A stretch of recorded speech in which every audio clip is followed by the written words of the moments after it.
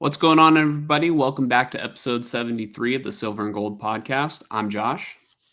And I'm Mike.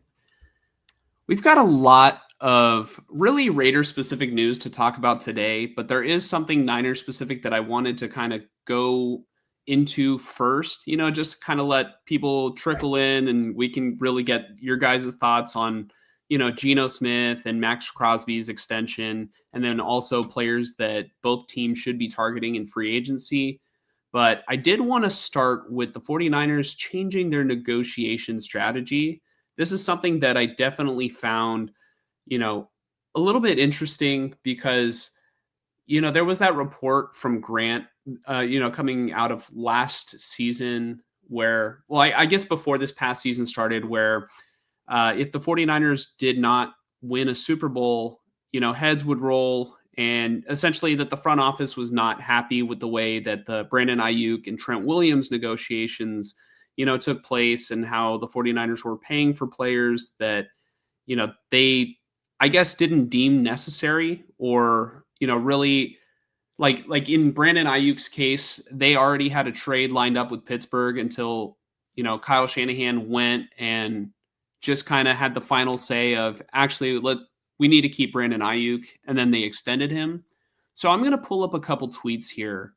And if you're just tuning in, we will get to the Geno Smith stuff in a minute, but I do want to talk about this first. So let me pull this up.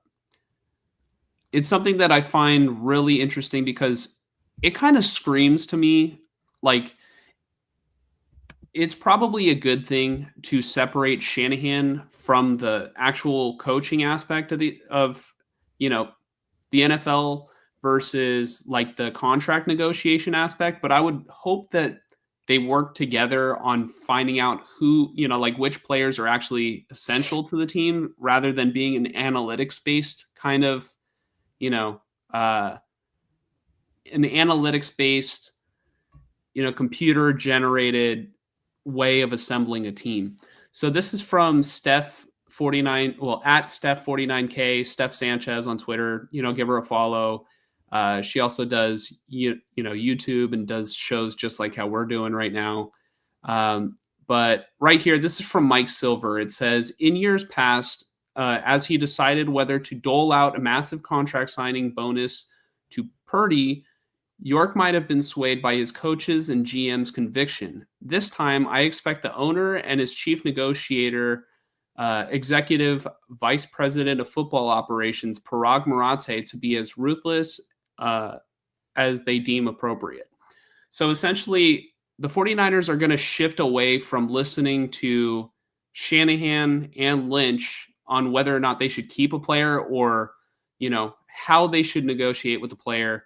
And they're going to go, I always felt like before Parag was really involved, and then maybe like the past couple of years as the 49ers have gotten really good and have gone on deep playoff runs, they've kind of kept players maybe for a little bit too long. And that could be, that could be a consequence of, Shanahan, John Lynch stepping in and saying, you know what, even though these players are taking advantage of us in the contract negotiations, we need them on our football team. I think that's going to stop now.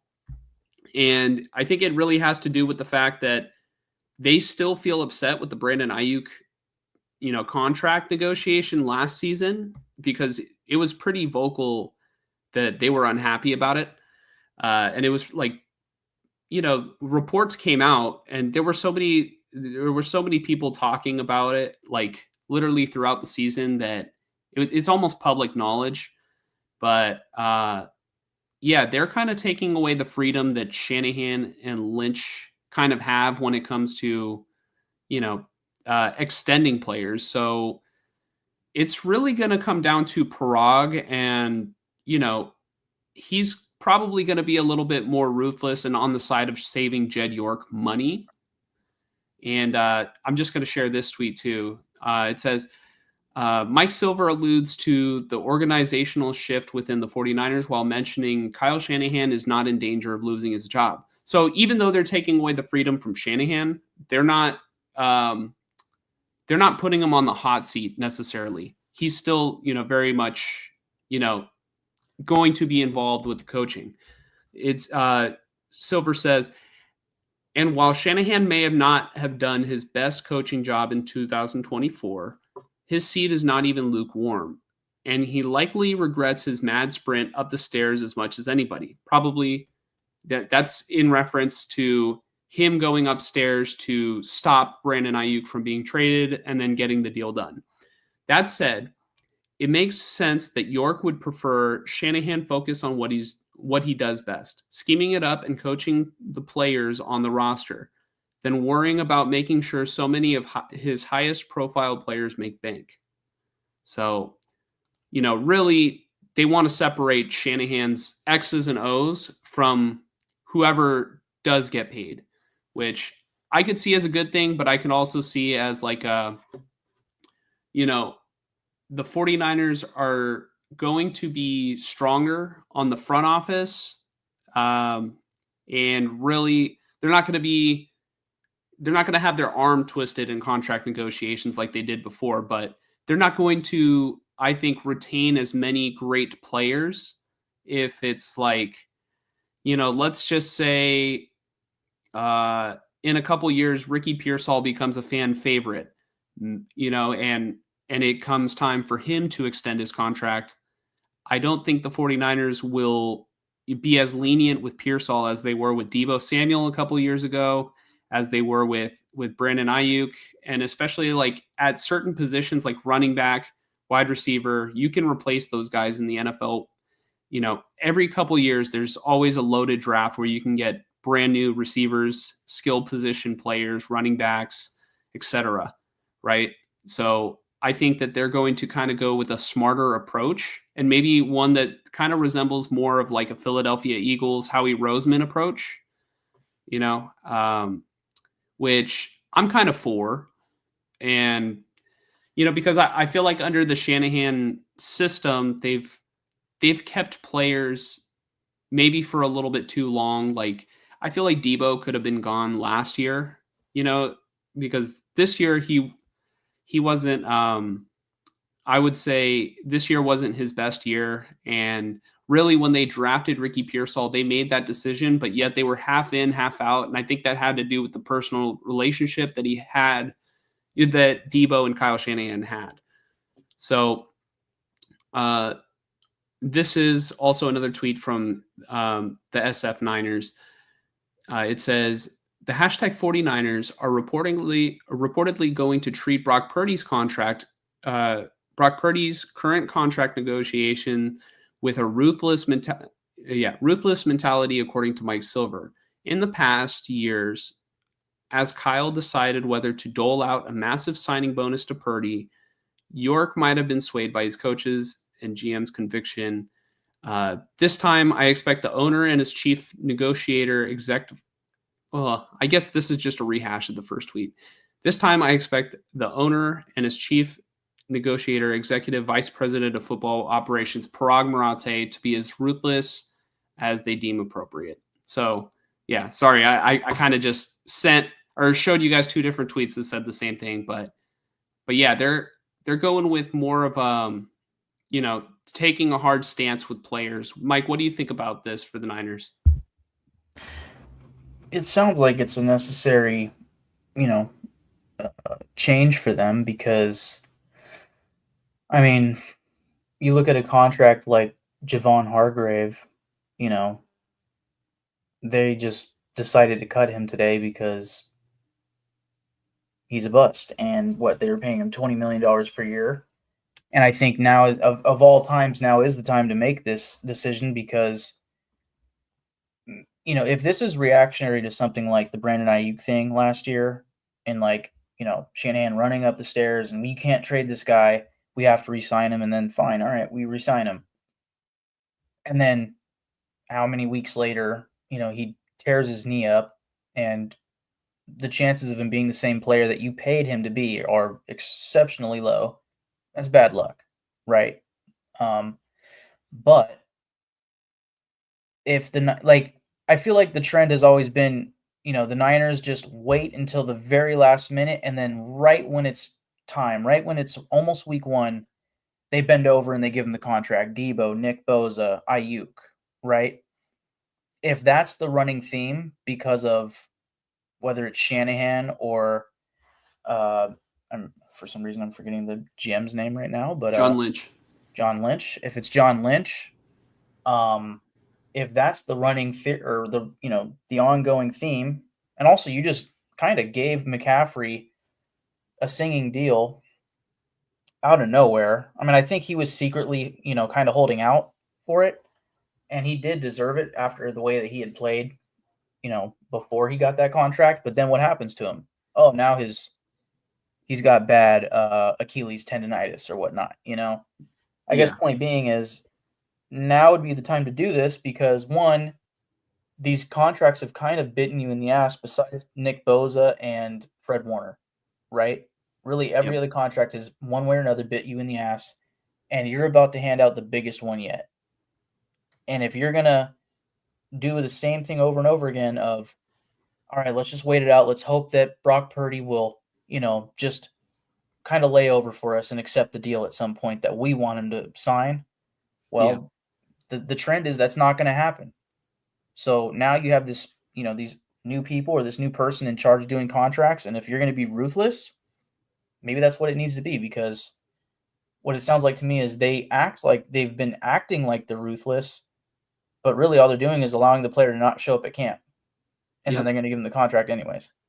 Yeah, so like if you don't know or if you don't pay close attention, like the way the 49ers have done business the past couple years is, a player will be eligible for an extension, and they've been a star-studded roster. So they've kind of had this like almost every single year, right? Whether it be Debo, Nick Bosa, Fred Warner, George Kittle, Trent Williams, Brandon Ayuk, right? Just so many players. The 49ers typically will give out an offer and kind of lowball the player. And then as the offseason goes on, they keep their lowball offer until the very last minute, right before the season starts. And then they open up the wallet and give the player what they wanted in the first place. And I think that the 49ers have been spending a lot of money, and the Yorks can be very generous when they're, winning and going to Super Bowls. But when you put out a 6-11 season, they are going to, Jed York is going to want to step in and make a change. We've seen him do it. We've seen him do it before with, Jim Harbaugh. Jim Harbaugh had an 8-8 season, I think, in his last year, not even a losing season. And then, all right, they decide to mutually part ways. But, things were kind of weird that year after they had lost to Seattle in the NFC Championship game. I don't know. Something about this, though, kind of like, I could see where it's a good thing, but it also kind of smells like, the 49ers are really kind of going for either they're going into a rebuilding phase or they're going to do things differently, because over the past couple of years, they have, I feel like, given a lot of contracts where they almost feel like thank you contracts, but they haven't won a Super Bowl, right? And really, when you extend a player, I mean, at the end of the day, the NFL is a business, right? The 49ers don't have a Lombardi trophy to show for, for anything, really. The last one they won was in 1994, and that was with Eddie DeBartolo as the owner. It's a business, so they need to get rid of players a little bit early, because the value of the player for what he's going to put out on his contract is not going to be the same at the beginning than at the end. And what I mean by that is you may sign a player like Deebo Samuel to a 5-year extension, right? And maybe the first 2 years he's worth the money, but then the last 3 years he's not, right? And then you just choose to keep him on because he's been a fan favorite. He sells jerseys, and, he's not necessarily going to be the best player for the football team going forward. You should, the 49ers, I feel like, with Parag doing more of the negotiations, will probably have a better idea of, all right, this player going forward given his injury history, given, because they know all this before they go into contract negotiations. They're like, you have this injury history. This is why we feel like you're not at this level, right? And then they try to lowball and lowball and lowball. But if the 49ers can start to show a track record of having, not bending over at the last minute, I feel like that's going to be good for them in the long run, whereas everybody has kind of done the same thing over the past couple of years, if that makes sense. You know what I mean? There has been a bad precedent, of having sort of a weak front office over the past couple of years when it comes to the extension. So I think turning it around and doing a retooling of the strategy is a good thing. But that being said, we'll see if they actually do it, right? Because Parag could be in charge, but they could just end up doing the same thing, right? We will find out soon with the Brock Purdy contract negotiation how hard of a line in the sand they draw with players. Because Brock Purdy is going to be example 101, probably the best example of, are they going to pay Purdy based off of what they think that he's going to provide going forward? Are they going to pay Brock Purdy based off of what he's done in the past? How are they going to treat it? Because Brock Purdy's contract negotiation, I really feel like the 49ers have leverage because they have options of quarterbacks to sign, and we'll talk about it, with which free agents the 49ers should sign. They have options if they want to take an alternate route. But also, they could, if Brock Purdy wanted to sit out this year, the 49ers could just franchise tag him, and then they could franchise tag him again. Whereas if they give him like a fair offer, like, let's just say it's around 45 million, 50 million, right? It would probably be in Brock Purdy's best interest for the time period that the 49ers want to offer him that contract specifically. It would be in his best interest to get that contract.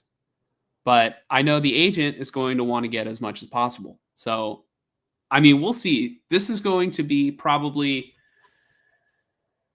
way more interesting, at least, than the Brandon Ayuk contract negotiation, because that was frustrating. I want to see which direction the Niners go. Is Brock Purdy really their guy? Are they going to put pen to paper?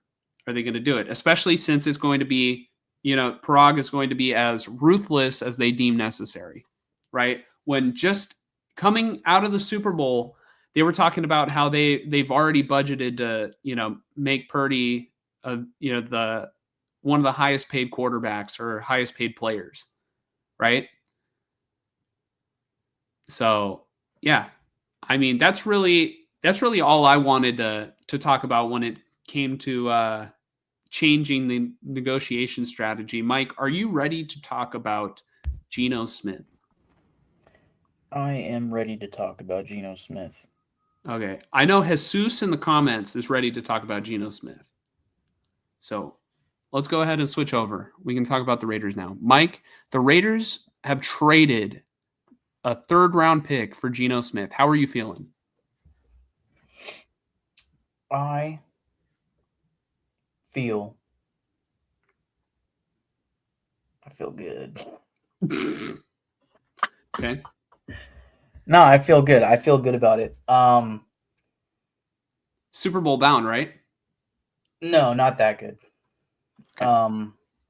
Yeah, essentially, I guess, that's a good way to set it up. Like, the way that I feel is like, all right, they did what not only they needed to do, but I think the best at this stage in the offseason right now of who is available, they did the best that they could.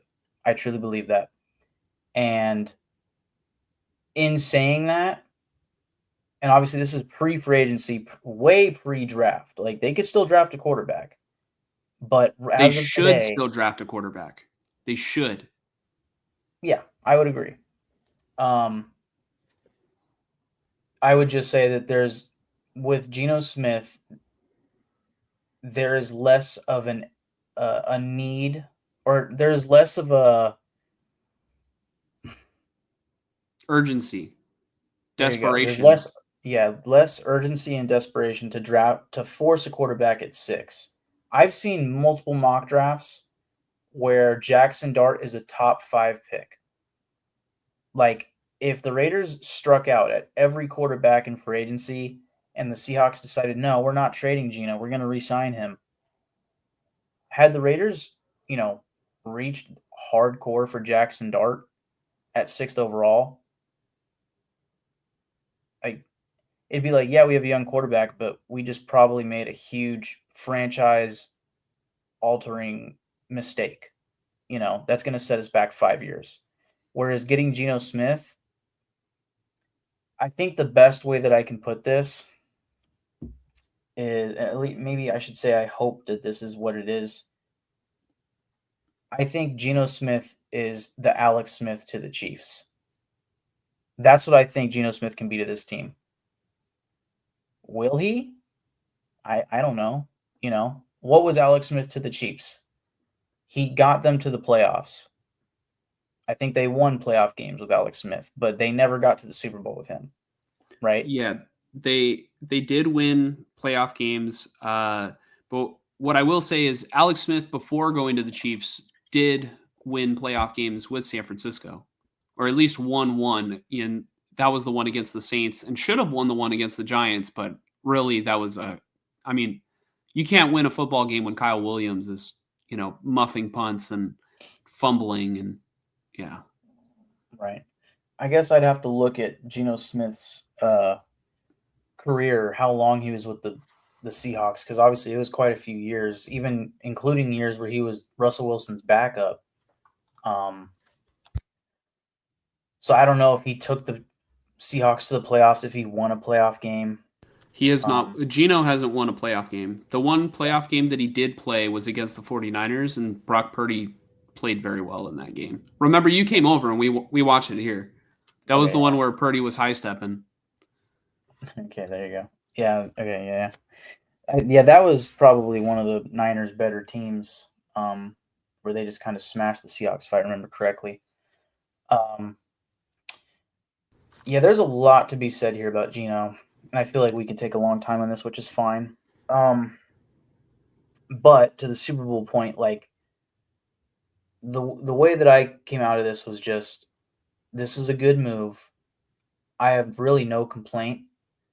And although I don't think for a second that this is going to win us a Super Bowl in the next 2 to 3 years, like that he's going to be the guy that leads us to the promised land, I think that this can be just like, maybe this is like, this might not sound exciting to people because it's kind of like a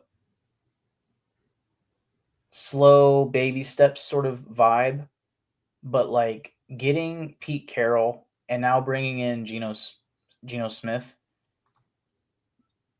like these feel like guys that are going to reset the culture, like that's the first mission at hand, almost, is like build the team, because obviously it needs to be built better.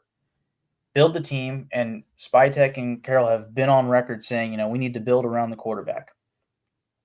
Well, now we have that quarterback. So that's, to me, why I wouldn't draft a quarterback at 6 anymore, which already I didn't want to, unless Cam Ward fell, which he's not. Well, really, there were only 2 quarterbacks that are, I guess, universally considered as worth taking in the first round. And I guess you could argue Cam Ward is the only quarterback that's worth taking really in the top 10. And then Shedeur is the one that you could argue for, Right. And interestingly enough, my favorite comp for Shedeur Sanders is Geno Smith. So I still think if Shedeur somehow falls to the Raiders at 6, which I think is not likely, but if he did fall to them at 6, I could see it. I could seriously see them still doing it. But I just think all this talk from Pete Carroll and whatnot about, we're going right away. We're not, trying to, we're not trying to restart or, rebuild. We're going in this year. We're going to be not all in like Super Bowl all in, but, We're They're going to going be to compete competitive. now. They're going to Yeah, we're compete going to now. compete now. And if that's true, I would pick a guy at 6th overall that's going to help the quarterback, not back up the quarterback. I need a guy that's going to help me get wins now, not some guy that's going to sit on the bench for at least a season. Like now that we have Geno Smith, when they sign him to an extension, which they will, people are going to freak out because the money is going to say, oh shit, he's staying for a while. But, you have to really look at all the numbers there to see how long that contract really is, just like a contract like Devontae Adams or Maxx Crosby, which is probably a good time for me to get into not the Maxx Crosby extension. We'll get to that, but specifically Devontae Adams. Our last topic was about the Niners and the way that they handle contracts, and the Raiders have a guy named Tom Delaney. This is kind of going on a tangent for a second from Geno Smith, but I'll get back to him. But I will bring this full circle to Geno Smith. Trust me. They have Hurry Tom up, Mike. Delaney. Everyone's waiting. Yeah, they have Tom Delaney in the building still. This is dating back to Oakland. He has been with the Raiders since a long time in Oakland. And he's the guy who really handles the contracts for the Raiders. And something I've noticed the past couple of years with the big contracts that the Raiders sign, dating Derek Carr, Devontae Adams, Maxx Crosby, multiple extensions for Maxx Crosby. Pretty much all of them except for this new one for Crosby. All of them, the final year or 2 years are not guaranteed like at all. And a lot of those contracts, specifically Devontae Adams, were backloaded. So not only are the final 2 years not guaranteed, or in Derek Carr's case, it doesn't guarantee until this date. That's why he got cut before the guarantees kicked in, right? And that's why they couldn't trade him, because he had a no trade clause, so he had leverage there, which was smart on him. But for Devontae, he had all this money at the end of his contract, where he was going to make the cap hit this year was going to be like $38 million, like just atrocious for a wide receiver. And we had fun with Devontae, right? But he knew, and we, the Raiders, knew that this was coming. Just like this year, Maxx Crosby knew that starting this season, his contract was no longer guaranteed. So what do those players do? I need a new contract, right? Because if I get hurt, I can get canned, right? Like if Brandon Ayuk didn't have guarantees in his contract, the Niners could cut him for nothing. Yep. Right? So Devontae Adams gets, obviously flustered last season because of the quarterback play and they're losing. And I don't blame him. He wants to win. He's the last thing left on his legacy is winning a Super Bowl. I don't blame him one bit for wanting to go win a Super Bowl. Now, going to the Jets, that's just funny. But he still has time. I think there's a good shot that he signs with a really good team this offseason, especially if he goes to the West Coast, like he probably will. Just the other day, even before Geno Smith gets traded for today, the other day I thought about Devontae and the Raiders trading him. And I remember when it was announced the Raiders are trading Devontae for a conditional third-round pick that could be a second if he's an all-pro or the Jets go to the AFC Championship, which was not fucking happening. Basically, we got a third-round pick. The initial gut reaction was, I would have liked more. I wanted a second, But I was thinking that, in hindsight, I wish we got a second off of the thought process that the Jets are going to keep Devontae and re-sign him to a new deal. Because that's what usually happens when you trade for a player, right? A big player like Devontae's standard, you trade for him and you immediately sign him to a new contract because that's what they're demanding. That's what DK Metcalf is demanding right now. That's why he's demanding a trade. Well, Devontae didn't do that. Why? Because if he doesn't get cut, he's getting a huge contract anyways. It's just not guaranteed. But if he's on the roster, he's going to get the money, It's just That final year he won't, but if he's on the roster for this upcoming season, he gets 38 or whatever the hell crazy amount of money it is. So he still knows if the Jets can't pay that, they'll cut me and I'll be a free agent and get a new contract regardless. Like I'm not going to lose here, right? Yeah. So the epiphany that I had was I wanted a second round pick for the Jets getting all of Devontae Smith, but instead the Jets gave up a third round pick. You mean Devontae Adams? Sorry, Devontae Adams. Thank you. Now I'm thinking fantasy football. The Jets gave up a third round pick for 9 weeks of Devontae Adams. And then what did they do? They cut him. First off, that's a hell of a deal for the Raiders. Okay? Getting that third round pick for 9 weeks of Devontae Adams. In a season where we're clearly not making the playoffs, we might as well get a third round pick. We need a third round pick, right? We could use that right now. But also, if the Jets are going to cut Devontae Adams because of his contract, who's to say the Raiders wouldn't cut him too? Right? In theory, if the Raiders determined we're not going to pay him that money and he's going to demand a new contract and, we're just not in the vicinity to do that. Plus, he wants to win. He's demanding a trade. We can't have it happen. If it would have been Derek Carr all over again. And that was the big frustrating part of Derek Carr was, fuck, man, how did we not get any picks for Derek Carr? Like, his contract wasn't that bad. It was just we didn't want the guarantees to kick in, and then we're stuck with him, right? So you have to cut him. But you're thinking, like, dude, he's a quarterback. Like, we should have got multiple picks for Derek Carr. But he had a no-trade clause, blah, blah, blah, right? The fact that we were able to get a third-round pick for a guy who we very well might have cut just like Derek Carr is huge.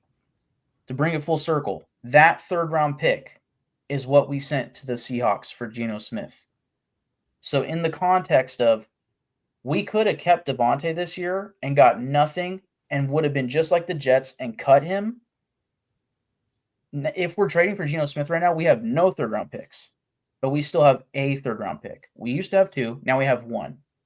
But in my opinion, the way that I look at it is opportunity cost-wise, we got Geno Smith for free. We basically signed him like a free agent.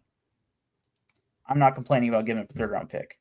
And even then, even if that was our only third-round pick, it's a fair deal in my book because quarterbacks don't go for just third-round picks, not starting quarterbacks. I have no issue with the trade.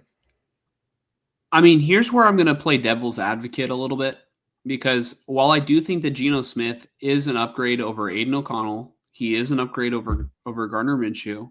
I'd say like a pretty sizable upgrade over those two players. I do think that the Raiders had comparable options, where they didn't have to trade a third round pick. And, they guaranteed that they got a guy, right? They weren't going to go into the free agency and then lose out on everybody and then not get anything.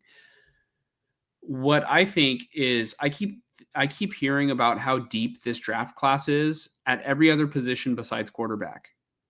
And the way I feel about quarterbacks is that if you don't have a guy that you feel confident that you can win a Super Bowl with, then I think you're kind of wasting your time and your money, right? And I mean, it's not my money. It's Mark Davis, Tom Brady, and all the other owners' money. But, I'm just thinking of like the perspective of team building. Let's just say you don't have Geno Smith this year, right? And then you guys are bad. Then in the next draft, where theoretically there should be better quarterbacks, you will be higher in the draft, right? What is the point in getting Geno Smith when you guys are not going to go on a deep playoff run, right? Why wouldn't you want to put that money towards stars and then support somebody else, right? And then use that third round pick on a running back that you guys need. Use that third round pick on a linebacker.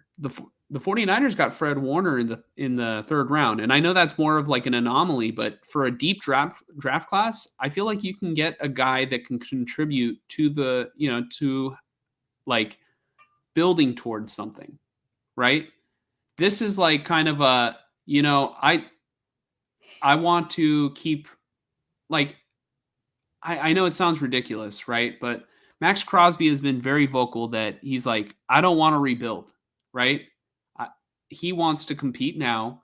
Pete Carroll says that he wants to compete now, but the Raiders just aren't in position to be serious like contenders right now, right? I don't think they are.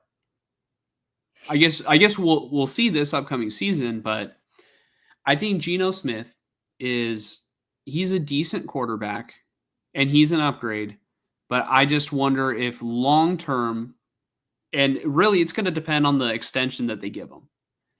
If long term this is going to be a bad move where you're trying to satisfy the short term goals, where like, and this is why I said at the beginning of the show, they should still draft a quarterback.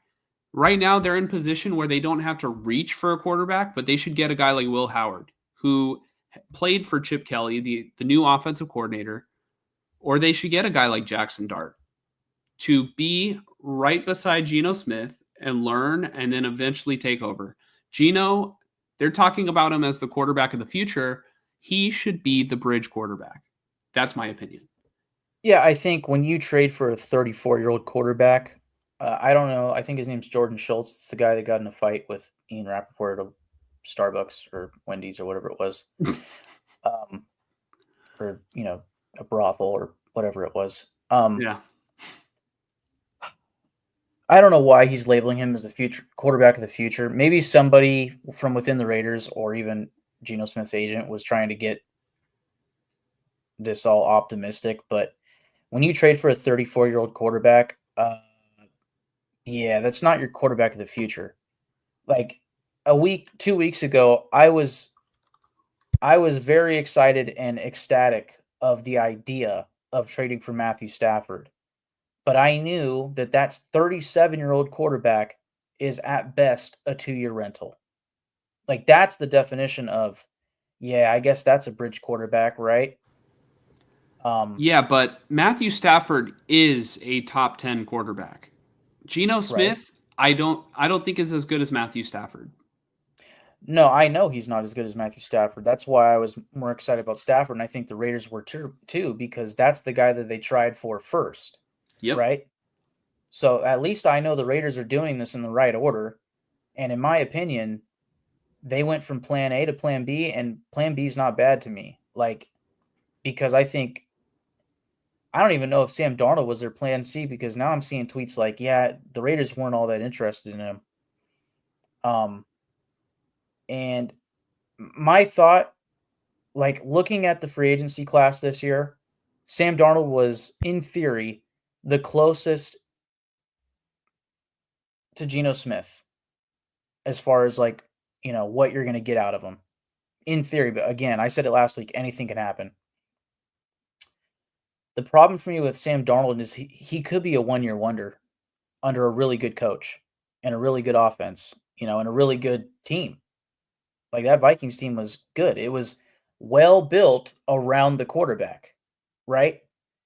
I think the Minnesota Vikings is what the Raiders want to be.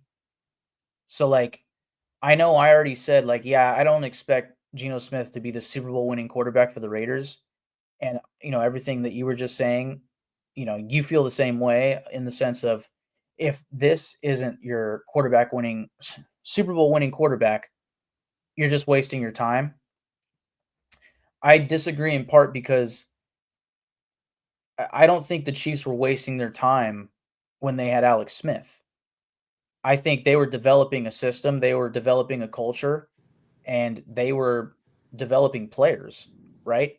And then they get the right guy in there, in the building, and then boom, they take off once he becomes a starter. Is that going to happen again? I can't say that. I doubt that we're going to draft a guy and then year 2 he's going to become a starter and throw 50 touchdowns. I highly doubt that. And go to the Super Bowl. I highly doubt that. But It can happen, you know. And what also can happen, I remember watching just probably 6 years ago, Nick Foles winning a fucking Super Bowl.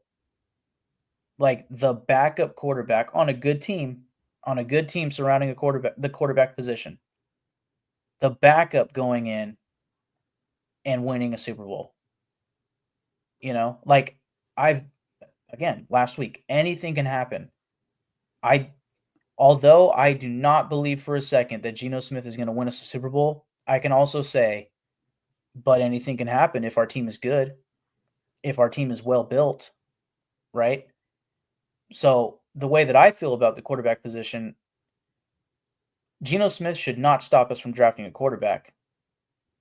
It's just if they're really going to go full competitiveness, we want to win games this year, which they should, especially if you're making this move now. They did. You can't also draft the quarterback at 6th overall when you have so many other needs. And we're going to get into free agency, and I have worries about the defense because, signing Crosby and signing Geno, suddenly our cap space is down by a good third, you know. And they can, if they win, they extend Geno. They could do a lot of, signing bonuses to bump up the cap space again. But, they have a lot of impending free agents on defense. That's worrisome because you're not going to find 10 starters in free agency. You're going to find 3, and then you're going to find a bunch of depth. I want to ask you, can you rank the quarterbacks in the AFC West for me? Now with this addition of Geno Smith. Yeah. Well, Patrick Mahomes is number 1. And then I'm going to go with Bo Nix.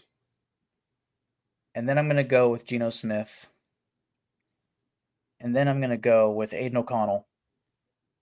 And then I'm going to go with Justin Herbert. Okay. No, Justin Herbert above Bo Nix. And then, yes, Geno Smith is the 4th best quarterback in this division. Mm-hmm. But that's fine to me because this division's really, really, really good. So what do you expect? Yeah, I mean, that's where I also just have trouble too of like, I guess more of the notion of Geno being the quarterback of the future. Because I would say right now, every other team in the division has, I mean, you could argue better rosters than the Raiders, and they have better quarterbacks. Like right now, the Raiders, what they're selling the fans of being competitive now and what they should be doing is thinking a little bit more long-term, building up the team. I feel like Geno Smith, his contract could get in the way of that. And his ability to win meaningless games could also get in the way of that. Yeah, I know what you're saying. Like it's another, for lack of a better term, retread of like they need to take their medicine. And there's a part of me that's like, God damn it! I'm looking at mock drafts, and I see Cam Ward and Shadur Sanders going top 3. I saw mock drafts where Jackson Dart was the 3rd pick. If that happened, I would be pissed. And most people would probably think at first, like, oh my God, that's great because a great player is going to fall to us at 6. Well, what I'm going to be thinking is if we just lost to the Jaguars, we would get either, because it's 1 through 5, right? If you get 3 quarterbacks in the top 5, the other 2 players are the 2 obvious best players in this draft, Abdul Carter and Travis Hunter. So in these mock drafts, they're going 4-5. Then there's a huge drop off. Then there's the Raiders pick. Like that's the best case scenario. And then we can either get Mason Graham or an offensive tackle, basically, or Ashton Gianti. But like for me, it's like, man, if we just lost that Jaguars game, we could get Travis Hunter. Are you kidding? Oh, that would have been franchise changing to get Travis Hunter on this team. But Well, like, let's just say Arch Manning decides to go in the draft next year, and he's going to be a top 5 pick, but the Raiders win enough games to get outside the top 5, And then Geno Right. Smith he's decent, and then you're just prolonging getting that franchise guy because you brought up the example of Alex Smith a little bit, a couple minutes ago. Could you imagine where the Chiefs would be right now had they not made the move to get Patrick Mahomes? If they didn't have the foresight that, yeah, Alex Smith is good, but he's not our quarterback of the future. We need a guy who is more dynamic, a guy who has potential to be a top quarterback in the league. And I think that's honestly why they made the move for Mahomes, because he wasn't like the unanimous like number one quarterback prospect coming out of that draft. I mean, Mitch Trubisky got drafted above him, And but Deshaun Watson, possibly another quarterback. they had the foresight of like, yeah, we've got our quarterback right now, but we we still are interested in this guy who's got, he's got some traits that we like, and then they developed him. He sat a year behind Alex Smith, which is why I feel like a guy like, I'm not comparing Jackson Dart or Will Howard to Patrick Mahomes or any of the other quarterbacks in NFL history like Steve Young, Aaron Rodgers, who sat behind players, even Jordan Love. I'm not trying to make that comparison, but I do feel like it would be in the Raiders' best interest to take a dart throw in the middle rounds to get a guy who, I guess I go back to those two guys because they're not going to be first-round picks. Jackson Dart and Will Howard, I don't think are going to be first-round picks. The value just isn't there. We've seen Dart drafts could be. like, every single year, teams need quarterbacks, but not every single year. Like, not every single year there isn't like, franchise-changing quarterbacks. We saw a couple years ago the only quarterback taken in the first round was Kenny Pickett. We saw a couple of years ago that the Trey Lance all the top quarterbacks ended out being, not very good. But that Kenny Pickett draft, was that 2022? I'm not sure. I think that might have been the Doesn't really same. matter. I think that might have been the same year that Brock Purdy got drafted as Mr. Irrelevant, right? Mm, And Brock right. Purdy, yeah, he's an anomaly, but you can get like a good value at quarterback. Now, just imagine that you have a serviceable rookie with a good team around him, and that money that you use for Geno Smith could be put to other areas of the roster. Now I think you're cooking, right? Yeah. And if he sucks, you're in the top spot the next year for a quarterback. Right. I think my assumption is they're going to give Geno like a 3-year deal because, again, he's 34. Like, there's no reason to make him your quarterback of the future. Give him 5 years. He'll be 39 at the end of that deal. What are we doing? There's no way. What I expect is a 3-year deal where the last year of the contract is not guaranteed. Or maybe because he's a quarterback, it's low guarantees, but still enough guarantees to get him to sign it, kind of like Gardner Minshew, where it was a 2-year deal, but like half was guaranteed each year. But obviously year 1, he's going to get all the money because he's on the fucking roster. Then year 2, this year, when we cut him, we get half of it back in cap space. Yeah, my opinion is basically every year moving forward, they need to take a flyer on a quarterback in the draft. I don't care what round it is, except this year, don't do the first round. Yeah. Like, if Shadur's there at 6, I can convince myself on it. It's just now you're doing what the Falcons did last year, except actually kind of worse. No. What the Falcons did was worse. Well, the Falcons gave up more money, but we're giving up draft capital, which I'm not complaining about right now. But if we draft a quarterback in the first round, then it's like, all right, well, now you're doubling down. You're not only giving up the 6th overall pick, you give a 3rd round pick, 2. You basically drafted 2 quarterbacks this year. Whereas the Falcons, they just signed Kirk Cousins. They just gave him what was it, 90 per year or something like that? I don't know if it Was was it? 90 per year. I think No. Oh, I'm an idiot. It was like it was 90 guaranteed. So it 90 was like a guaranteed. 3-year deal. Yeah, 3-year deal with 90 guaranteed. It was probably like one. I don't know, Here, but let me pull up Kirk Cousins' there's no way contract. it was 60. So it must have been like around 50 per year, which would be like 150 with 90 Okay, guaranteed, if I had to so guess. let's see here. His contract. It was hold on, is there contract details? All right, Kirk Cousins signed a 4-year, $180 million contract with the Atlanta Falcons, including $50 million in signing bonus and $100 million guaranteed. The average annual salary was $45 million. In 2025, it goes to $27.5 million. And then if they get rid of him, it's a dead cap value of $65 million. That's crazy. Apparently they're. But yeah, got a lot no, of new they talent. upgraded over Desmond Ritter. Kirk Cousins was better than Desmond Ritter, right? And really, it's But about getting a quarterback. It's not about getting a quarterback. It's about getting the fucking quarterback. It's about getting the quarterback, not about getting a quarterback. right. I want to be very clear. The way that Kirk Cousins had played the previous season, Excuse my French. he until he tore his Achilles, which that was where another mistake was made by the Falcons. Until he tore his Achilles, he was an MVP candidate, like going into week 8 of 2023. Or 2023. He was looking great, and he'd consistently been putting up numbers.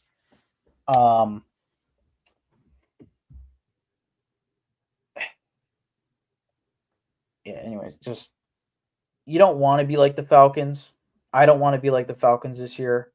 Now, granted, Kirk Cousins was so terrible that drafting Michael Penix actually makes them look genius, because if they were stuck with Kirk Cousins right now, it'd be like, wow, you guys really dug yourself in a hole with Bijan there and all this young talent, Drake London. Like, it doesn't matter now because you're stuck with Kirk.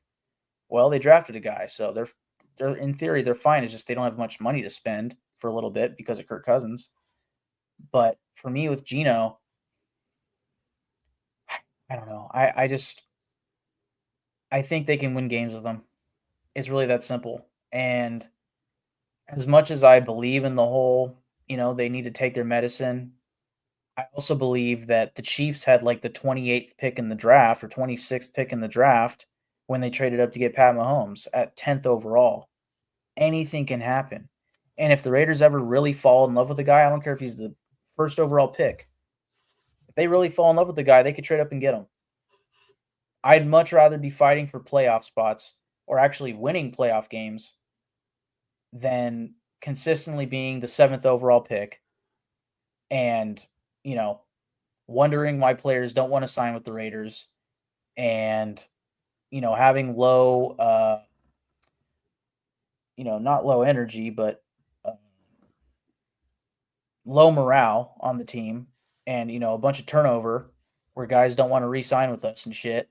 I'd rather be a competitive team that makes the playoffs regularly, that players go, I want to play there. And then once they get their quarterback because they filled out the rest of the fucking team, that's the thing for me. Like, I understand the point of, like, they should take their medicine. If you can get Arch Manning, get him.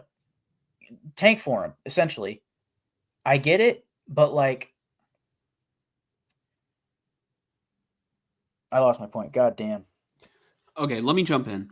You said if the Raiders, feels very strongly about a guy, they can just trade up and get him. That situation was not more proven wrong that you can't always do that than this past draft when the Raiders were in love with Jaden Daniels and the Commanders wouldn't budge. And you know what? The Commanders the year before, they ran it with Sam Howell and they sucked ass. Right? That was my point, I guess. They sucked with Sam Howell, and that was a quarterback that they drafted. And then now they went to the NFC Championship game because they drafted the right guy because they were in position for it. Right, but what they also did, they were in luck well, not in luck. They earned that second overall pick, and they got the guy. But what they also did was they filled out their entire team in free agency superbly by the general manager, who Adam Peters. Adam Peters. I was going to say Adam Gase. Adam Peters did a fucking phenomenal job in free agency, in tandem with their head coach. His name I'm totally forgetting. Dan Quinn. Dan Quinn. Like, also and building that defense. Their defense was god awful the year before. In one offseason, they built that shit up. They surrounded the quarterback with a good team. So, in theory, my point here, the Commanders a year prior did not have the team to go all in on a quarterback. Whereas they set themselves up, along with having the second overall pick, to do that. And I feel like the problem with like the Raiders last year, if they had traded up to the second overall pick, it would have been Jaden Daniels and Maxx Crosby and maybe Devontae Adams, and that's it for years to come, because we gave up this first-round pick and this first-round pick. Whereas if we take the time now, just like the Chiefs did with Alex Smith, if we take the time now to build the roster around the quarterback, when the time comes that we fall in love with the guy, that's when you strike, because the team's ready to do it. That's when the team's ready to fucking win, for real. Until then, we have a quarterback that's competent enough to go to the playoffs, lead the team to the playoffs, and I think he can win playoff games. And at that point, once you get in the playoffs, that's all that matters. And in this division, it's fucking tough. But if you can make the playoffs, that's all that matters. Anything goes from that point on. We beat the Chiefs on fucking Christmas with a dog shit team. A dog shit team. And we beat their ass on Christmas like it was nobody's business. You can get to the playoffs any given Sunday. Just get me there. Okay. Yeah, I mean, any given Sunday for sure. But all right, let's play a game of confident, not confident. I'm going to name teams that you might see in the playoffs, and I want you to tell me if you would feel confident, with, let's just say the Raiders draft decently and put a team around Geno Smith. And then obviously, I mean, this is just take it very vague because we don't know specifics of the roster construction. But would you feel confident against the Chiefs? I wouldn't feel confident, but they're a division rival, so I feel like anything goes. Would you feel confident against the Bills? No. Would you feel confident against the Ravens? I think anything goes because we beat them last year with a way worse team. Would you feel confident against the Bengals? If their defense is as bad as it was last year, yes. Okay. Would you feel confident against the Texans? I think anything goes. Any given Sunday type feeling. Would you feel confident against the Broncos? Division rival. Anything goes. Same for the Chargers. Same for the Chargers. Okay. I named off like a potential like seeding of like, all right, Raiders make the playoffs. These are teams that they're going to have to play year in and year out. Like that's just, I mean, I could also throw in the Steelers there. I'd say you guys could win a playoff game against the Steelers. Oh yeah. Yeah. You could feel confident about that.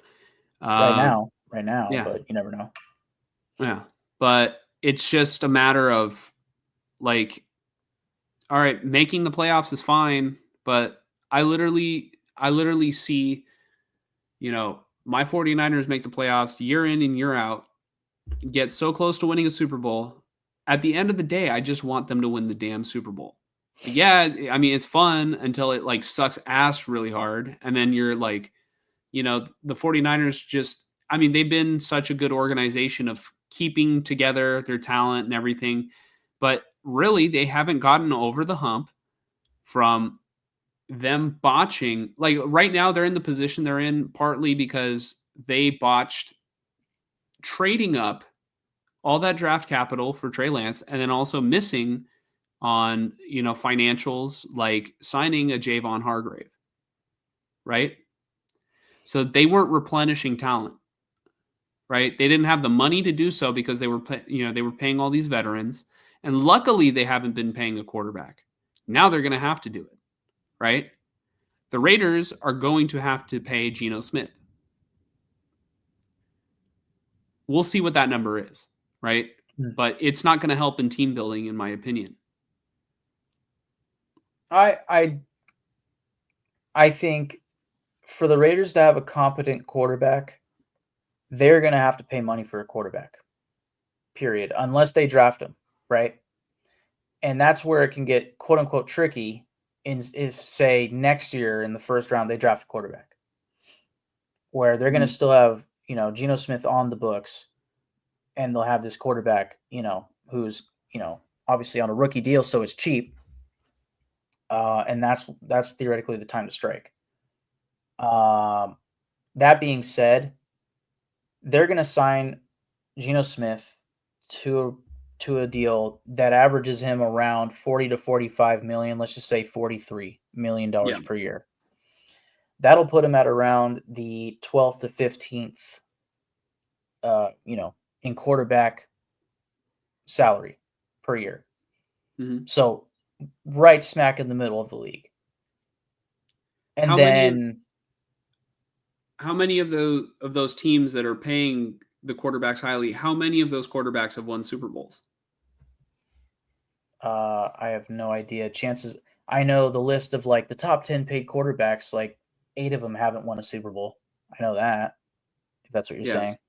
So like I feel like the list is just Patrick Mahomes and Jalen Hurts, because Jalen Hurts gets paid well, and they've done a phenomenal job drafting and putting talent around him, right?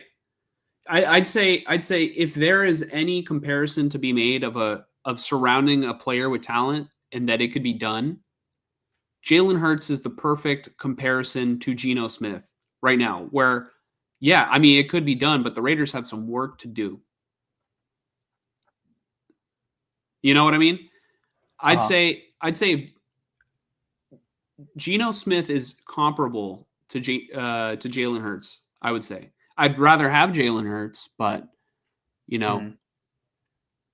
I'd say if you put Geno Smith on the Eagles this year, it might not change a thing. Like they might not be able to tush push, but they're still a badass football team.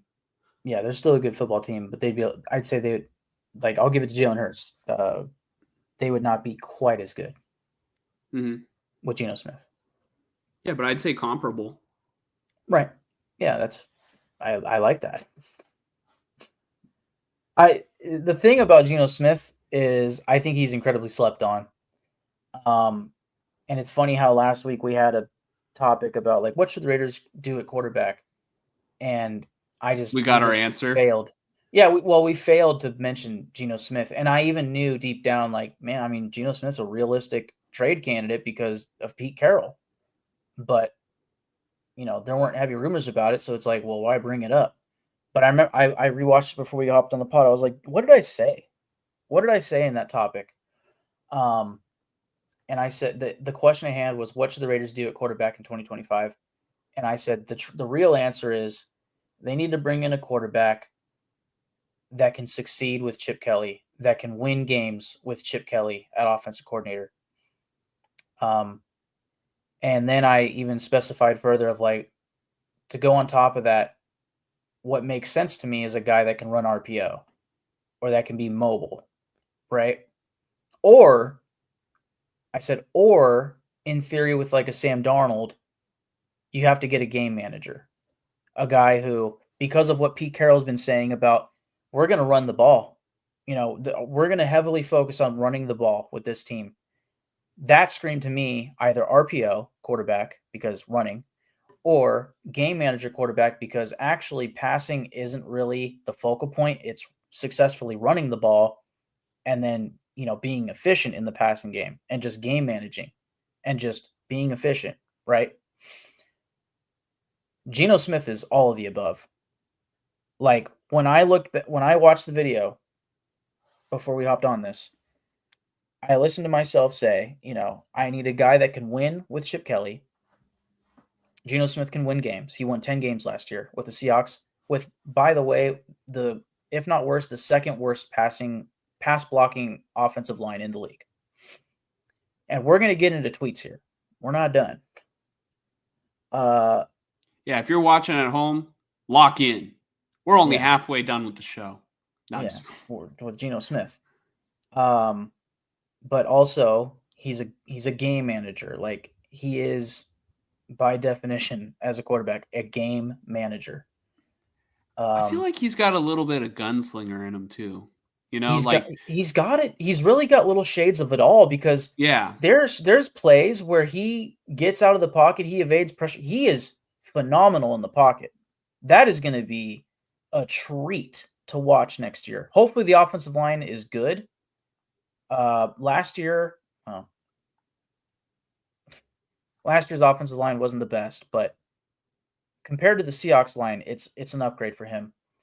But regardless, he's so good at evading pressure. Um, when he does get out of the pocket, when he does scramble, he still has some speed to him, like deceptively fast.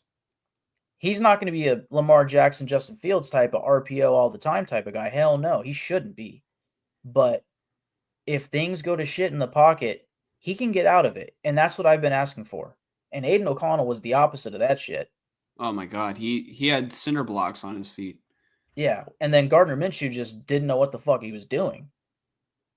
Half the time, I think he was watching his own feet. So Yeah. I really think that from the answer we asked, or the question we asked last week of what do the Raiders need at quarterback this year in 2025, Geno Smith is the answer to all the potential things that I posed of what I felt the Raiders needed, which is why I feel great about it. And I think that there's a lot of work to be done starting on Monday when, contracts can start being negotiated with free agents. But this is a massive step in the right direction. And honestly, like, in my opinion, we're going to get to Crosby in a little bit, but I think re-signing Crosby and now getting the quarterback, that's a big draw for free agents, in my opinion. I think that's a big draw. Because if free agents are looking at the Raiders and they go, well, fuck, I don't even know if Crosby's going to be there next year. He kind of seems like he might be demanding a trade soon. Not anymore, dude. He's here for 5 years. 5 years. Now we have a quarterback that I think a lot of guys respect. Not, no state income tax. Come on down. Tough division, but let's get it done. We want to compete. You want to play for Pete Carroll? Why not? Let's take some comments because just a minute ago I said that Geno Smith is, I'd say you could say that he's comparable to a Jalen Hurts, where if you put the team around him, like if you were to substitute Geno for Jalen Hurts, I'd say the Eagles are still a badass team. Where I feel like is maybe a little bit of a closer comparison is what Jesus in the comments says, is Geno is another Derek Carr. That's kind of how I feel. I'd say he's better at this stage right now. He's better than Derek Carr. But like just kind of he gives me that vibes. And I'd say Geno has been better than Derek Carr for a couple years now. But I'd say like Geno Smith now is better, like a more mobile version of like 2021 Derek Carr. He's more savvy and he's more confident. And I think those, especially in the pocket, those go a long way for me. I've always felt that Derek Carr had a great arm. I always felt like Derek Carr was relatively really accurate. I think Geno Smith absolutely has those things. Like saying that he's another Carr is not necessarily a bad thing to me. I like Derek Carr. It's just that the big difference between Derek Carr and Geno Smith is revolving around the pocket, where Derek Carr would fold when he saw pressure coming to his face. Geno Smith is more creative and more mobile and more confident. Who's better? And I like that. Who's better, Geno Smith or Jared Goff?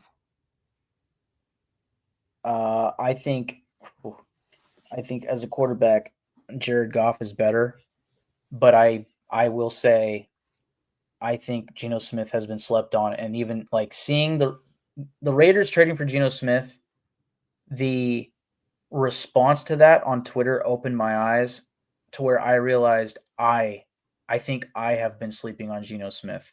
That's not me saying he might secretly be better than Goff. I don't think he's better than Goff, at least not right now. But also, I think there are a lot of things that affect, you know, um,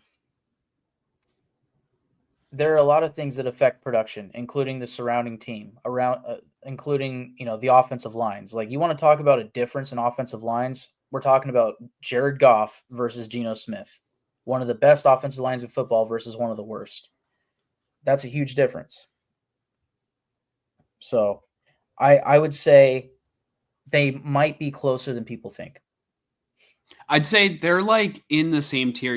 Like there's just like this middle of the pack that I'd say like there are certain quarterbacks that are just always kind of gravitate, there. And I'd say Derek Carr is one of those quarterbacks who is like, you know, has been notorious for kind of gravitating there. I'd say other quarterbacks are Jared Goff.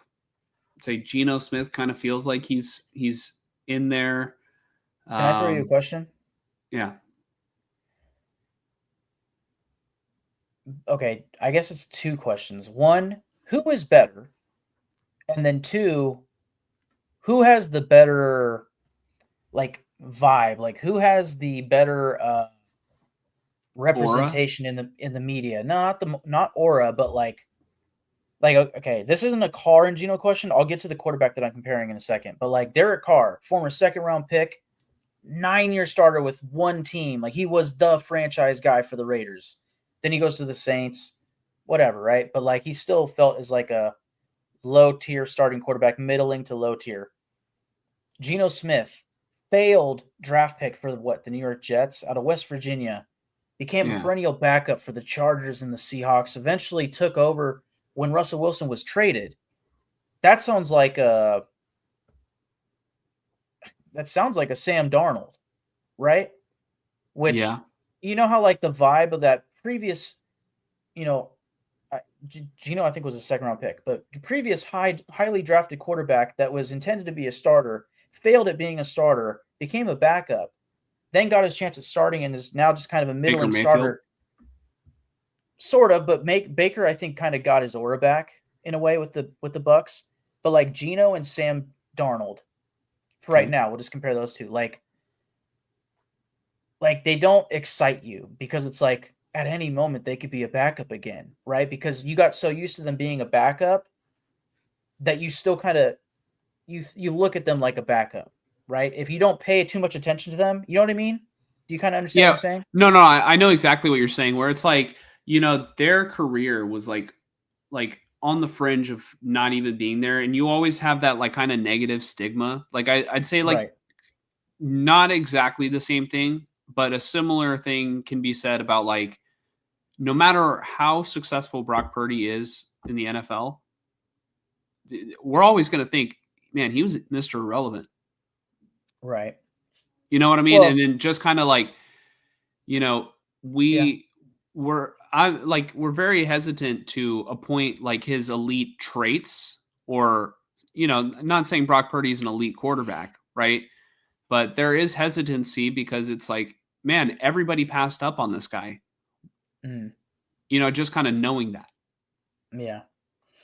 Um, I guess my thing here is like, all right, when you hear Geno and Carr, it's like, well, Carr was a perennial starter and he had bad things in his favor with like new coaches, new offensive coordinators, blah blah blah. Whereas Geno, he sucked. He became a backup, and then he just so happened to take over for Russ, and he took over on a good team, and he was okay. He was solid, right? Because you don't watch him every Sunday.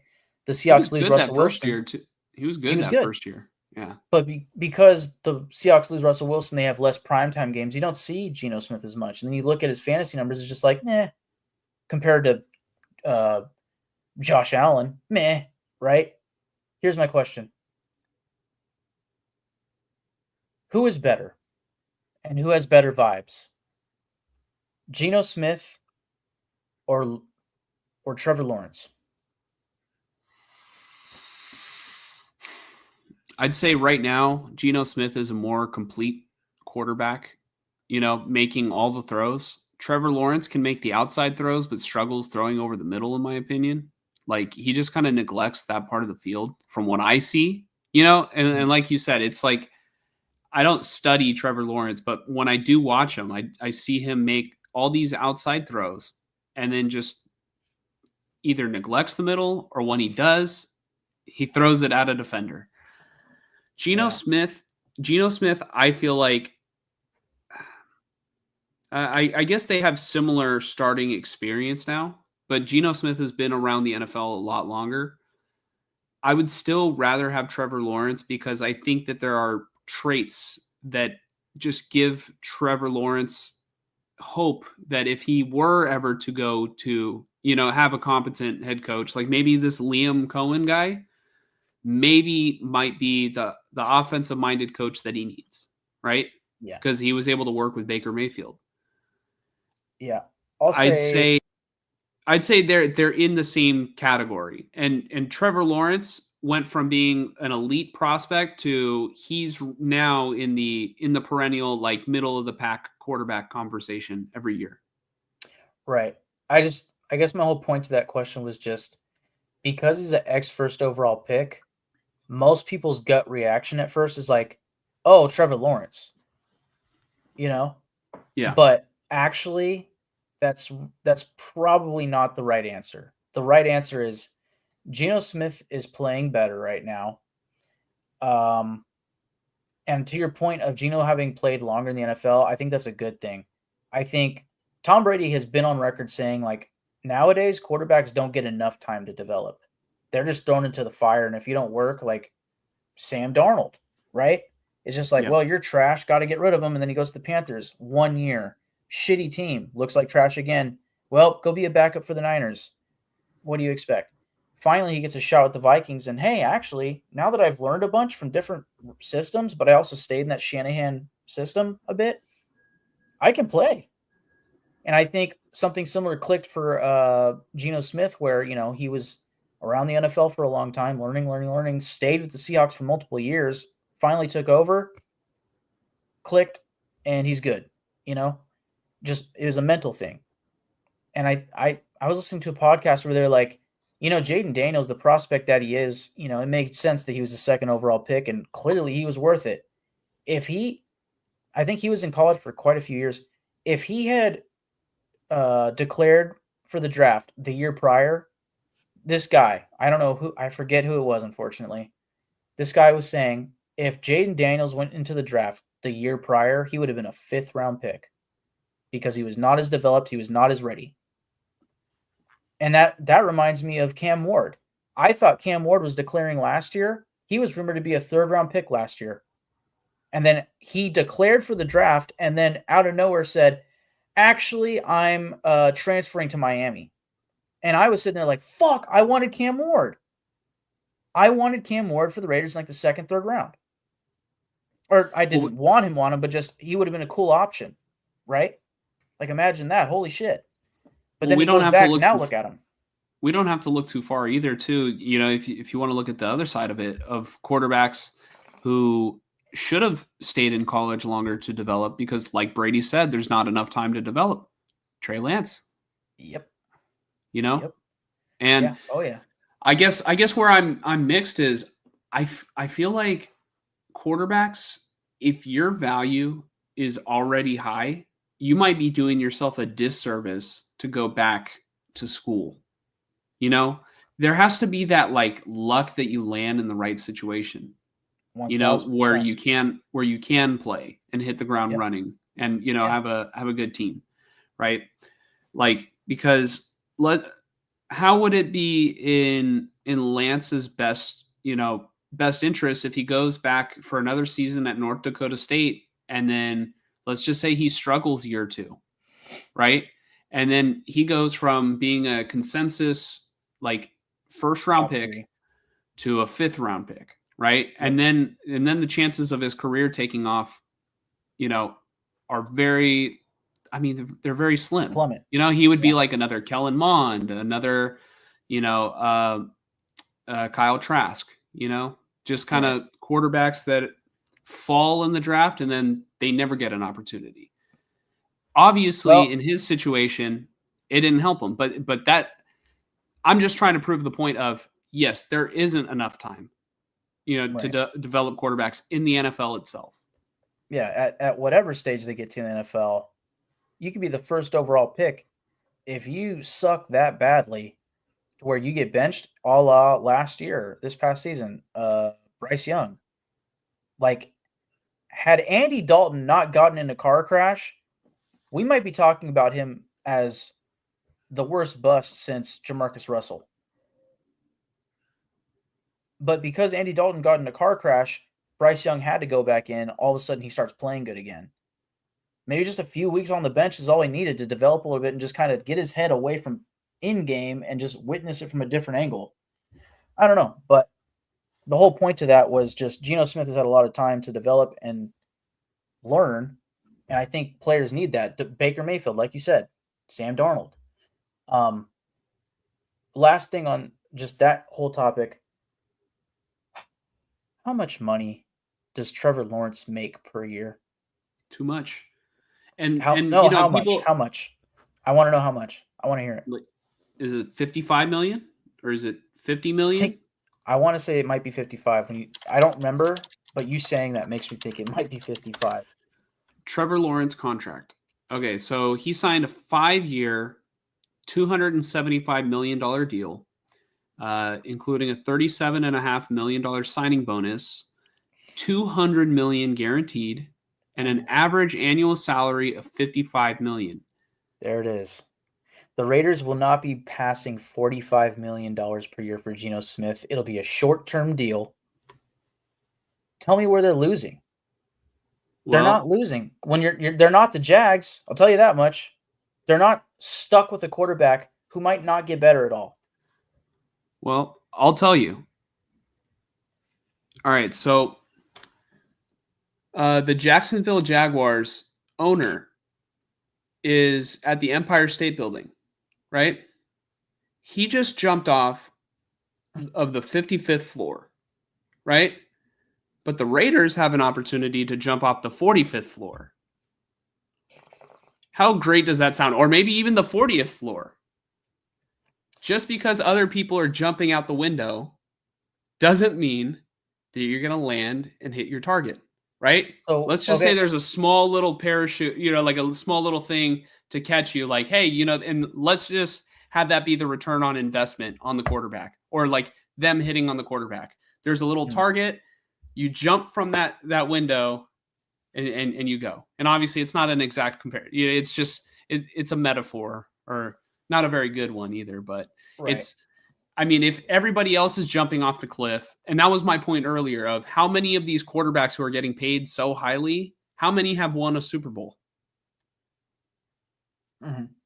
Yeah. Trevor Lawrence hasn't. Trevor Lawrence is the epitome of that.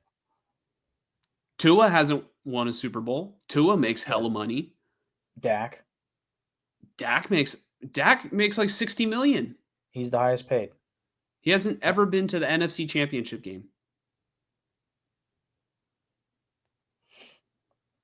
You get what I'm saying, right? Like, let's look.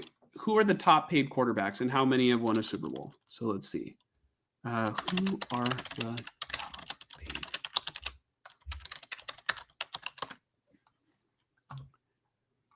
Okay. This is from Over the Cap. So Dak Prescott, we just talked about him. Joe Burrow. You know what? Joe Burrow makes he makes $55 million a year. And guess what? His defense sucks. You know why? He's making all the money. And Jamar Chase is about to make almost as much as him. Well, I don't blame Joe Burrow. They also have a problem with drafting defensive players. And they almost did win a Super Bowl with him against the Rams. On his rookie contract, right? Yeah. So now it's going to be harder. Yep. And the Raiders aren't paying $55 per year for a quarterback. The only quarterback to ever go back to the Super Bowl and win after losing their first Super Bowl was Jalen Hurts this past year. Right. Okay, Jordan Love makes $55 million a year.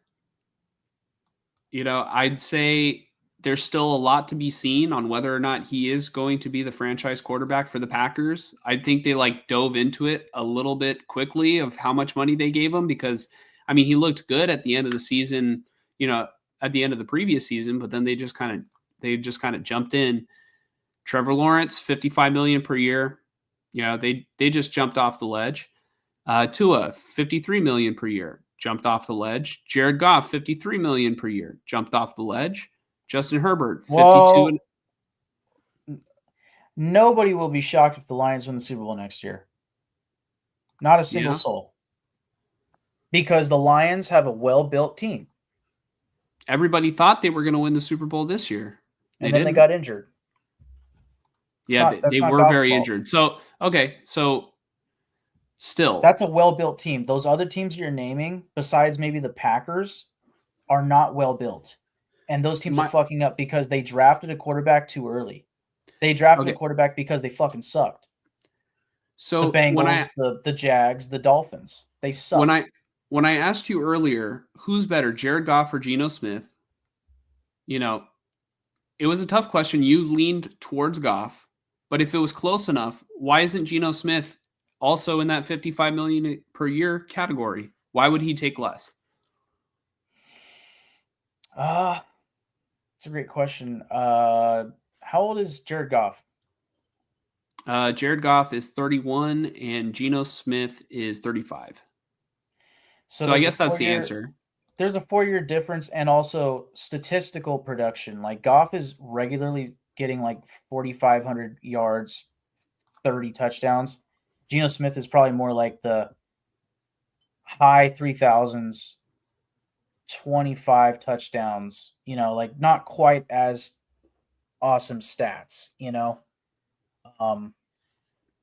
also the wins. I think the Lions have been a winner with him, and the Seahawks have been just a little bit less winning with Geno. There's a lot of factors. It also depends on the team, the agent, everything. Goff's agent might just be better than Geno's, But also it might just be the market. I don't know. But so then we get down to Justin Herbert, Lamar Jackson, still no Super Bowls. So that's the top 1, 2, 3, 4, 5, 6, 7, 8. That's the top 8 paid quarterbacks. And then we have Jalen Hurts, who just won a Super Bowl at $51 million per year. And I'm not saying that there's a set number that you need to pay a quarterback in order to win a Super Bowl.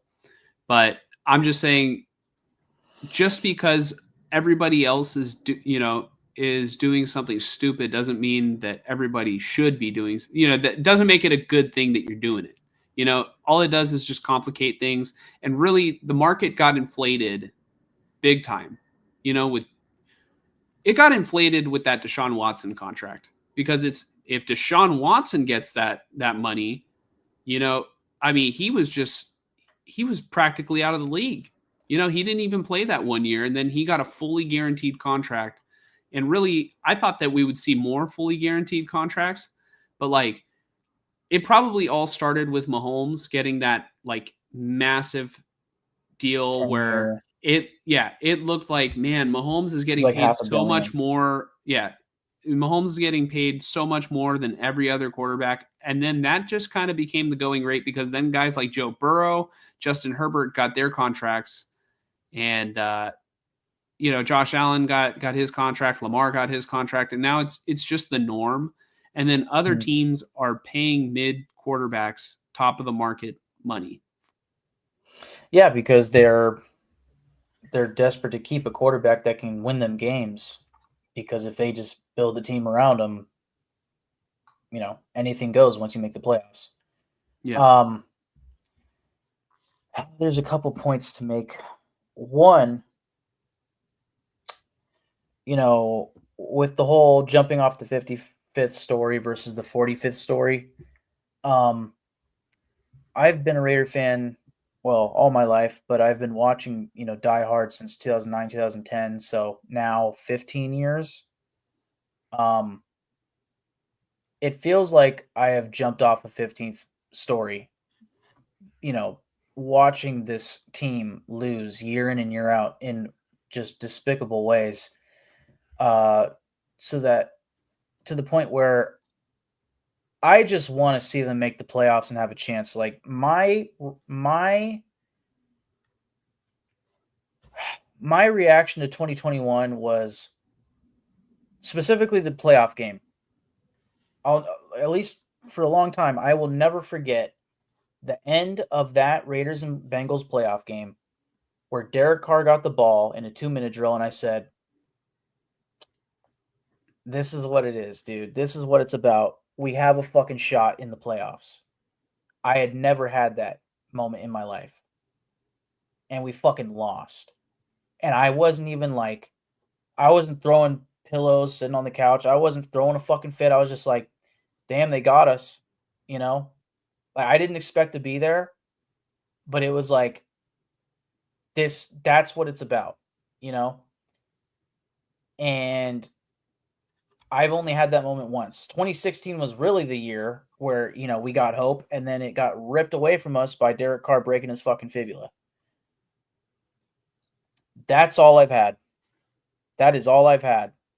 So my next question to you is, what the fuck else could the Raiders have done at quarterback to get me some wins this year? To give me a shot, albeit I think the shot is low because the other three teams in the AFC West are tough.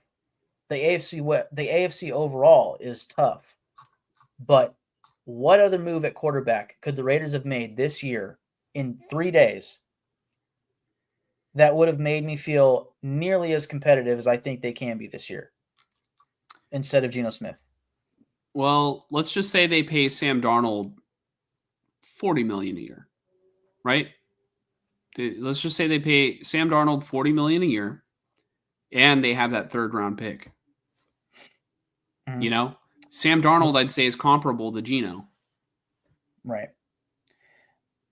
That third-round pick is nice. Sam Darnold is comparable to Geno in theory, but my problem with Sam Darnold, he's worse. He's worse, but he's comparable. Yeah. Sam Darnold was better last year, but on a consistency level, I would expect more from Geno Smith regularly. But the other difference between them that is positive in the Sam Darnold realm is that Darnold is 28, which in theory makes me think if they signed him, they might give him a longer deal. They might actually be serious if they sign him with the whole Jordan Schultz saying this is their quarterback of the future. Yeah, off of 1 year, a possible 1 year wonder, right? This is our quarterback of the future. The other thing, this is one thing that I hadn't thought too hard about, in part because, the Raiders have the second most cap space. Fuck it. We got to do what we got to do. Whatever quarterback we signed in free agency was going to be a bidding war. Whereas trading for Geno Smith, there's no bidding war. At least there wasn't, because it kind of wasn't secret. They didn't even make the trade demands on Thursday public. Here you go. Well, that's what I kind of said. They avoided the getting outbid by somebody else. That third-round pick, essentially, they secured a guy. Right. But also, they avoided having to outbid somebody else. I really think there's a good shot that Sam Darnold gets paid more money than Geno Smith, because the Seahawks and the Vikings and the Giants and maybe the Titans are going to be bidding each other out. It's possible that Darnold gets 45 a year and Geno gets 42. Then I'm really going to be smiling. How much is Aaron Rodgers going to get? Yeah. And the only, all right, besides him being old, I'd say the only negative to getting Aaron Rodgers on your football team is just the attitude he brings. You know what I mean? It's the personality, and his arm is becoming a noodle arm. He's becoming late stage Drew Brees or Ben Roethlisberger. Those final years for those guys were late stage Peyton Manning. Wow. Yeah. Oh, Peyton Manning still ended in the Super Bowl, but Well, yeah, he but had I that. mean, He had he threw that. for like 100 something in the Super Bowl. Yeah, I see. I don't even remember that. I just remember, there was aspects to it where it was like it's not the same. But Roethlisberger and Brees specifically are two guys where I remember like legendary careers, and then that final season is just like, God damn, their arm is done. Like you can visually see it. And I think that's what Rodgers is going to be next year. I really believe that. I think that's even if he plays. He hasn't announced that he's going to play this year. He really hasn't made that a thing. Yeah, he does that And every year this, though. yeah, But and the same goes for Russell Wilson. Like there was the ties between Russ and Pete Carroll, but there was also the what do you call that? The breakup between them and the Seahawks, of that might be awkward. And he didn't impress anybody necessarily with the Steelers last year. Like I saw it, I could see it working or whatever you want to call it. Like I saw the vision with Russ to the Raiders, but because the whole Broncos contract is kind of in the past now, he's going to be getting more than just, minimum salary. The only other guy that I really liked this year was Justin Fields, but I can't count on him to throw an accurate pass to save his life. You know, yeah, I'd quarterback say has their negatives, but Geno's a way better passer than Fields is. oh yeah, Uh, I also want to bring up, so these were Peyton Manning's stats in that Super Bowl. So Super Bowl 50, 13 of 23, 141 yards, no touchdowns, one interception. He was sacked 5 times for 37 yards, and he had 2 fumbles and lost one. Jesus. But they won the game, right? Oh yeah, they won 24-10. That Yeah, Broncos defense, they got hot at the end. yeah. No wonder he retired going out of the Super Bowl. He's like, I don't want to go through one of those games again. He's like, I can't go through. Yeah, Probably like had to do with his neck too. Because yeah, he had neck issues. yeah. But yeah, I real quick, I've been sitting on. Honestly, there's a ton of comments to get to, but this one is from literally almost 2 hours ago. That has aged very well. Jesus, one of the first people who commented today, he said, "Watch the Raiders pay $60 million a year guaranteed to Geno." And I mean, I can't think of a more Raider thing. I don't think it'll happen, but I say that it aged well because we talked about Trevor Lawrence, and then it's like, well, if Trevor Lawrence is getting this much and Tua Tagovailoa is getting this much, I mean, we feel really good about you, Geno. We're going to give you this much. Like, that's kind of my whole problem with the quarterback market. It doesn't necessarily give fair compensation because you have middle of the pack guys making top dollar. Like, what are we doing? Right. I think I'm glad I had seen this message when it first came on, and I was like, God, I hope we don't start with this. And I'm glad that we're seeing it now. I'll just say this, like the Raiders haven't agreed to an extension or new contract, whatever you want to call it, with Geno yet, which is interesting to me. Like usually when a trade is done, it's like the player doesn't accept, or like it's on the confines of the player needs to accept the new deal too. Yeah, or it happens same day. Like, Yeah, oh, like they within got hours, traded. within They got minutes, traded, and usually then the new deal is like, oh, announced. they have agreed to a new contract with their new team. Yeah, Yeah, that's typically how it goes. yeah. So the fact that that isn't a thing this time, I kind of wonder if that, in a way, not. I don't think that this is necessarily what it is, but just this is what it could become. Is that it could be the Raiders saying, "Well, we don't have to re-sign you to a new contract." Now his leverage is I can hold out. You know, you want me to start for you? I could hold out, dude. You better resign me to a new deal because that's what he was demanding with the Seahawks, and they weren't paying up what he wants. Um, but the whole idea of $60 million, like the Raiders could just say, like, yeah, I know we just traded for you, but it's not like we traded 2 first-round picks for you, dude. Like, we want you to start, but if you want to play the hardball, like, hey, we don't have to pay you $45 million. We can just draft a guy and let you sit and rot. What do you want to do? Question. Yeah. Why would the Seahawks trade away Geno Smith for a 3rd round pick?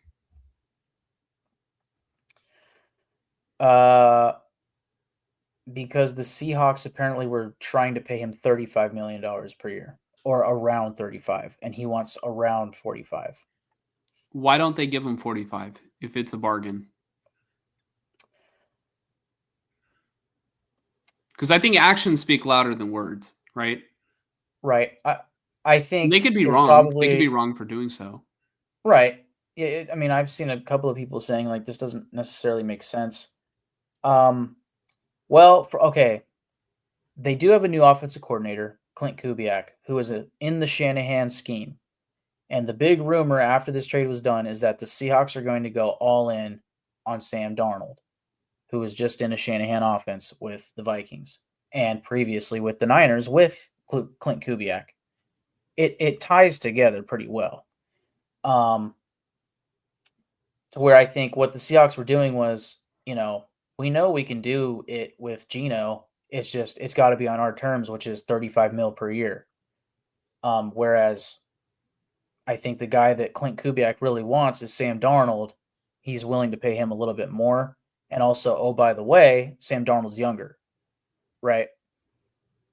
I think there's a plethora of reasons, but yeah, I think they were playing hardball with Geno. And also the fact that you can, this is where, trading for a quarterback rather than signing a quarterback, I get your point here, is they traded away a quarterback for a 3rd round pick, so they get a pick. And in theory, if it works out for them, they're going to sign a quarterback when they already were in contract negotiations with Geno. If they had signed him, they don't get any pick. So it's a win-win to the Seahawks of like, we got the quarterback we wanted and we got a pick out of it. Instead of just cutting Geno, we got a pick. Like that looks good for the Seahawks. But that's if they get Darnold. Like there's a very real possibility that tomorrow it's announced that the Vikings have agreed to a new 3-year deal with Sam Darnold. That is very real. And the Seahawks look stupid. Mm-hmm. So, theoretically, they're choosing Sam Darnold and the 3rd round pick, yep. which is what I was saying the Raiders' alternative could have been, mm-hmm. And like I said, I think Geno Smith is a better quarterback than Sam Darnold. Obviously, he's older, but I think you also have to throw in the fit. I think you have Pete Carroll here. You have Clint Kubiak there. The 2 quarterbacks fit better with where they're going, in theory. Yeah, I mean, it could be a case where everybody wins. Yeah. Don't get me wrong. I mean, there are deals like that, and then so it's like, I think that would probably. I mean, that's always an ideal. Well, really, when you make a trade, you kind of want to rip the other person off. Like, I have to imagine that every single trade, like if you're a general manager in the NFL and like you just straight up rob somebody, like I bet you right now, not to switch it over to an NBA topic, but I bet you right now, man, the Lakers front office has to feel fucking like insanely good. Yeah. And look at the Dallas Mavericks, right? They just crumbled. Yeah. That's insane. Like even Mark Cuban is like, I don't understand what happened. Yeah. I just imagine the Lakers like general manager getting off the phone. It's like, so you'll do it? Doncic's for, this guy and that guy? Yeah. Yeah.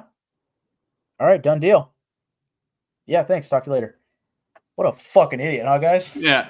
No. He's like, yeah, I'm not really sure that we would really like to, get Luka. He's, I don't really know. Like, I feel like we're giving up a lot with Anthony Davis. And then, he like, puts his hand over the phone and he's like, hey, they're about to do it. They're about to do it. Yeah, I just don't feel really comfortable. Wait, we'll throw in this. Let me think about it. Yeah. Done. And then he's like, fucking idiot, Yeah. So Got her ass. I'm going off on a little tangent, throwing in a little skit in the middle of our fucking podcast. But my point is, everybody wants to rip off each other. And I really wonder who in this situation feels like they got the better end of the deal.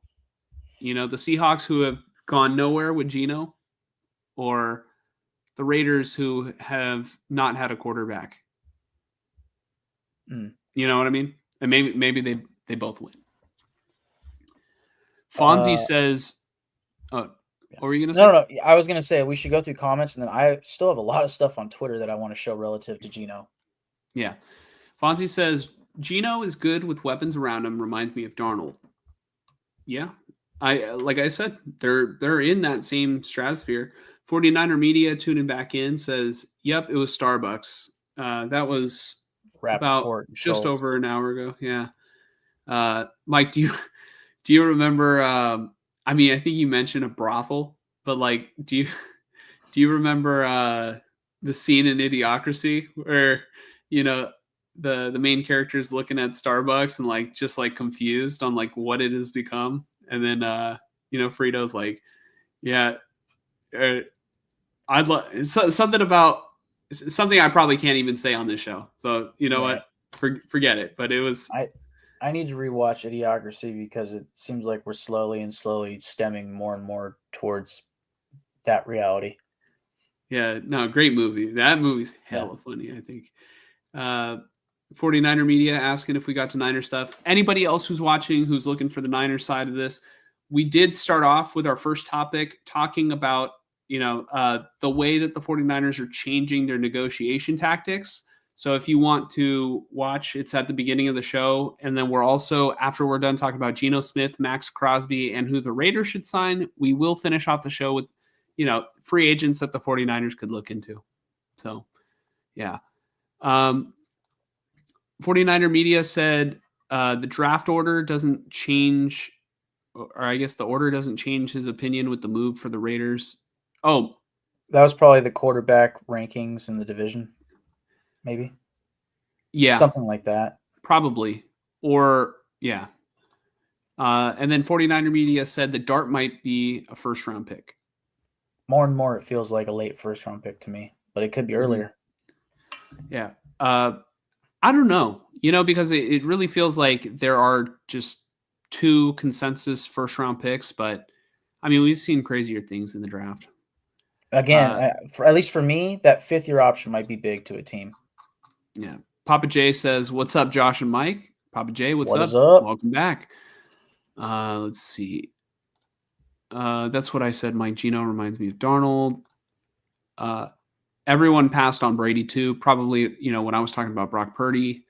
And, right. It doesn't hurt to throw a dart late in the draft, right? Yeah. Lawrence isn't as mature or seasoned as Geno. I think that's the perfect way to put it. He's not as mature and seasoned. Yeah. And then you got to take careers and situations into consideration. Yep. I think everything's situational. Yeah. Anyone going to the Jags will eventually meet their demise, just like the Browns and the Titans. Yep. And almost like another team that I can't remember the name of, but Cardinals. It's agreed. Cardinals. Yeah. It's almost like there's another team that sounds very familiar that like everybody has just met their demise on. So no, I feel very confident about Geno Smith going there. Papa J says, look up Matt Stafford. It took him many years and a different team to finally win a Super Bowl. Raiders did good by getting Geno Smith, in my opinion. I think that's what Mike likes to hear. Yeah. I'm not expecting Super Bowl, but I do think this is a step in the right direction, in my opinion. Yeah. Let's see here. Got a little side conversation going on in the comments. Frank tuning back in. Frank, what's up, man? Says, apparently Carroll likes Geno. That is good enough for me. I would even go as far to say in today's NFL, which is weird. It would have been weird to say like 8 years ago, but I think it's not shocking at all to say that Pete Carroll would prefer Geno Smith over Russell Wilson, to the point where they traded a third-round pick when they could have just signed Russ, There's a big well, actually, I don't even know if there is a big age difference. I just think one of them looks better right now. Mm-hmm. Frank says, me to Mike, I want to see some more meaningful games. Yeah. That's what I was getting at. Sorry, not to cut you off. Of That's what what I it's was all getting at. about. Yeah, that's what it's all about with that 2021 of just that appreciation of being there and having a chance at winning a playoff game. I was happy. That's what I want. Sometimes I lose sight of the fact. Sometimes I just forget Raider fans have feelings too. And mostly sad feelings. It can't just be a forever rebuild.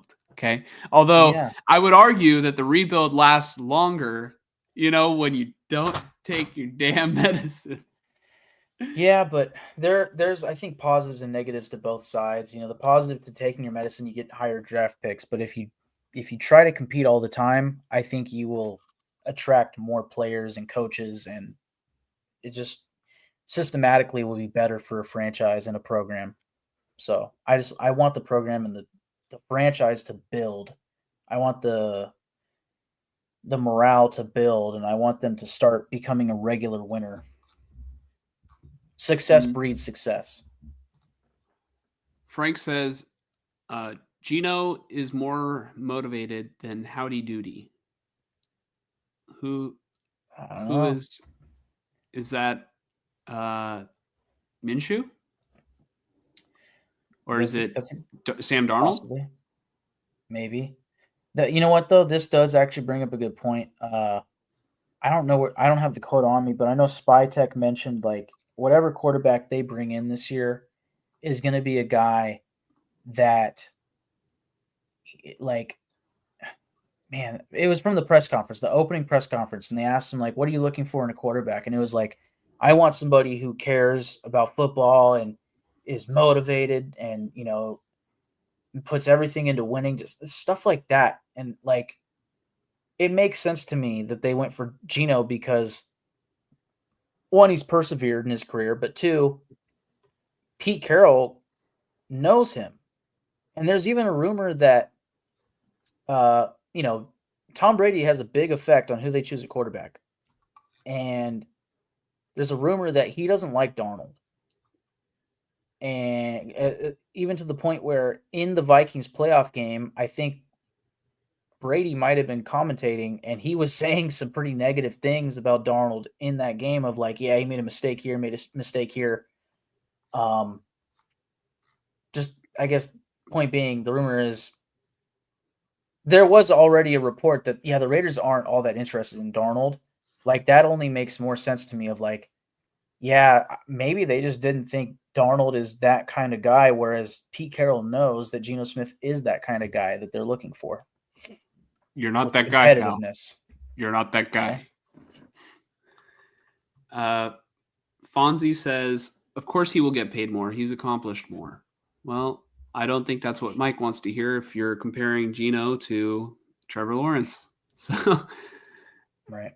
Well, I still think we'll see. I don't know exactly who he's talking about here, but I'm curious to see Geno versus Sam Darnold's contracts in 5 days from now. Papa J says, I see Sam Darnold more like Andy Dalton. I think that's a good comparison. Yeah. Solid. Good arm. They don't call him the Red Rifle for nothing. Pure pocket passer, whereas a Geno Smith, like, you comparing him to Jalen Hurts is, funny enough, not even that bad, but I'm not going to say he's as, man, sometimes Geno might be the better passer. And obviously, mobility-wise, Jalen Hurts is more mobile. Anyways, it's interesting. Yeah. Frank says, puny arm, old legs. Oh, talking about Aaron Rodgers, I think. So Rodgers is more of a liability than an asset at this point. I'd say definitely, like, as a leader on the team, he could probably have a negative impact on that. But he's still Aaron Rodgers. You know what I mean? Like, Aaron Rodgers. Aaron Rodgers, is probably going to have no choice but to play for the Browns, says Papa J. I think he'd retire at that point. Yeah, I think it's going to be Titans or Giants for him. Or retirement. Rodgers to Elmers or Purina? I don't even get that reference. I'm sorry. Maybe, I mean, I am technically Gen Z, so excuse me. Okay. You know?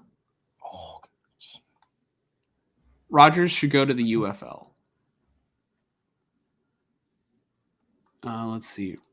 Fonzie says Rodgers was that guy, though. Just he was. Like 4 years ago, he was the MVP. Yeah, no, exactly. Papa J says, as a 49er fan, I used to fear Aaron Rodgers. Now, not so much at all. I think if anybody had to fear anybody, I think it's Rodgers had to fear the Niners because we eliminated him like what 4 times. Like, yeah, I'd say it was scary that like on the night that he got drafted, he said the 49ers are going to regret not drafting me more than I'm going to regret that they didn't draft me. I think honestly, I wish the Niners just had drafted him because I feel like Niners could have won some Super Bowls, really, having him, but we're still trying. So yeah, there's that. Papa J says Brock Purdy better get paid before Geno or else the price is going to go up. That's a very good point. My question is, they said there's no guarantee that Purdy gets extended. They said they want him as their quarterback as long as they're, Lynch and Shanahan are there. But Parag's doing the negotiating now. We talked about it earlier. We're going to see right now how hard of a stance they take on players with Brock Purdy. I think that's the perfect, I think it's good that they're having Parag do it rather than Lynch or Shanahan because Parag's going to get to the bottom line of you know what, how good actually is he versus the other quarterbacks? He can point to, this, that, and the other, whereas Lynch and Shanahan, it's there's that conflict of interest of well, if you guys don't think that I'm worth that much, why do you want me? Or why are you trying to keep me? You guys are telling me, or I guess just they would have faith on him on the field, but not enough to make him the highest paid player. You know what I mean? Yeah. That's just what I think about. Let's see. Where was I on the comments? Okay. Geno's average. What's Geno's win/loss against San Francisco? I want to say he has 1 win and maybe 3 losses. Let's see. Geno Smith more games than that versus 49ers. Let's see. He's 1-4 versus the Niners in his career. Yeah. He got his first win this year. Yeah. Why is everything tied to the Shanahan? Because the Shanahan system. Oh, to the Shanahan system? Well, depending on what he's talking about, but to me, there are a lot of coaches from the Shanahan tree. So now, quarterbacks are tied to the Shanahan system because they're looking for certain traits. Mm-hmm. Unitas, I don't recognize you commenting into the show before, so welcome. Unitas says, crazy how Rodgers is still playing. Kind of hope he retires. First ballot Hall of Famer. Yeah, I agree. Unless, he has treated the media like shit and then they want to punish him for it. Or, whoever votes. But he's going to be first ballot.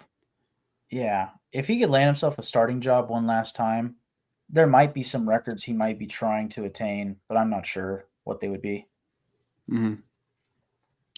Let's see. Papa J says, if you want to feel better about it, you can look at it this way. At least you didn't give up a 3rd-round pick for Trey Lance. Yeah, I mean, that's the thing is I was relatively comfortable just a week and a half ago with the Raiders trading at least a 2nd-round pick, if not a 1st, for Matt Stafford a week and a half ago. I would not have been shocked if the Raiders traded their 1st-round pick in next year's draft for Matt Stafford. And I would have been like, holy shit, we have a chance now. But for 1 to 2 years of Matt Stafford, and we're giving up a first round pick. Whereas here, we give up a third round pick, which, you could value that however you want to, for a guy that could be starting for us for 3+ years. I'm hoping more like just 2. And by the time that second year's up, we have our quarterback of the future. Next year's draft class is supposed to be loaded with quarterbacks. That's when you for sure get your guy. I still think you throw a dart this year. There's plenty of guys, in the mid rounds. Yeah.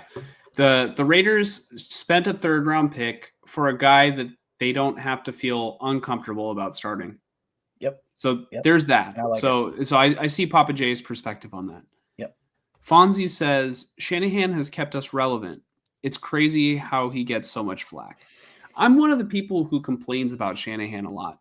Mike, do you think that all right, do you think my criticisms or complaints of him just come off as like bitchy and whiny? Or do you think like for the most part, or I'd say like I have a good amount of like reasonable criticism to give him?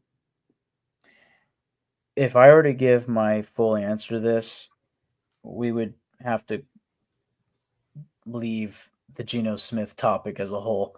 To make it short and simple, it's both. You have your valid points, but for me, the guy that appreciated the 5 minutes of, wow, I might finally witness my team win a playoff game in 2021. Every time that Niner fans are bitching and moaning, because that's what it feels like to me, about Shanahan, I'm just like, this dude took you to 2 Super Bowls and how many NFC championships? I understand that he's blown it. But also, like, I'd kill to have that. I would kill to have it. And I know if I did have it, I'd be like, this fucking sucks, blah, blah, blah. But you're not in purgatory. Your team is not what most other fans would call a dumpster fire because of Shanahan. Because when he showed up, your franchise was a dumpster fire. That is true. He did bring us back from being a dumpster fire, but my criticisms of him are just he's very stubborn and he's not a very good, I'd say he's not a very good people person. Right. And as a fan, I want to win games. Like at the end of the day, I want to win Super Bowls. I just want to mention, this is the Geno Smith topic that we're on. I don't want to go on a full-blown tangent about it. I would just say it really just comes down to the Super Bowls and his personality. But, the personality aspect, to me, is where I get the disconnect of, any type of personality can win. It's just, have you won, right? And from my book as a Raider fan, he has won. In your book as the Niner fan that's gotten to the Super Bowl twice, he hasn't won. Because you've gotten to the height, but then you lose. There's a longer conversation to be had. I don't think right now's the time. Yeah. To summarize, it's that he loses the same way every time, and he's stubborn and arrogant to change. Doesn't think that he needs to change. Yep. That is tiresome. Yeah. Yeah. Fonzie says, guys, when are you coming to SAC?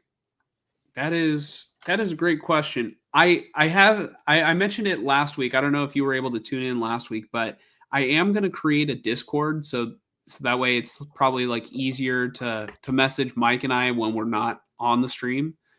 But I mean, who knows? Maybe Mike and I will catch a Sacramento A's game or something. I don't know. I don't really want to give John Fisher money, but I kind of want to see it with my own 2 eyes of, wow, Major League Baseball is being played at a minor league stadium. Wow, that really happened. I can tell my grandkids about this cheap asshole named John Fisher.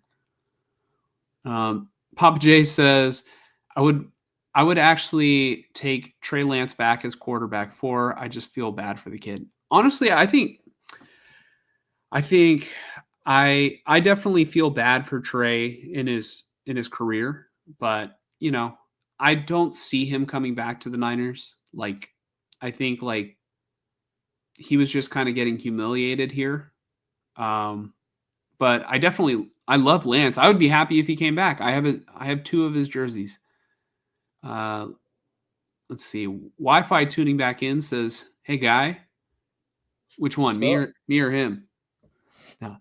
Wi-Fi. I saw you in Grant's chat the other day. I said, "What up, Wi-Fi?" I don't know if you saw it, but I hope you did. Hope you're doing well. Fonzie says he doesn't like Darnold because he's the most like him next to Cousins. Tom Brady. Yeah. Probably. Let's see. I'm going to be very picky about the next couple comments just so we can finish off the Geno Smith topic because I know Mike is dying to share all the tweets with us. Let's see. Darnold does not have the rifle. Geno equals Kaepernick. Kaepernick's prime, though. Fonzie says, we would have won Super Bowls with a new offensive coordinator and head coach every year. No. No, we wouldn't. Fonzie says, Rodgers would have never been what we asked if he came to our situation. Yeah, I mean, he did sit behind Brett Favre. Remember that time Rodgers beat the 49ers with like 36 seconds left on the clock? I was there. I went to that game where Jimmy Garoppolo led that, what would have been a game-winning drive. That was the game that Trey Lance actually had his first career rushing touchdown. And it was Monday Night Football. It was the first time that fans were back at Levi Stadium after, since COVID. And they left 36 seconds on the clock because Juszczyk, fought to get in the end zone. And really, you do want to score there, but there was this close play. It was a big play to Devontae Adams. I want to say it was to Devontae Adams. It was a close play to Devontae Adams where Fred Warner just barely didn't tip the ball, and then they got into field goal range, won the game. Papa J thought it was 2-2. Fonzie says, thank you, Mike. I meant the coaches and coaching. Let's see.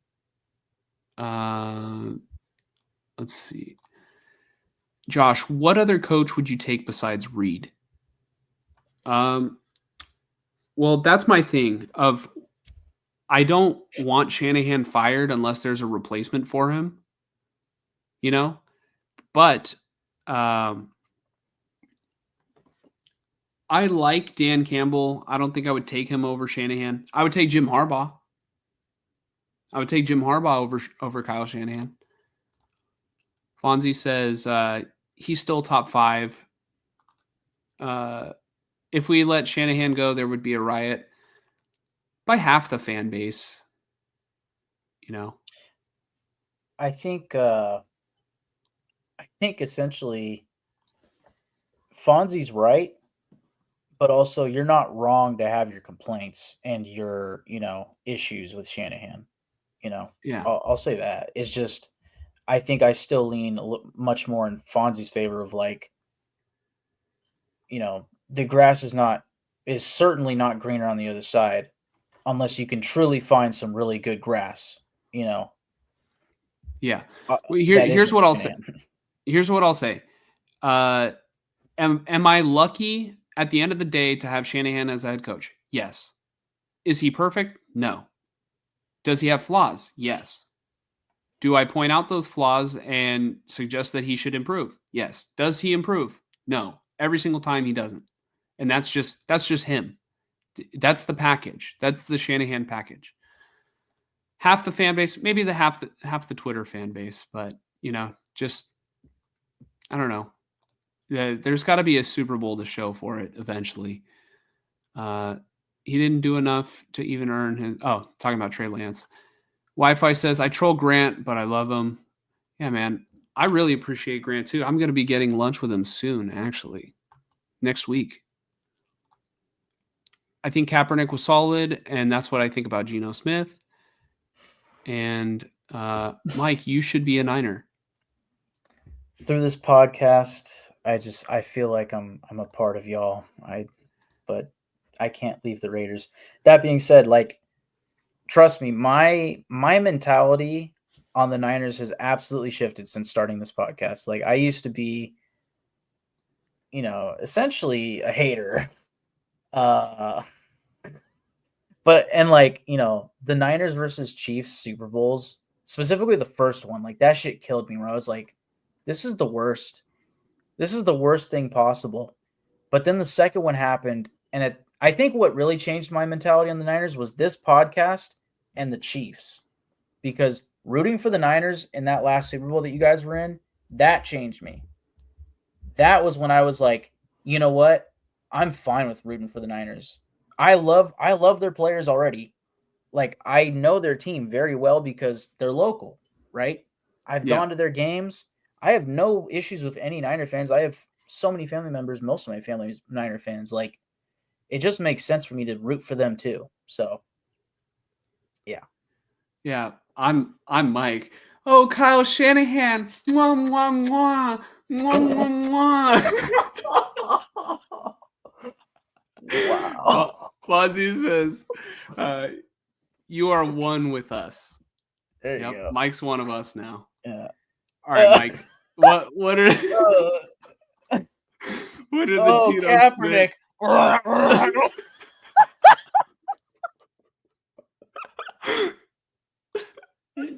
Oh, Jim Harbaugh.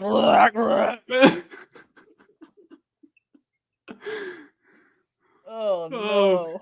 Oh, Mike. Oh, Kyle Shanahan, how I adore you. Mwah, mwah, mwah. That's Mike. God. That's not me. That's Mike. Yeah. I don't think Fonzie's going to watch us anymore. He said, wow. We might have to cut that when we drop our Geno Smith video. No, so honestly, it's great. Yeah. We do need to have like a, what do you call it? Not outtakes, but best moments from the podcast and just do a compilation of our funniest shit. Yeah, so that was at like 2 hours and 11 minutes, or somewhere around there. We'll just call it 2 hours, 10 minutes, and then look from there. Oh, Wi-Fi, hell yeah. Yep. All right. What tweet do you want me to show first, Mike? All right. It's going to be the one that says nothing fluky about it. And then you're just going to go down. So keep going up. It'll say September 18th. I can't see the account name. Hold on. September 18th. Hold on. Nothing fluky about it is what it says? Yeah. It looks like it's Elite Takes is the account. You have to scroll up a bit. Okay, found it. Okay, so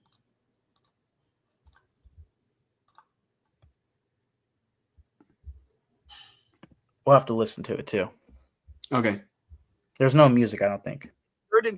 Geno Smith is that freaking guy. And I don't think people are appreciating enough how he has put the Seahawks offense on his back to start the season. I want to bring some attention to this play. It's 3rd and 7 early in the second half in New England in their own territory. And on this 3rd and long, Jerod Mayo is going to mug the line of scrimmage like crazy. You've got 1, 2, 3, 4, 5, 6 guys ready to rush. And Jabril Peppers is creeping around the line out of the slot too. And keep in mind, Seattle is already banged up on the offensive line. They've got Stone Forsythe at right tackle. He is their 3rd stringer. Geno knows that this blitz is going to cause his offensive line problems. So he has the awareness to make an adjustment and say, you know what, Noah Fant, you're not going to be an inline tight end. You're going into the backfield with me. And because of that adjustment, no free rushers get through up the middle. Geno has enough time to slide to the left in the pocket and let this ball go. It actually ends up being a simulated pressure by the Patriots as Keon White drops back into coverage on JSN. And I want you to just enjoy the throw that Geno makes here under pressure. Absolute bullet to JSN in the middle of the field. This is as high level of quarterbacking as it gets. Adjusting the look pre-snap because of what the defense is showing you, moving away from pressure in the pocket, getting the throw off on time, and making an absolute big boy throw into traffic on 3rd and long to keep the drive moving. Bill Belichick might be gone, but the identity of the Patriots remains. They are an aggressive defensive scheme. They knew that they could get through on this offensive line. Look at the mobility, dude. Never faced. He had a plan every time. He got the ball out quick. He moved away from pressure, and he never turned it over in a rowdy environment. His pocket presence is just phenomenal. And how about this throw layered over that Patriots defender to JSN? You got to be kidding me. To put things into perspective, the Seahawks are currently second worst in the league in both pass block and run block win rate. The Seahawks are currently 16th in offensive efficiency, right above average as a positive unit. And if you look deeper into that, you'll notice that their passing game is carrying right now because they have one of the least efficient run games in the league, well below average, but their passing game is also well above average. Shout out to Mike McDonald. The Seahawks defense is off to a great start, but on the other side of the football, Geno Smith is defying the odds and taking care of business as gutsy as it gets. Put some respect on his name. He's one of the best quarterbacks in the sport.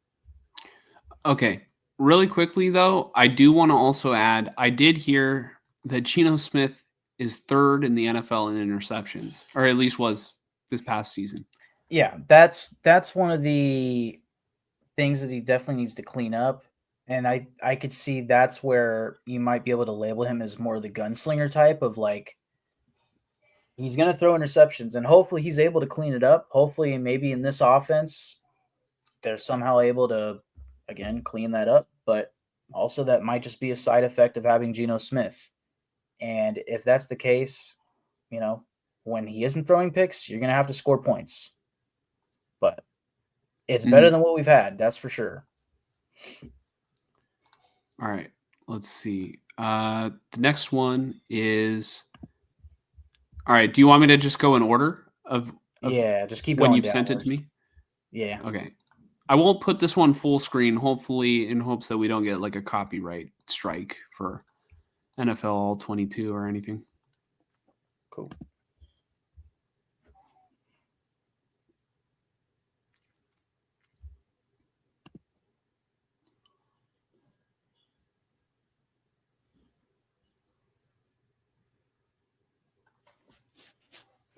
It's honestly just fun watching him, move around, dance in the pocket. Like that right there is nice. And then the throw. Mm-hmm. That's a nice play. All right. Let me just go here. So that one was. That was that one. Okay. So next. This one's somebody that I trust retweeted this. I'm not sure who this guy is. But if this is true, this is interesting. Do you want to read it or do you want me to read it? Basically, he has a stat where it involves completions, touchdowns, and passing yards. And Geno ranked 8th in this stat behind the 26th graded pass blocking offensive line. Again, I sent it out of excitement just seeing this, but in hindsight, I don't know who this guy is, so I wouldn't put too much on this tweet. Let's go to the Pete Schrager.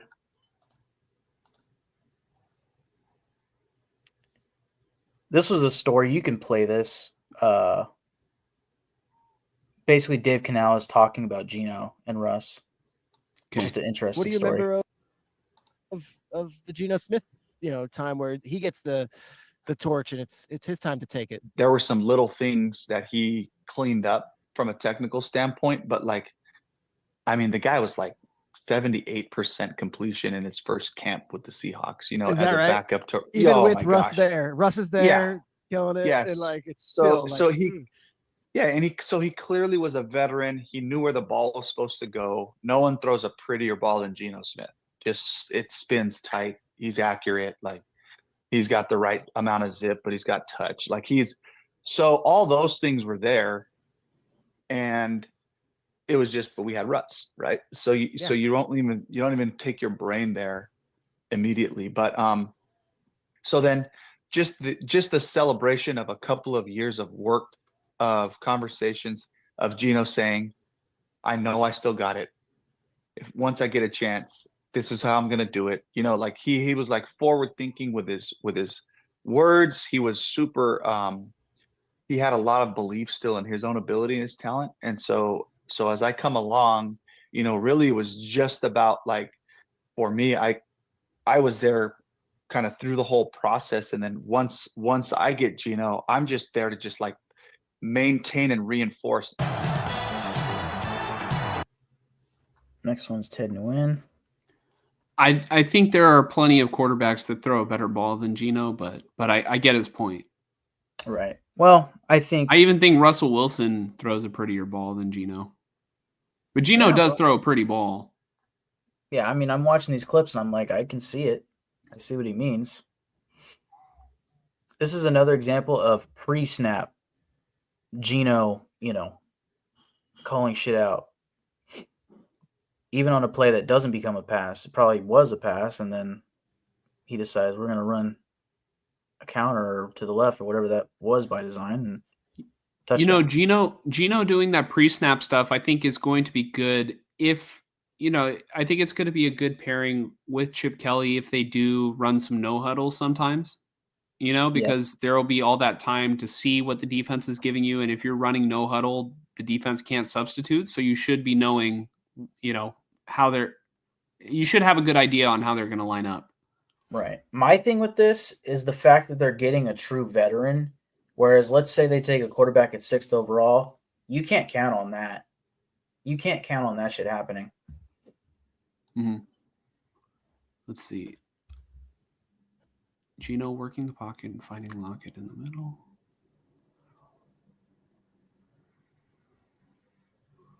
Okay, let me see that again.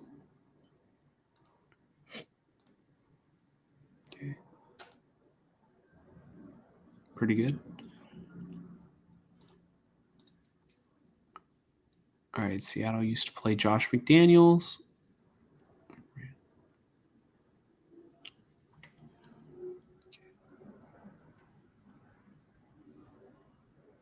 He's got deep accuracy. He throws some passes with touch deep that is just like, how do you even anticipate that? And that goes for most quarterbacks, but like, maybe it's just this angle. You don't usually see touchdowns in this angle, but like, he threw that on a rope.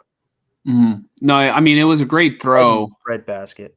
I almost prefer going to DK Metcalf here. But then he's got to layer it over. He's got to layer it over. Right, yeah, that's over tough. This defender. He sees that Lockett's beating the safeties. Yeah. No. Well. Yeah. Lockett's beating that corner, but also the safeties are far off. Okay. Yeah. No. I'm fine with that too, because by the time he's already getting ready to rip it, he already sees that he beat the corner, and then DK is still, he's going to be covered by this guy, or at least theoretically, this guy's going to drift back a little bit. So, and it's a great throw. It's a really great throw. Perfect placement. Yeah. Another one to Lockett, which, spoiler alert for our free agency, preview. I think the Raiders signing Lockett would be just, I wouldn't call it perfect, but it just makes too much sense to me to get some familiarity in there. What the fuck is that throw? It's not a good decision, but it's a great throw.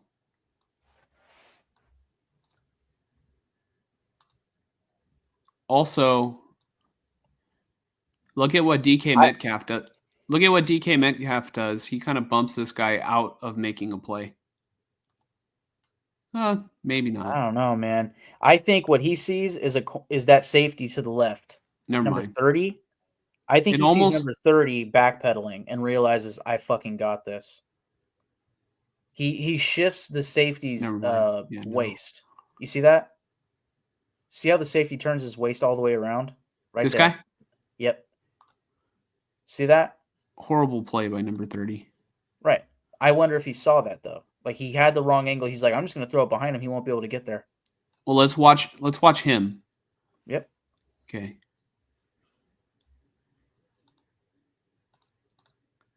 See, when he threw the ball, his body was turned to the right. Now he has to turn to the left because of where he placed the ball. Yeah. The other guys what he did wrong was turning this way. He should have turned the other way. Because the ball's going to his left. He has to turn. Yeah, I know he has to turn, but his natural movement was running back. It's like you're tracking a fly ball in baseball. Turn your body this way. Like a receiver isn't going to turn his back, when he's breaking his route, right? Right. Regardless, great throw. Accurate. Look like imagine, look at DK Metcalf right here. He turns his head and starts, his momentum kind of carries him a little bit this way. Imagine if he had backpedaled and then decided to go. Like that's a horrible, and that's fundamentals. That's on number Right. 30. That's a Well, horrible I play. think, the thing to learn here But is that's a great sometimes throw by defensive- Geno. It's perfect. Yeah. Only his guy Sometimes could get defensive it. backs are stupid, in my opinion. Yeah. Yeah, But it's a nice play. props to Geno for testing, making that throw, because there are a lot of quarterbacks, Jimmy Garoppolo, who would never even attempt that. Yep. They just don't like to go deep. And Geno's not afraid to go deep, which is Panthers one of defense the is hard. it's one of the pluses of Geno Smith. I think you could play the audio. Just on watching this the one. Panthers defense is hard not to notice how well Geno Smith plays within the structure of the offense. On this play, once he gets to the top of his drop, he sees a corner leaning inside. He sees the flat defender playing flat-footed with his eyes towards him. He knows he has his wheel route open, but he has to get the ball over the flat defender, but he can't lob it because that corner can still make a play. So he gets to the top of his drop, one hitch. He throws the ball perfect trajectory to the sideline. That's a hard throw to make, but he makes it look easy. On 3rd and 10, the Panthers play a variation of quarters coverage with the outside corner taking on the number 1 receiver. On the inside, the 2 defensive backs combo the number 2 and number 3 receivers. And this is one of Geno's best throws and reads he made throughout the season. Basically, it's an inside nils concept where the number 3 receiver runs a dig and then the number 2 receiver runs a post behind him. So Geno's reading the inside safety, and once he gets to the top of his drop, he notices that safety's playing flat-footed, and even though the post doesn't look open right now, he anticipates it's going to be open based on that safety's body language. So he gets to the top of his drop. He doesn't wait. He takes one hitch, and he fires his ball to the back of the end zone. If he makes his throw any later, he probably wouldn't have got in there, but just perfect timing and great accuracy and arm strength on this throw. That's great anticipation. If he makes his throw I feel like this safety right here could have made a better play at the ball. any later, he probably wouldn't have got in. He's also watching There, Lockhead or but whoever that just guy perfect. is in front of him. Might be Jackson Smith and Jigba. Timing and great But he- accuracy again- and arm strength on this throw. To Ted's point, he a saw that great he was throw. flat-footed. Yeah. I think Yeah. there's one more play. No, I mean, like in this video. So late in the game, you're going to get a similar concept read to that first play that we showed in this clip. It's basically going to be like a sail concept, but instead of a sail route, you're going to get a wheel route from the number 2 receiver. You're going against cover 3. Again, they're trying to put that flat defender in a bind. If he drives on a flat, then the wheel's going to be open. But if he stays deep with that wheel route, then the flat's going to be open. So he plays flat-footed. Again, Geno gets a top of his drop. He sees that flat defender playing flat-footed. And he doesn't do a bad job here, but It's a Geno great just throw. puts his ball in a Great perfect read. place and throws it with great Right velocity. as he broke out of that and separated, like he threw. That the one's ball a great throw and a great read right crazy. there. And I think that was all of it. The rest is going to be stuff. Oh, actually, the next tweet. Show the next tweet. Oh, you know what? Don't show it. Or don't click it.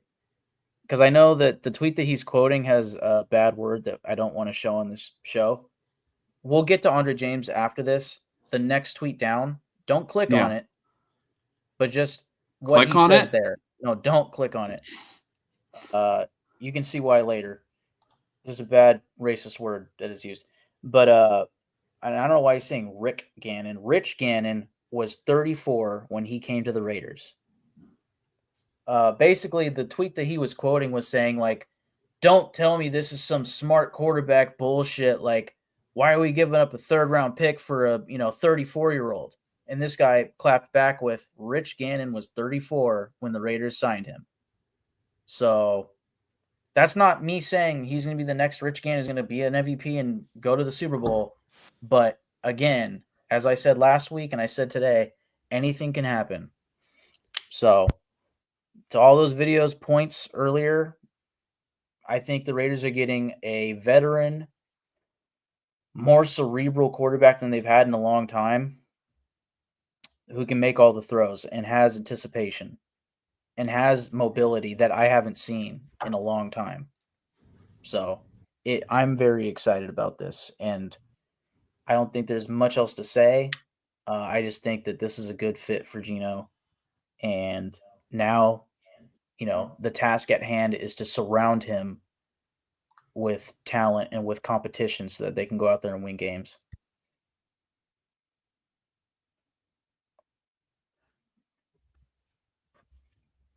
Sorry, I'm fixing my headphones right now because my AirPods died. You're good. Let's see, is there any other ones that I sent? I should be good. Or how I look. Actually, the next two I hear tweets. you. What the hell? The next two tweets you could show. So not Andre James, All right, not the next one one. second, Mike. Let me fix it. Let's see, audio.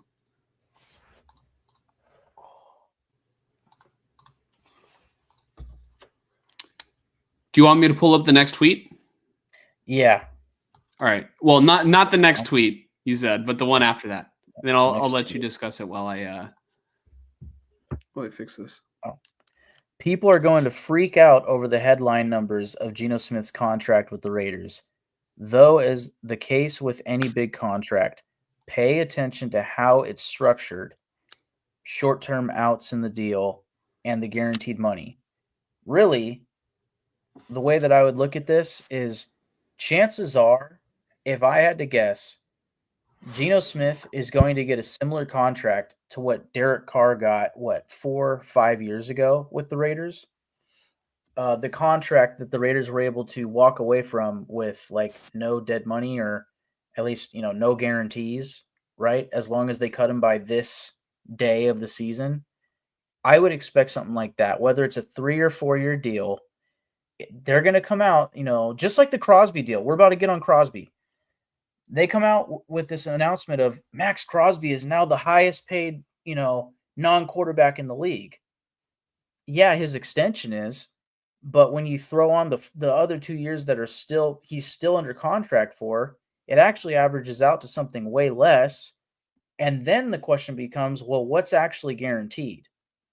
Right? So for Derek Carr, it was like, I don't think his second contract or his third. I don't think his third contract was highest paid in the league, but his second contract was, I don't remember the guarantees on that one, but, on the third contract, it was, Derek Carr signs for 41 million per year, 42. Let's say it was $42 million per year. But the final year of the contract's not guaranteed, and the second year of the contract is only guaranteed after this day. I would expect something like that with Geno, where it's going to be like year 1, fully guaranteed, big signing bonus. Year 2, maybe half guaranteed. And then year 3, guarantees on this day. And maybe he'll have a no trade clause, something like that. And people are going to freak out because the announcement isn't going to be that. It's going to be Geno Smith signs 3-year or 4-year, whatever. Let's say 3-year, $128 million deal. People are going to be like, what? What are the Raiders smoking? But then when you actually look at the full contract, it's going to be, oh, actually, it's really just a 2-year deal, which makes sense. Like, to me, Geno Smith should be on a 2-year deal. So go ahead and show the last tweet that I sent you. It's the next tweet. The last tweet? Yeah. No, yeah.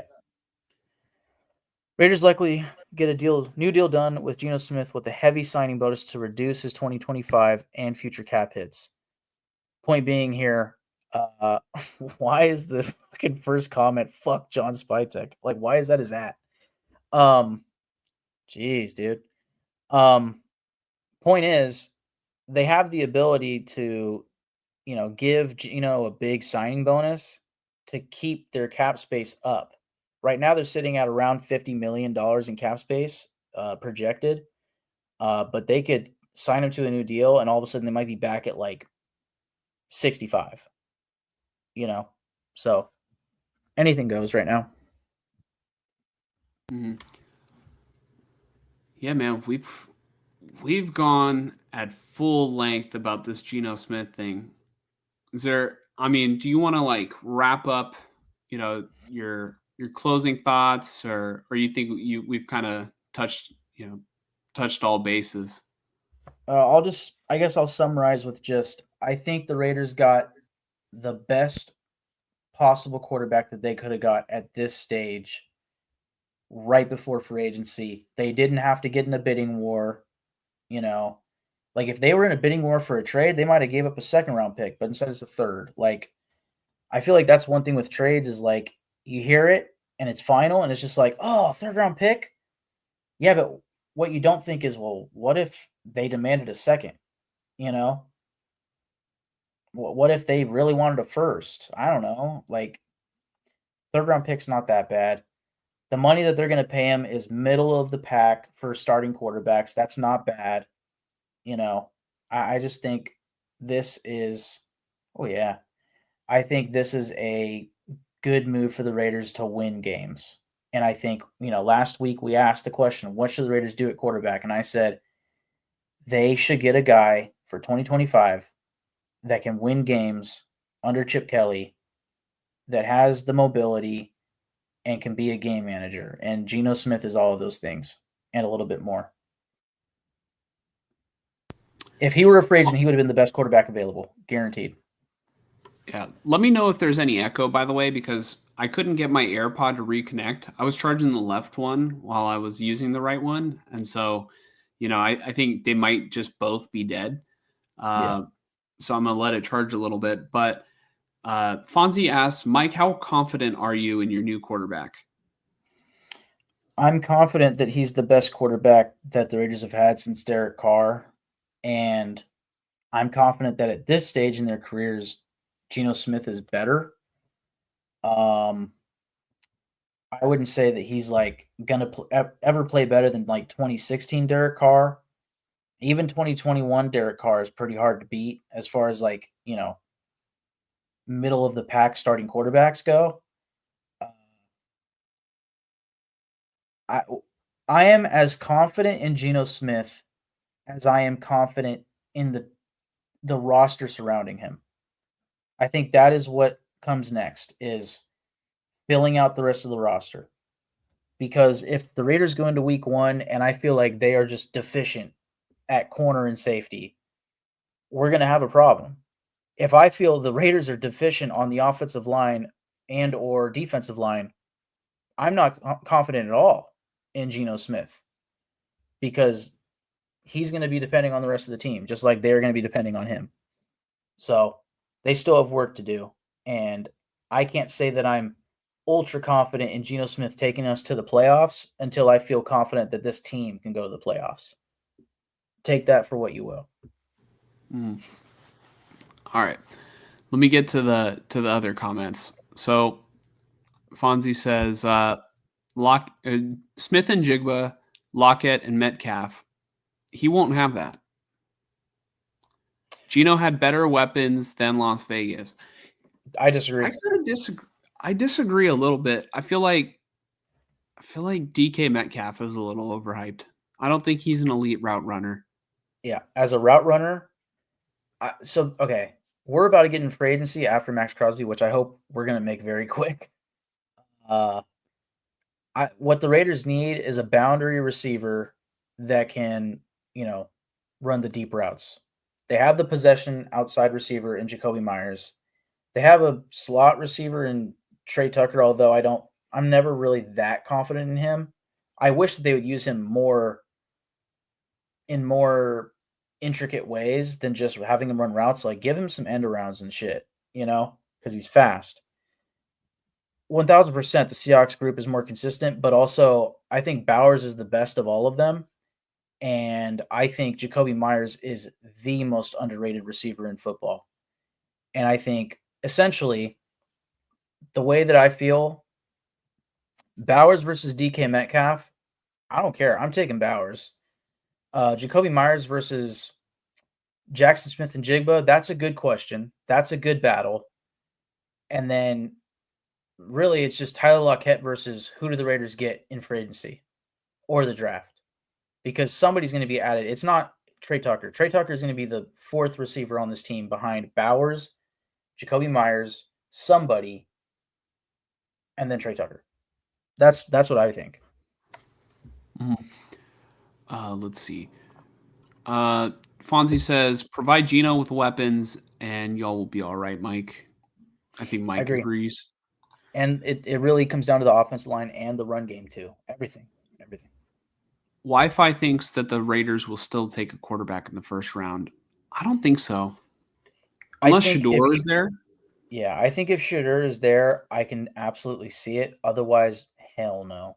If picks 1 and 2 or 1 and 3 are quarterbacks, we are taking one of Ashton Gianti in no particular order. Ashton Gianti, an offensive lineman, or a defensive lineman, or Jalen Walker, which technically is still a defensive lineman.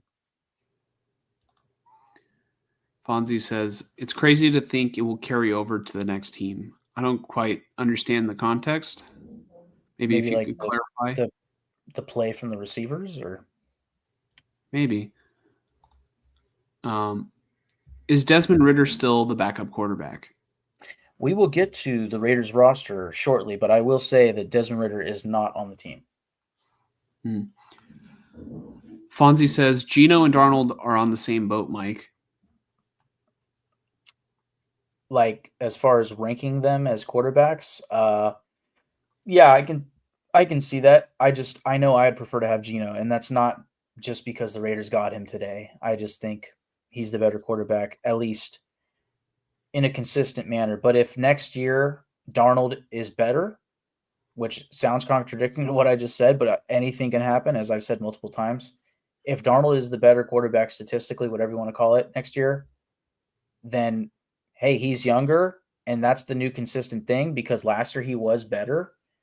Then there you go. Then Darnold is better. But I would like to think that even if he is better statistically, they're still in the same boat. So, to your point, yes. Mm-hmm. And then I want to summarize these next few comments. But in the chat, Wi-Fi, Papa J, and Fonzie are all talking about how old they are, and they're like late 30s to early 50s, and they're talking about how cool it is that they're that we're all in the same age range. Wi-Fi does point out, except these Gen Z guys on the screen. Now look at us ruining it for everyone, right? What? Don't forget. So NC, is that true? I don't I don't pay attention to what is what. We're like the early Gen Zers. Okay. What's the one before us? Millennials. I always thought I was a millennial. No. Here, look. Yeah, let's see it. What now I'm curious. Is Gen Z? Between 1997 and 2012 is Gen Z. Damn. So okay, I was born in 97 February, so I was like probably I was of the first 100. You were right on the cutoff. You were almost 1996. Oh, yeah.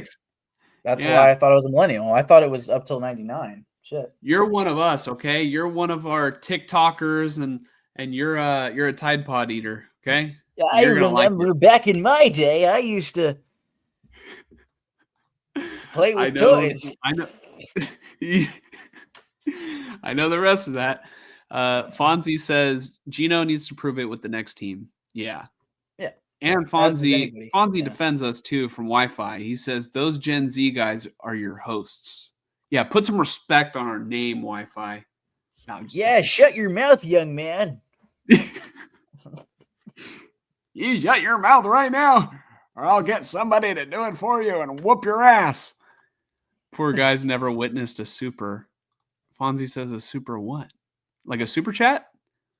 We will eventually. We're still growing. Pause. Papa J says, my buddy is a 49er content creator and he is 36. He is a lot like everybody here. You guys should come check out the show. It's called The Wolfie Show. I'm the mod there. I will check it out. I'll write it down. Hold on. The Wolfie Show. Shout out to The Wolfie Show. Let's see. The Wolfie Show. If you don't see me in there, by the end of the week, I want you to remind me on the next show. I do want to check it out. Will says, "Yo, Will, welcome back. I can't believe they got anything more than a 5th for Geno, TBH. The Seahawks." I don't know. I think for a starting quarterback, if you're gonna trade for a starting quarterback, like a 3rd rounder seems about right to me. Like I remember when I thought the Raiders were going to trade Carr, I was thinking 2nd to 3rd rounder, like minimum, you know. So maybe I was delusional, but also bear in mind Derek Carr had the leverage. But I don't mind it. Would I Okay. prefer to 4th? Fuck yeah, but All right. Well, we talked about how Geno has been sneaky good, right? Like not shown a lot. Like there was that one year, I think it was the first year that he was good, where he was on prime time like quite a bit because I think they scheduled the Seahawks assuming that Russell Wilson was going to be the quarterback. But like I will say there was something funky about the NFL that year as a whole. Scoring was down and everything, and like it just wasn't. It wasn't a great year for football, in my opinion. But what I will say is like a 49er fan perspective of Geno Smith or a 49er minded perspective is much different than other teams because every single time, like I mentioned the record, Geno was 1-4 against the Niners and would play horribly against the 49ers. But the Niners had a great defense and made him look bad. Right? Yeah. So I just, my takes on Geno is this guy that didn't beat the Niners until this year where the Niners beat themselves. That is most of my, I guess, memory or experiences watching Geno Smith. So I guess like that's also Will's, experience too, which is why he's like, I'm shocked they got more than a 5th, which I kind of am too. Or that's why I was like, a 3rd round pick, like that feels kind of high. That was my initial gut reaction. Remember, I even sent it to the group chat. I was like, for a 3rd, oof. Like I'm like, the Raiders are gonna fucking Raider, But yeah, I mean, the more I think about it, like it's more of a sound deal.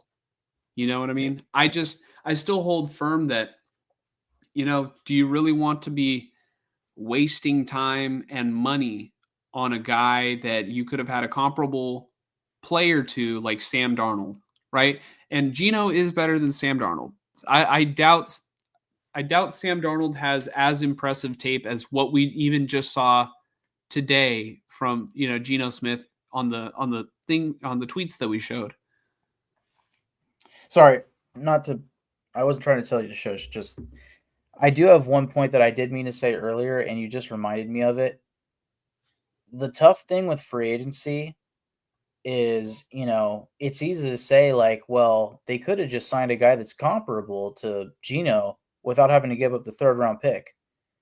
It's easy to say that, but it's not so easy to sign that guy when he has 7 other teams trying to sign him, Whereas trading for Geno, it really feels like it was just the Raiders and the Seahawks talking, and it was just a quick, here's a 3rd round pick, like fair deal. Both sides are happy. The Raiders get a starting quarterback in their mind, the best one possible at this stage after Stafford. The Seahawks get the pick that they probably wanted.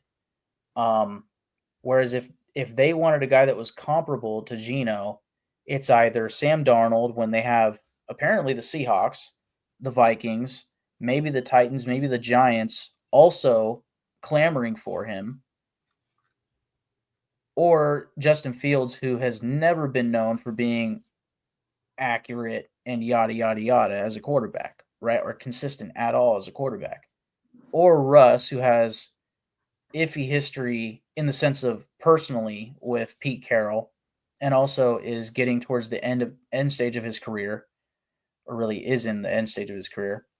It doesn't seem like the type of quarterback that's going to win you a Super Bowl anymore.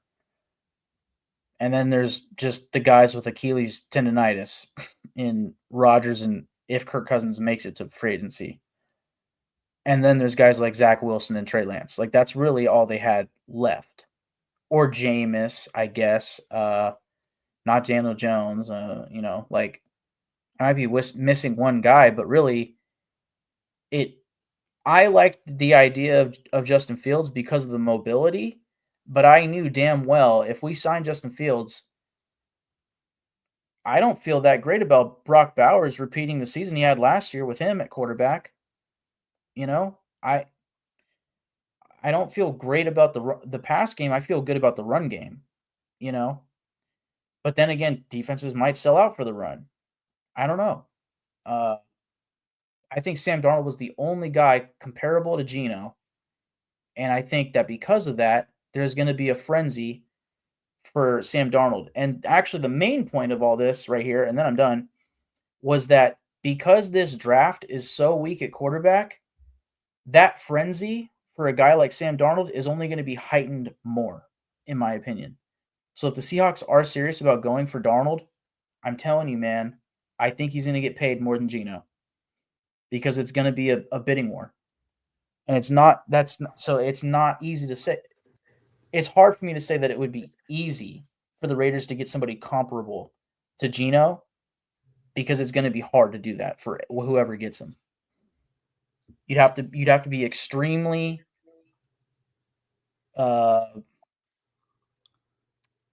you'd have to give a strong offer. You'd have to overpay to ensure that you get him. And we shouldn't be overpaying right now. Fonzie says they got a great quarterback. I know you ain't talking about who I think you are. Great? Jaguars. Great? I think Geno's good. He's good. Great? I don't know. Yeah, great is a strong name or a strong word. Fonzie says, I just hope the team will carry and supply the team. Yeah, John Spytek is just getting started. Yeah. Wi-Fi says, if I was Mark Davis, I would give Tom Brady the task of recruiting the future quarterback. For all we know, that's what they did. Right. And that's why I hadn't talked about it much until today, but I still think that right there is why Shedeur Sanders very well might be the pick if he's there at 6th overall. Because I know Tom Brady, I want to say, has high regard for Shedeur. Or at least he has history for him, for sure, with him. Mm-hmm. Papa J says, isn't Tom Brady restricted from being involved in player matters? When he's doing his pre-production meetings for when he's commentating, yes. And then he can't be involved with players outside of the Raiders unless they're given permission to seek trades. There have been moments where I swear Brady is not supposed to say something in the booth, and he does say it, and there hasn't been any consequences yet. But the NFL will be picky and choosy however they like about enforcing any kind of rules.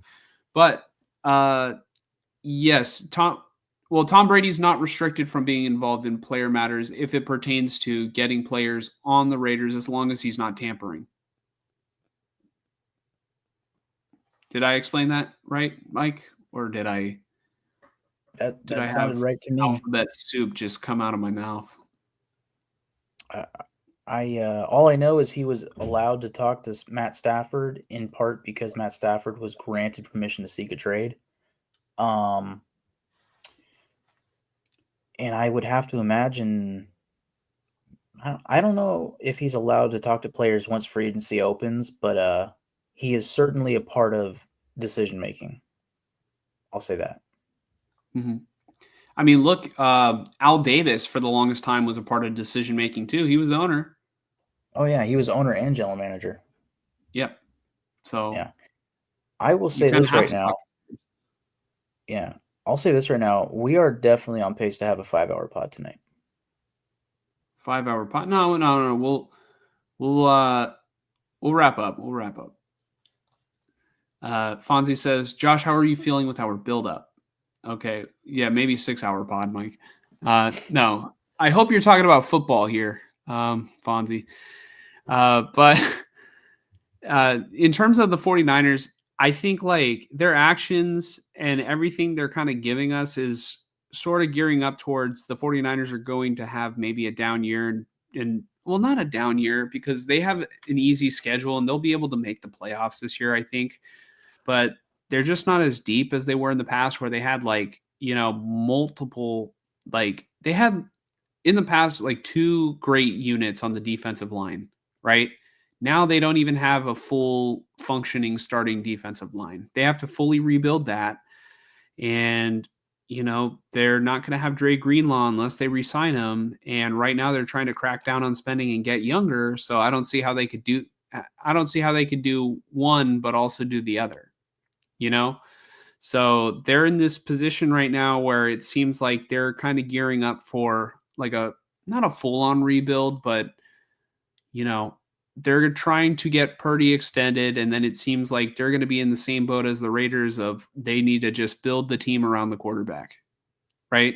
Whereas before they built the team for a quarterback, and then that team got old, and then it just kind of sucks because those players are not going to get a Super Bowl unless they get it this year. But it just makes me wonder what's going to happen to a guy like George Kittle, right? Because Kittle's in his 30s.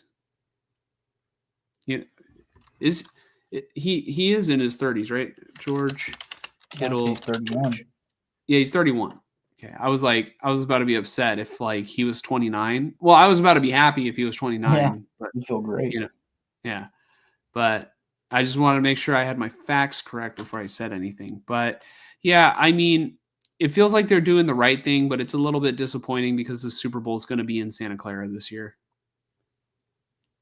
That's how I feel. Papa J says, you guys are cracking me up with the Gen Z stuff. Yeah, I'm just, I don't want to go into brain rot slang right now, but. Are you calling me old? Yeah, Mike's got the Riz, you know what I mean? Back in my day. Fonzie says you were super delusional. I don't even know what that's reference for. 1-4, 4-1. Shit's crazy. That is what it was. Maybe that was you talking about Geno versus the Niners. Mm-hmm. All right, let me rapid fire these because they're coming in hot. Let's see. What do you think about Cooper Rush being quarterback 2 for either the Raiders or the Niners? I think that's good. I think he'd be a good quarterback 2. I think it makes more sense now for the Niners. I think Aiden O'Connell is QB2 for the Raiders, and then QB3 should be a rookie. Fonzie says, bro, how sad are the Raiders? They literally got a backup's backup. Yeah, Mike. Did Chip Kelly want Geno Smith? How efficient will Geno be in Chip Kelly's system? That's a good question. Well, I think with his, mobility ability, I think he makes sense. My thought was they're either going to go for a game manager, like a Sam Darnold, or they're going to go for a mobile guy like a Justin Fields. And in my opinion, they got a bit of both with Geno, maybe even a little bit more, where you even have this gunslinger type ability. But essentially, we've seen Chip Kelly succeed on offense with a guy like Nick Foles in the past, and we've seen Chip Kelly have Mike Vick in the past. And he's mostly had mobile quarterbacks, and again, Geno has a bit of that. So I don't know. I think my guess would be that this was a collective thing between obviously Pete Carroll, also Chip Kelly, also Tom Brady, and very much John Spytek. And I think it was they came together and, man, we got to try for Stafford to strike out on that. All right, well, what's next? Well, you look at these free agents, and if it's true that they didn't really like Darnold, who was the top guy, they had to look elsewhere. and they, there was Geno. Mhm. And again, what else are you going to do? Like, there's no better option. So, Fonzie says, "Sorry guys, I'm on different chats. No worries. We're just happy that you're tuning into ours." Fonzie says, "Josh, what's your prediction for the Niners?" I predict that they make the playoffs, but they get eliminated by Philadelphia. Right? They're not on Philly's level, and I don't think they will be this upcoming year. But we don't know. Philly could be, content with their Super Bowl and then not be hungry anymore. So I don't know. It's very early to tell. They haven't even drafted yet, right? yeah. Papa J says Cooper Rush didn't do too bad. No, he did not. Cooper Rush overall record is 9-5, and some of those were not his fault. No, he played good. Cooper Rush was used to justify why the Cowboys should not pay Dak Prescott. Just a year ago, right? When those negotiations were coming on. They were talking about, is Cooper Rush better than Dak? I don't think so, but they were talking about it. Is Rush the next Darnold, Geno, or Dak? I don't think so. Feels like it's too late. Yeah. I think he's Cooper 32. Rush could be the next Steve Bono. Mike, do you even know who Steve Bono is? Back in my day, I used to watch a lot of Steve Bono. No, I have no idea. No, but Steve Bono was like the third string quarterback behind Joe Montana and Steve Young, and Steve Bono was actually pretty good too. Huh.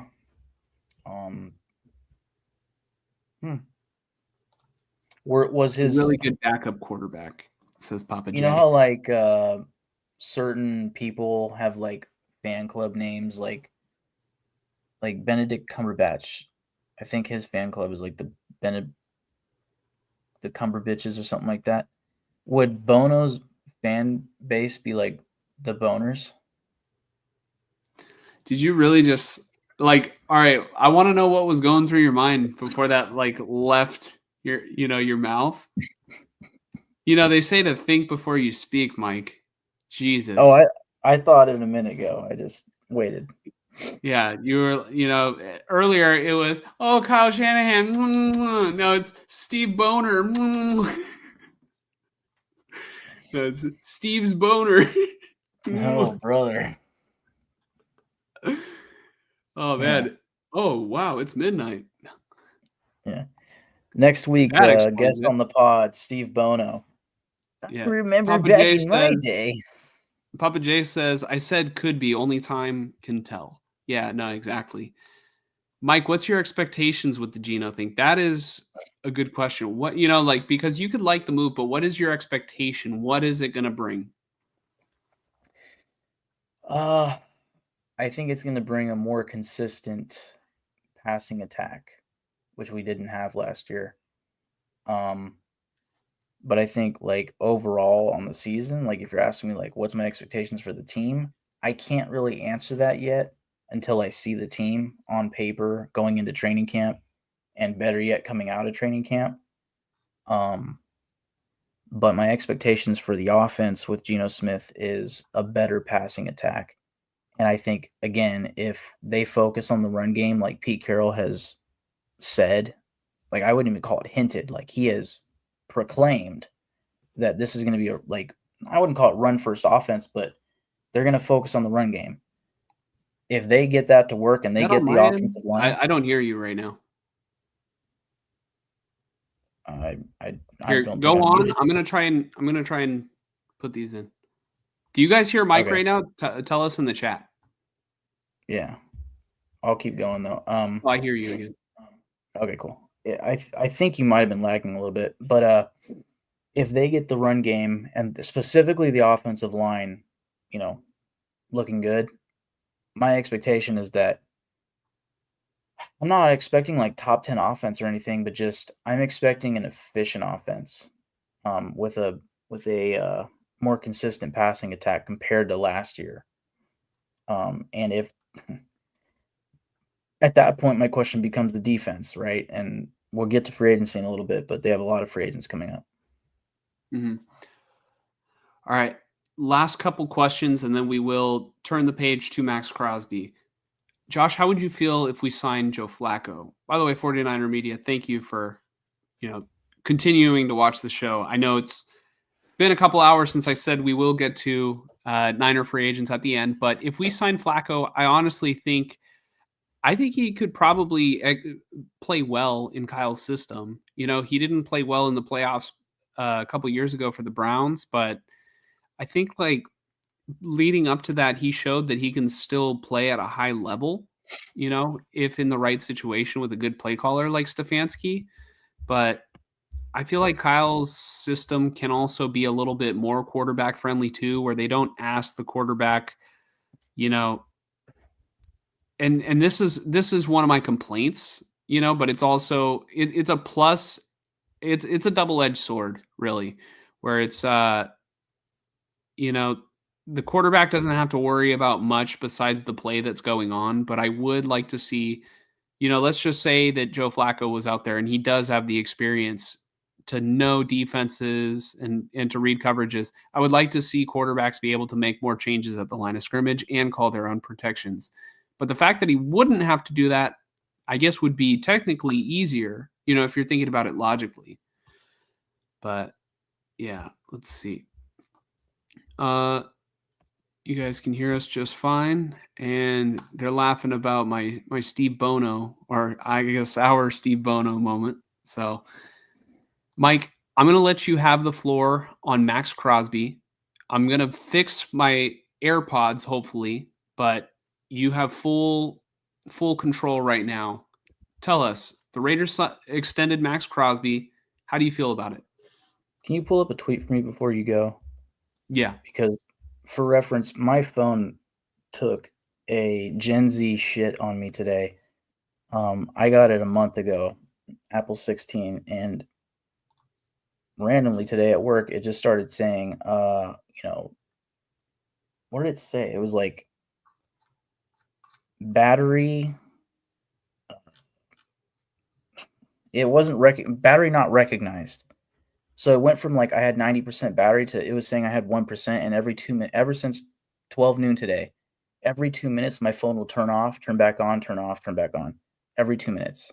Again, a 2-minute span. So I can't just pull up my phone right here and read the tweet. We actually have to pull it up. I would say keep going up. Keep going. Keep going.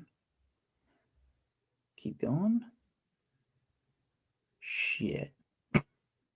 Okay, I guess I didn't send one with Crosby's. I just want to say the number, but it doesn't really matter. I mean, they signed him to a 3-year extension. There is. Isn't this? Oh, there you go. Well, kind of. That's just more context to it, but we'll go with that. I'll just go off the brain here. The Raiders signed Crosby to a 3-year extension that made him the highest paid non-quarterback in the league at a $35.5 million average. Point blank period, the Raiders re-signed Crosby. There were worries from some fans and hopes for other fans that Crosby wanted to leave the Raiders. If you watch Crosby's podcast, you would know that that's not true. What is true is that, he needed assurances based off of his contract not having guarantees anymore. It was never he's demanding a trade. It was never he wants to leave the Raiders. It was simply, if I can't win here, at some point, something has to change. That's all he was saying. And if that has to be him demanding a trade in a year or two, depending on his contract, then there you go. But instead, the Raiders, once again, because just like a year or two ago they did this, once again they compensate him for being the best Raider that we can remember in the past, 20 years. So, once again, they signed him to this mega 3-year extension. But in the last 20 years, I mean, Charles Woodson was also a Raider. And he was fantastic, but not as long term. He was only like with the Raiders for like 3 years on that second stint. I could be wrong on the years, but he had a big effect and stuff, and I love him to death. But what Crosby has done is bigger, I think. No I mean, offense. there was Sebastian Janikowski, Michael, highest scoring Yeah. Raider of all time. 1000%, but There was, well, I guess Crosby has outgrown the Khalil Mack, the Khalil Mack. yeah, although that defensive player of the experience. year and all pro at 2 different positions was probably the best season for a Raider in the past 20 years, Khalil Mack. But overall career, I think Crosby, and like taking it, like being the face of the Raider is one thing, but also like taking that all the way. Like he has done such a great job of taking over for Derek Carr as the face of the franchise, for a team that needs that. And on top of that, he's he should be a perennial all-pro, but he is an all-pro guy. But basically what this tweet is alluding to is just because, and I said this with like Derek Carr's contract earlier relative to Geno Smith. They'll announce Geno Smith's contract as the full potential. So if it's a 3-year, $140 million deal, that doesn't mean that all $140 million is guaranteed, right? In the same breath of when it's announced that Crosby signs this 3-year extension that makes him the highest paid non-quarterback in the league at $35.5 million per year, they're not talking about the 2 years that he was already under contract for. So you hear 3-year extension. Okay, so he signed on for the next 3 years. No, he signed on for the next 5 years. The extension, that's the key word, was extended onto 2 years. So when you average everything out, these 2 years plus 3 years, his average is actually $29.5 million per year, which I believe puts him at the second highest average per year at defensive end. So in his overall contract that he's now under contract for, he's not even the highest paid defensive end, even though he just reset the market. It's interesting. But at the end of the day, doing this is huge for the morale of the team. Like if you piss this guy off to where he demands a trade, you trade him, forget it, blow the whole thing up. Because nobody's going to want to come here in free agency. Not anybody that wants to win, right? And the morale is just down. And you just lost your leader. So, it's huge. Yeah.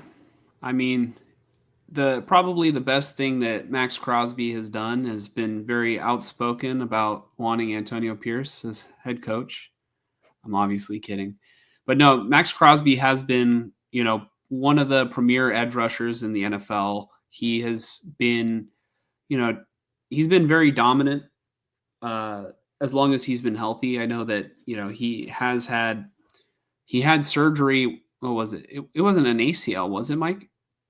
This year? No, I think maybe this year was an ankle.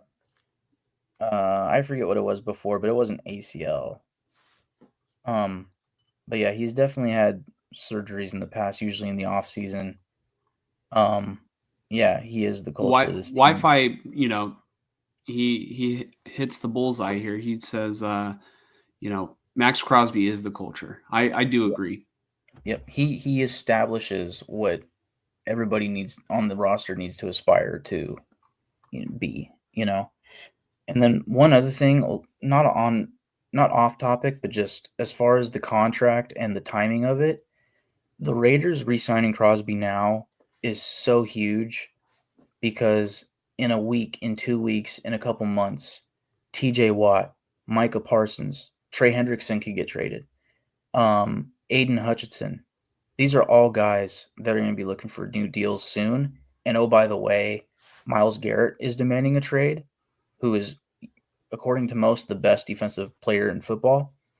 When they all sign new deals, they will all get more money on average. They will reset the market. and Crosby's deal will look like, it won't look like chump change, but it'll look phenomenal. How much is it per year?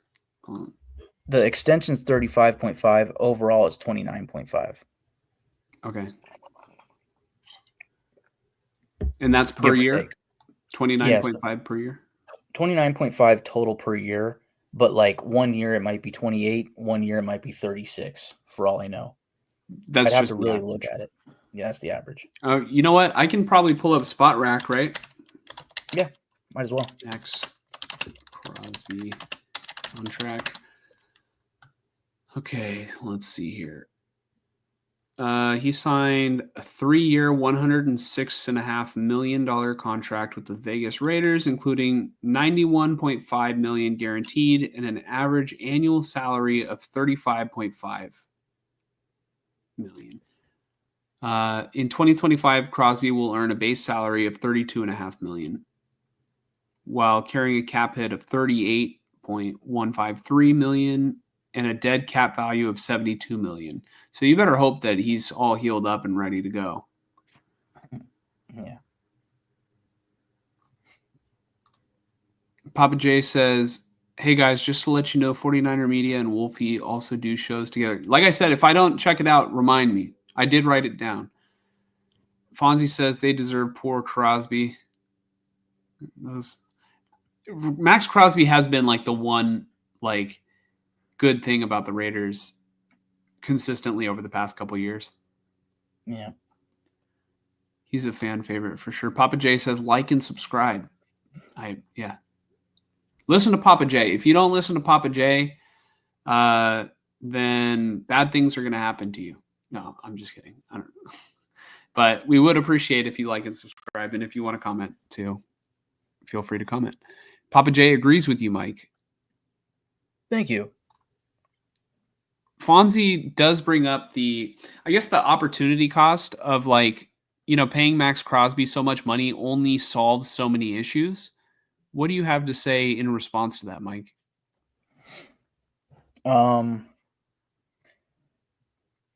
That is 1000% true. I think my thing is that most teams have at least one guy that's getting paid a lot more than everybody else. So as far as like, oh, this really hurts our cap space or something like that, I'm not worried about that. You know, I'd be more worried if we didn't have Maxx Crosby because it's no guarantee that you're going to replace him. So they just need to keep adding. Fonzie says, poor Crosby, he wanted to get out of there. No, he didn't. He wanted to, I think he wants to be a Raider for life. Unless they don't, like if the Pete Carroll situation doesn't go well, I think he wants out. Yep, 1000%. And I think his contract I want to say he's got low guarantees the final like 2 years of this extension. So like they probably tacked all the guarantees onto the 2 years that were already here this year, next year, that were non-guaranteed. If I had to guess, but I don't know for sure, to where, if I'm not mistaken, his final like 2 years of his contract are like extremely tradable. So I could see it where if in the next 2 to 3 years, nothing changes, they don't make the playoffs, Geno Smith a bust, whatever it is, he could be our way to pick up draft picks and just start over. Yeah, assuming that he's still the same caliber player. Yeah. Wi-Fi says Nick Bosa and the 49ers D-line or Maxx Crosby and the Raiders D-line. As of now, I would take Maxx Crosby and the Raiders D-line over Nick Bosa and the 49ers D-line. I don't even think it's close. The Raiders also have Christian Wilkins. Yeah, and if you're counting free agents, you have Malcolm Kuntz, Keelan Chason, Adam Butler, super underrated defensive tackle. Yeah. Papa J says, bam. And just like that, Crosby is the richest non-quarterback in the NFL. Yeah. Fonzie says, don't become that team, though. 49ers defensive tackles are just depth guys. Yeah, like, you know, Malik Collins, Jordan Elliott. 49ers definitely need a reload. Do you have anything else that you kind of wanted to touch on for the Raiders extending Maxx Crosby, or do you want to jump into players that they could add to him, to be his teammates? I want to jump into free agents once I get my AirPods situated. For sure. Papa J says, "Shit, for $33 million a year, even I would be a Raider for life." Yeah, I mean, I'd do it for $1 million.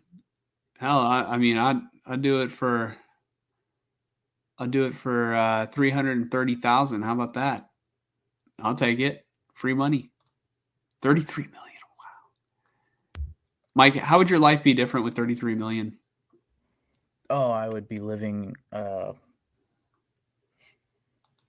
somewhere where yeah, I'd be done.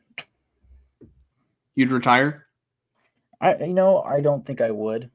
I would just not let many people know that I have $33 million. Would you let me know? Maybe, probably. Fonzie would not do it. Fonzie's not a sellout like all of us. Mike, would you be a Niner for life if they offered you $33 million? What about for $1 million? Like I have to just disown the Raiders, or like what? Well, I guess, be a part of the organization or whatever. Because Maxx Crosby, he's being paid $33 million, and he's not even technically a Raider for life. He's just playing for the Raiders. Right. I guess it depends on the terms, but yeah. Anyways, let's get on to free agency. Let's do it. Mike, which free agents should the Raiders sign? Let's bring out the spreadsheet. Oh my. We haven't opened this bad boy in a while. It has been a long time. Where do you want to look? Well, let's look at offense. You can zoom back in a bit just so that everybody can see. Really quick, just to give a rundown, the top where you see Geno Smith, Aiden O'Connell, Carter Bradley, those are players that are on roster. And then below the gray line where it's like, go back up, where it's like 28-5, below that, with the guys in red, those are the free agents. Where's Gardner Minshew? Technically speaking, he's not an impending free agent because we are cutting him. So basically, these are guys that the Raiders might be considering bringing back. If you're cutting a guy, you're not bringing him back. And if you want to find who we cut, you can go down and a little bit to the right. Right there at released. Ah, there's Gardner Minshew. Yeah. Raider legend. Yes, indeed. I'll never forget him. So, and then the colors. So the colors at the top for the positions are kind of highlighting of a need or not. Red meaning we really need help. In fact, I meant to put quarterback in yellow, and I would say wide receivers in yellow too. Like, I don't think they need a true number one. Like a lot of people think, like, oh, we should trade for DK Metcalf. I'm kind of a different opinion. I think Jacoby Myers is fine so long as Brock Bowers is your tight end. You just need another guy that can spread the field, And I think Tyler Lockett could be the Tyler Lockett would be a perfect guy to add in to be a sure-handed guy to go along with Jacoby Myers. But I still need. What happened? Dude, now you got. It's the way that you said. I'll never forget him. Like it just it just really dawned on me. He was so bad that you'll never forget just how bad. How bad you guys had it. And then I just I was like, the Raiders really had Gardner Minshew running around playing quarterback, and you're just like, never forget him. And then I was trying so hard not to laugh that it made me laugh even more. And I could hear you giggling because I'm over here laughing. Yeah. Fun, so man. Basically, man, I would change it. In fact, I can change it. Why not? You can still see me right now, right? Yeah, I can see you. Excellent. I'm changing this right here to yellow because essentially the way that I feel about quarterback for this roster now that we have Geno Smith is we have a starter. We just need youth at the position. We need. Oh my god. Fucking A, dude. All right. Oh my god. Okay. It's like being back in high school and it's like, please, can you guys stop laughing during a test? And it's just you can't stop laughing. We're in the classroom. All right, focus up. I want to be high on pot news. Oh shit. The friggin' Key and Peele sketch. Oh man. And you know what? I'm even gonna. This is tough. Let me see. Right guard. Yeah, this is tough. I'm gonna put left guard also at yellow.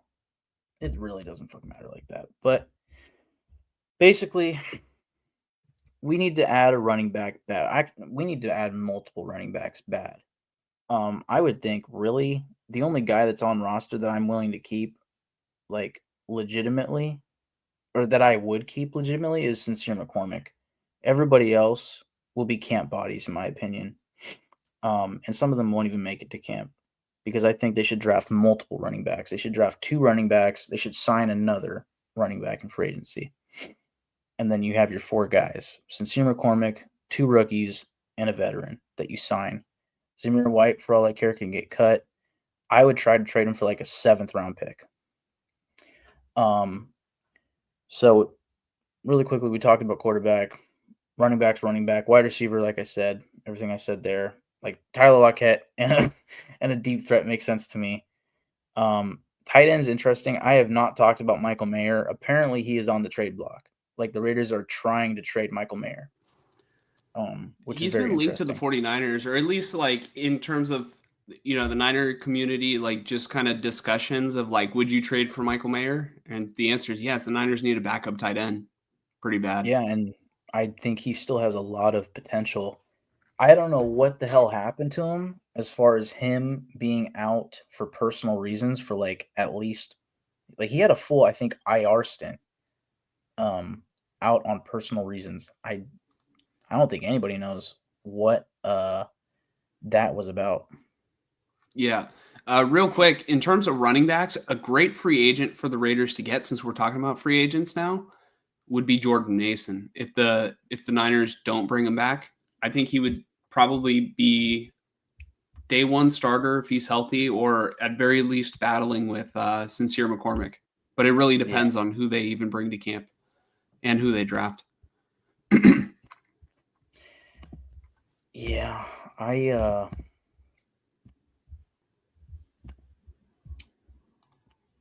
I would expect the Niners to keep Jordan Mason, but if somehow they allow him to hit free agency as an unrestricted free agent, that immediately becomes a guy that I would love for the Raiders.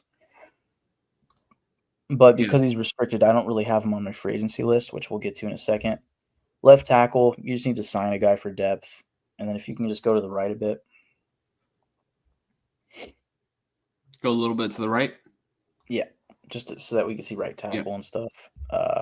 Jordan Meredith, restricted free agent. He, along with a few other guys like Kanai Mauga, Matthew Butler, and Sam Webb, apparently signed restricted tenders. I don't know if it's actually true that they signed them, like it's finalized, or if they were just given the tender by the Raiders, and it's essentially now just waiting for them to sign them. But I'm just going under the impression that they are on the roster for 2025. Jordan Meredith being the biggest one. He was a solid starter in a pinch. I want to say he actually passed up Dylan Parham at right guard. But he also may have played some left guard too. Don't quote me. I've just got him slotted in at left guard because there's nobody else there. Whereas right guard, Alex Kappa is a right guard. That's the guy that we signed like minutes before the Crosby extension was announced. And then you also have Dylan Parham. I expect a battle at right guard, and I'm hoping that they still sign a good guard or even draft a high-end guard in this year's draft for left guard. And then that's when I would feel more confident with the offensive line. But now that Andre James was cut today, Jackson Powers Johnson is unquestionably the starting center for years to come for the Raiders. They really just need to figure out the interior. I'm curious what this regime thinks of Delmar Glaze at right tackle. I'm hoping that they feel that last year's tape was, good enough to feel confident that he is the right tackle for years to come. But that's not a for sure fact. So, free agency will be telling. Let's get into the defense, and then we'll get into the free agents. So let's just slide down a little bit and go to the left. Okay. So obviously we got Crosby. Snowden's another guy that I believe was given an offer or a restricted tender sheet. Tender. Christian Wilkins coming back from injury. Otherwise, mostly depth at D tackle. Jonah Laulo was interesting last year. At defensive end opposite Crosby, the starter right now penciled in is Tyree Wilson. I'm not comfortable with that. I've heard a lot of people talking about the defensive line is the Raiders' strength right now. Going into this season. Yeah, it's top heavy because of Crosby and Wilkins, but you need depth on the defensive line. And we saw the Eagles win this Super Bowl because of their defensive line. And I think guys like Kayvon Chaisson, Adam Butler, and Malcolm Kuntz are guys that you need or are like guys that you need along with Maxx Crosby, Christian Wilkins, and even Tyree Wilson. In my opinion, it's killing me because we're getting close and it's starting to set into me of wow, free agency is happening. And it's not just, I'm excited to sign some guys. It's also, I really don't want to lose these guys. Specifically, Adam Butler, Malcolm Kuntz, Robert Spillane, and Trevon Merrick. I do not want to lose them. And we're going to lose at least one of them for sure. And I think it's going to be Merrick. I think Merrick's gone. And that sucks because he's kind of one of the best free agents available this year. So at that point, if under the assumption we're losing Merrick, I'm really pulling for Malcolm Kuntz and Adam Butler.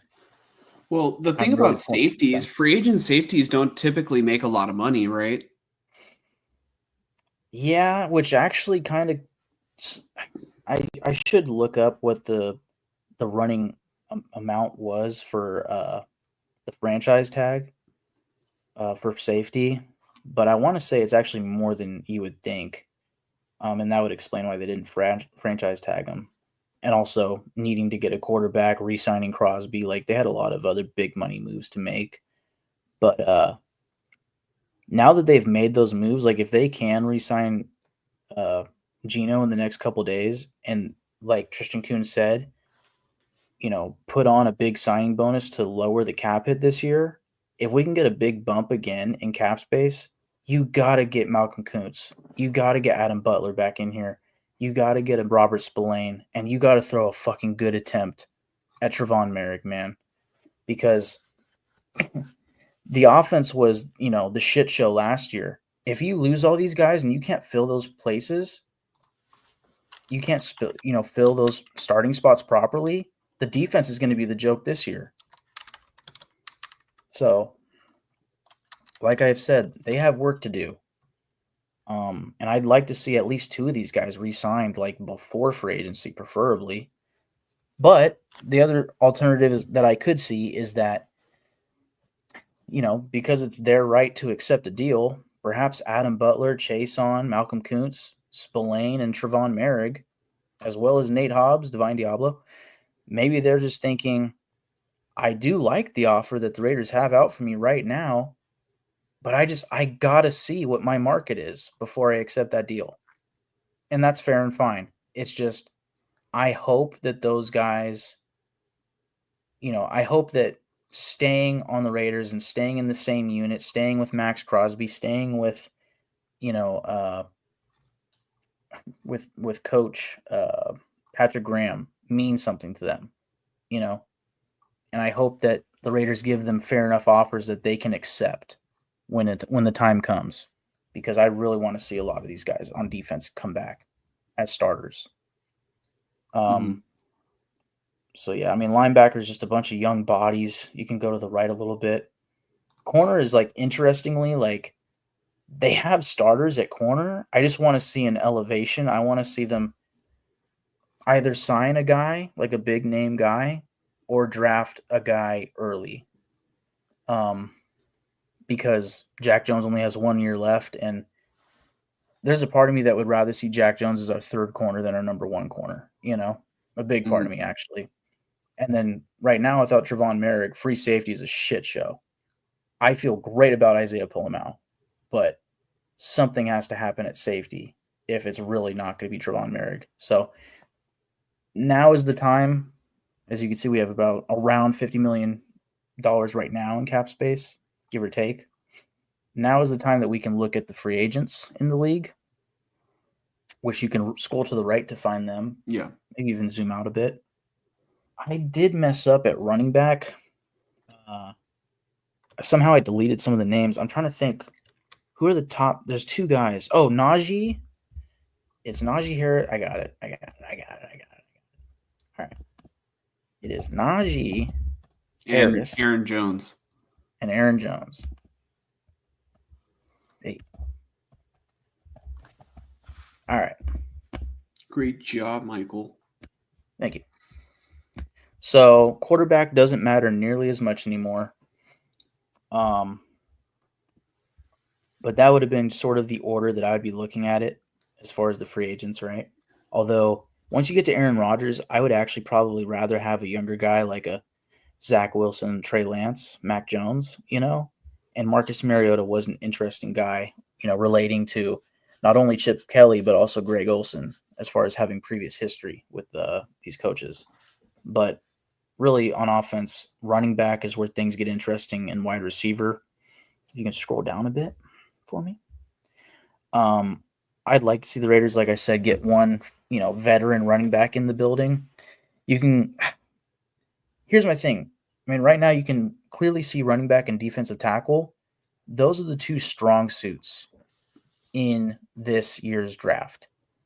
So my question kind of is, why in the fuck would I pay top dollar for one of those positions when I can draft a guy for the cheap, financially, and I can spend that money on a wide receiver, which is weaker this year, or on a linebacker, or really probably we're going to need on a safety or on Malcolm Kuntz, Why would I spend up at D tackle or running back, especially running back, considering this year's draft?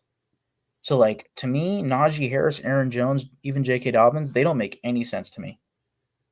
They really don't. I like the idea of Najee Harris is enticing, but financially, I'm just stop it, dude. I'd rather take Javonte Williams on a prove it deal.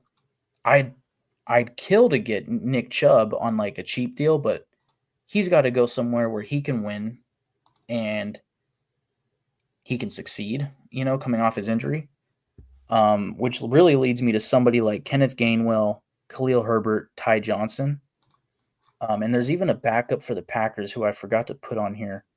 It's obviously not the rookie from last year. It's the other guy.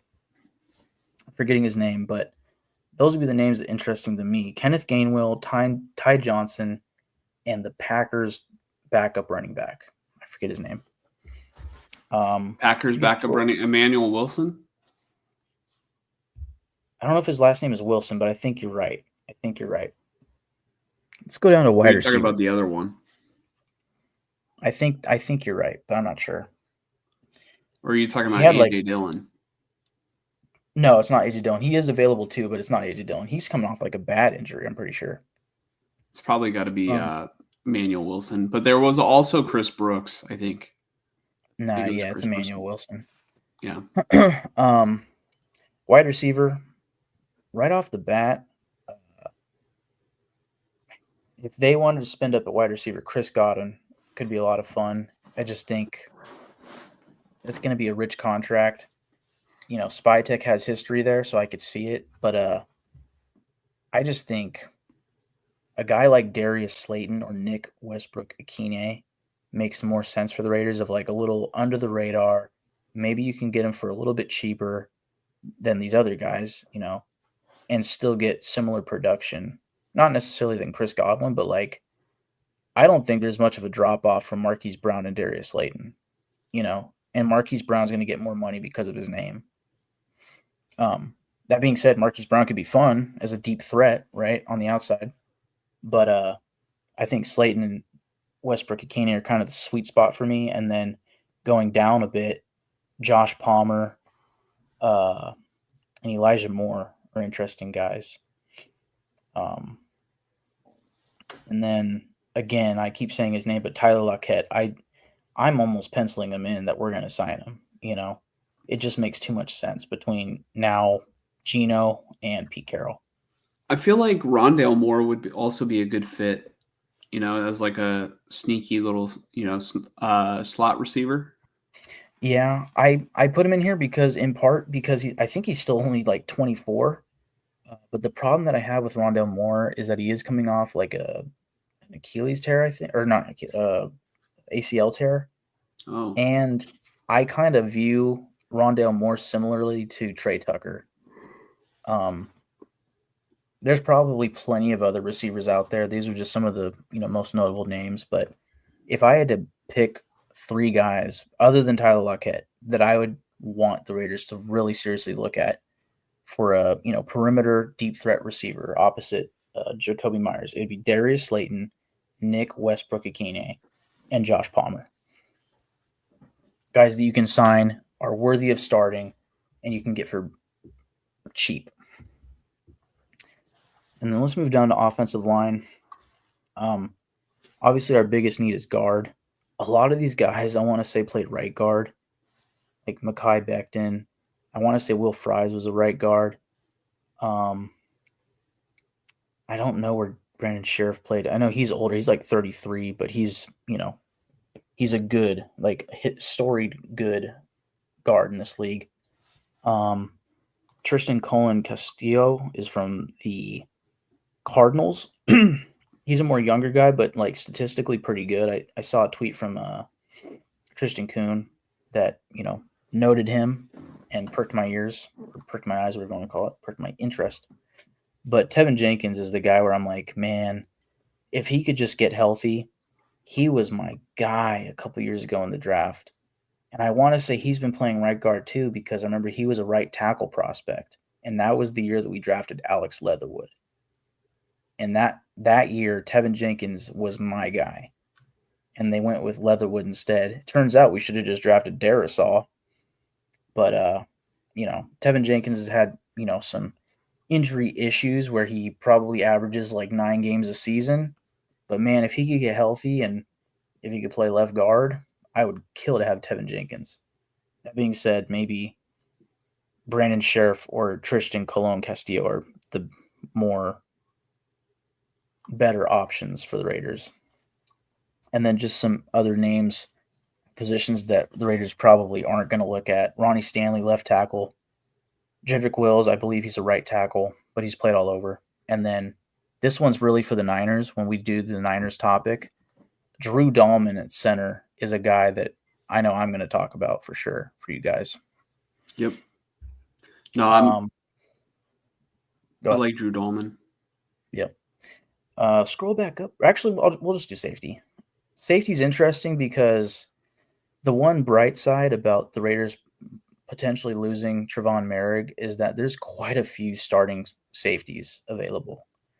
Obviously Merrick. Javon Holland is kind of like the big ticket safety this year. It's either Merrick or Holland, depending on what you prefer. Like Merrick is more of he doesn't show up on the other team's highlight reels, but also he doesn't have like crazy stats, whereas Javon Holland is more like the ball hawking type of guy, I think, and more multiple, Mm-hmm. Justin Reed is super underrated. Oh no, I want Justin Reed on the Niners, but Yeah. he's going to be expensive, I think. Yeah. Even though I said safeties don't get paid a lot, but for a team that's cutting back on spending. Yeah. I think if somehow Justin Reed goes for less than Merrick, Justin Reed would be a great replacement for Merrick. But my guess would be Justin Reed wants to get paid because I would assume he's won Super Bowls with the Chiefs. Talanoa Hufanga, not much to say here as a Niners and Raiders pod. Hufanga would be fun, especially opposite Isaiah Polamau. Like that'd be two pretty hard hitting guys. Although Hufanga's a strong safety, right? Or is he a free? He is. I want to say he's a strong safety. Yeah, he gives the strong safety vibe. So Hufanga's fun in theory for the he's Raiders. a strong safety, but Yeah. I mean, I guess the reason why I was confused too is because that's Jair Brown's spot, Mm. and Hufanga came back this year, and then it was Brown, and then Mustafa mixed in back there too a little bit. So Yeah, Hufanga's fun in theory, but he's another guy that you just can't really count on having a full season healthy anymore. And if he's already not the same position as Merrick, it's like, well, why would we waste too much more time talking about that? Whereas I think Andre Sisco is kind of maybe the sweet spot for the Raiders to replace Merrick if he does leave. And then Julian Blackman and Jeremy Chin. Jeremy Chin's interesting. I think he's more of the strong safety type too, but he's also just very interesting, athletic, mhm. Another interesting position is corner.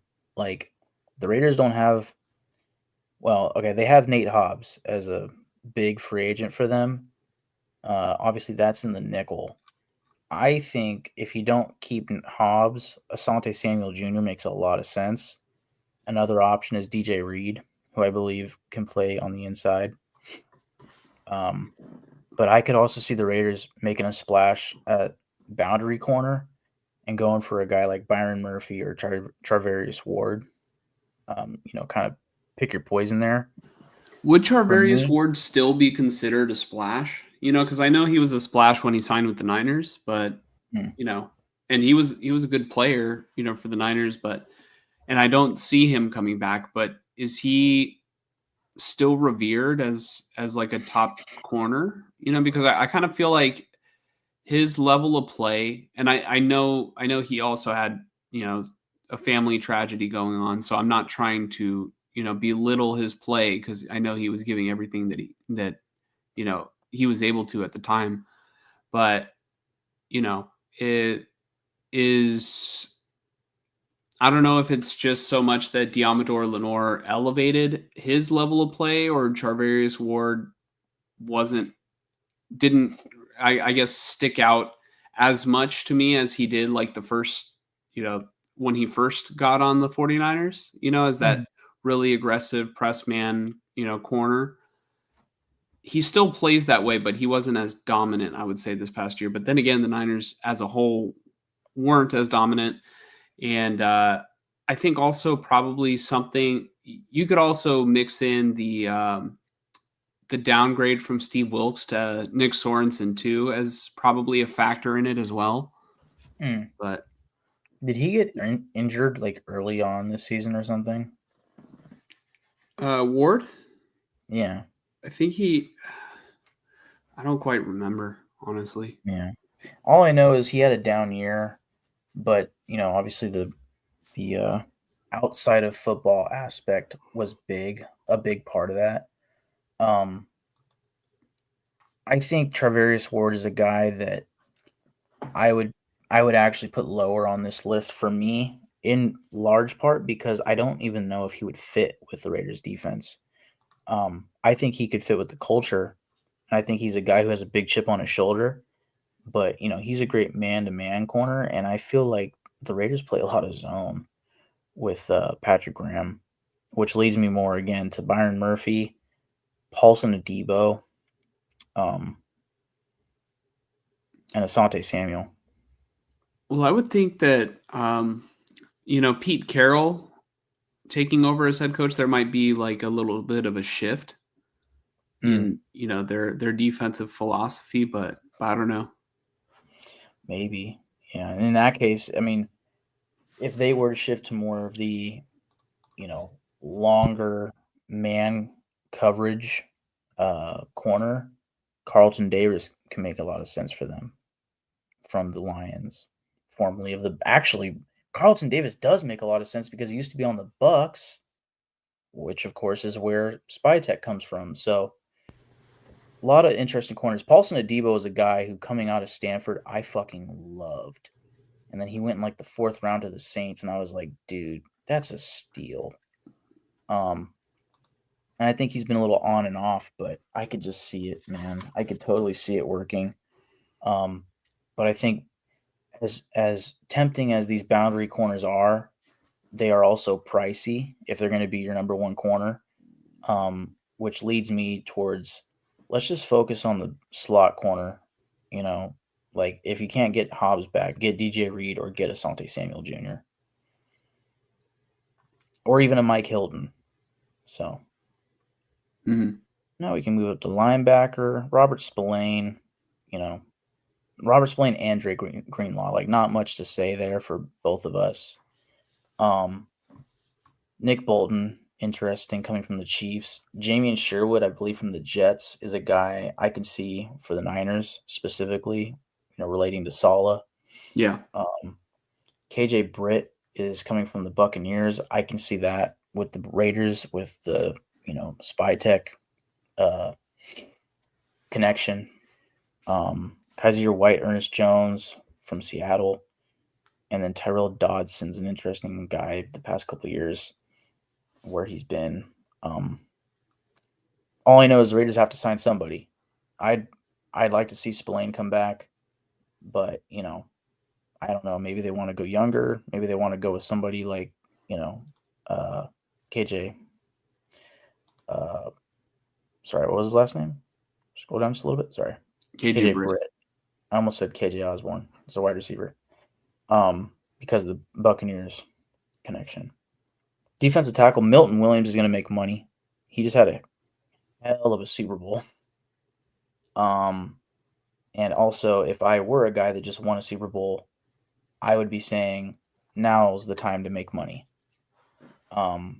Which, as fun as it would be to just pair 2 great defensive tackles next to Maxx Crosby, that's a lot of money, and I just think there's no need to get all sweet and whatever you call it, extra, when you can just re-sign Adam Butler for probably not too much money and have literally one of the top 10 best run defending defensive tackles in the league. Well, if you want to beat the Chiefs, the blueprint is to have a sweet defensive line. I mean, we've seen it in both Super Bowls that the Chiefs have lost. The Buccaneers defense was just absolutely swarming Mahomes in the first Super Bowl, and then we saw what happened in February. This past February with with the Eagles. Yeah. I mean, really, if you just haven't, the Raiders just need their defensive line to stay healthy, because last year, between Kuntz going down before the season started and then, Christian Wilkins going down, it's a completely different line. And at the end of the season, Maxx Crosby was out. Like, they had nobody except for Chason. So, and Butler. It was just Caleb Chason and Butler. So, I'd like to see the starters stay healthy. I'd like to have a starter like Malcolm Kuntz opposite Crosby. I'd like to have somebody like Adam Butler, coming back to keep paired with Wilkins. But at defensive end here, like I just said, I want Kuntz back. But if you're not going to bring Kuntz back, if you really want to get crazy, you could look at Josh Sweat. I could see that as like the shocking signing for the Raiders. There's a fun fan service Khalil Mack signing out there, but I think Khalil Mack is ring chasing, as he should be. So I think if I'm Khalil Mack, I'm going to a team like the Packers or the Ravens or the Bills, And hey, he went to Buffalo. Like, go to the Bills, Khalil. Go to the Bills and go win a fucking Super Bowl this year, my friend. Why wouldn't he come to the Raiders? They just got Geno Smith, and they've been talking about how they're a win now team. Yeah, because we know that they're not winning the Super Bowl this year. But this year can be a good stepping stone towards that. Khalil Mack can just sign like a 3-year deal. Surely they'll win in the next 3 years, right? Yeah. Well, I don't think Khalil Mack's playing for 3 years. No, Mike, we had a deal already. Aren't the Raiders supposed to be playing the Super Bowl in Levi Stadium? We had a deal. Yeah. Hey, what if? For those of you who don't know, should sign with us. For those of you who don't know, last year Mike and I made a deal like early on that it was early on in the season, maybe even before the season started, but it was like around the time that it was announced that the 49ers that they would be hosting the Super Bowl 60 at is it 60? Yeah, Super Bowl 60 at Levi Stadium. They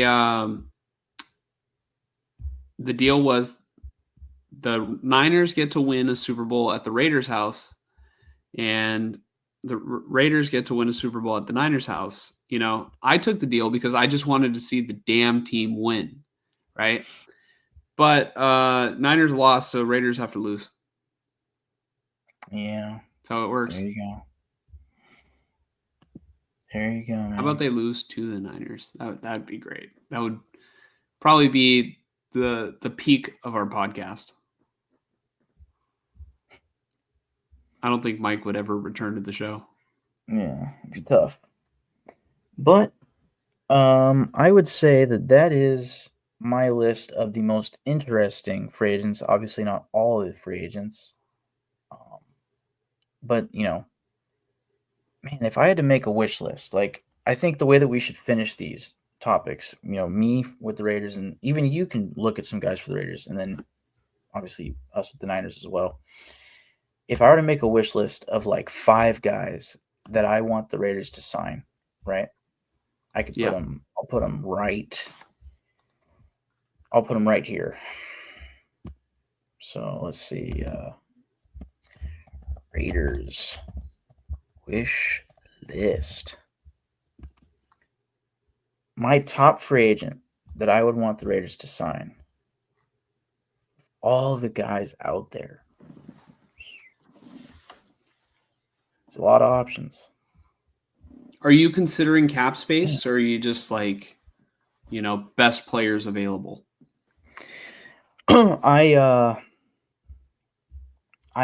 would, I'm trying to consider like a realistic wish list. But like, obviously one big ticket guy, right? Which really, in a way, Geno Smith is that guy, but they still have the money to make one more, I think. Man, you know what? That's funny. I think my eye just keeps coming back to this guy. I think, damn. I just wonder if he would fit. My eye goes to Byron Murphy.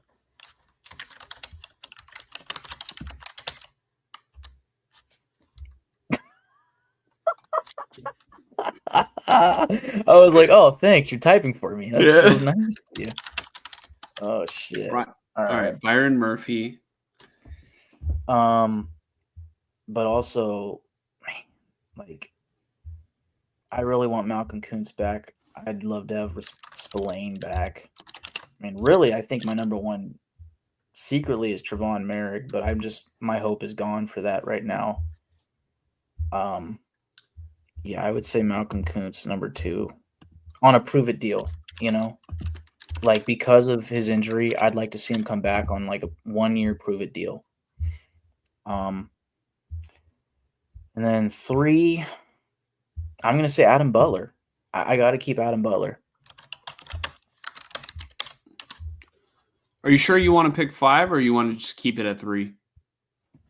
No, let's go with 5, man. We got to go big. Yeah, this is where I wonder if we can even afford this. I'm gonna, because of the positional need, I'm gonna say Andre Cisco, safety.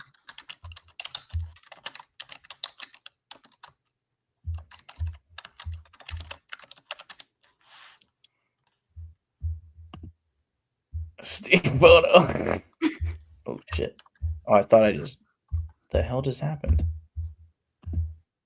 I thought my computer just fucking glitched. Oh, I feel like this is way too much money, like on a wish list. But under the assumption that we're not going to get these 5 guys, my 5th guy is Asante Samuel Jr.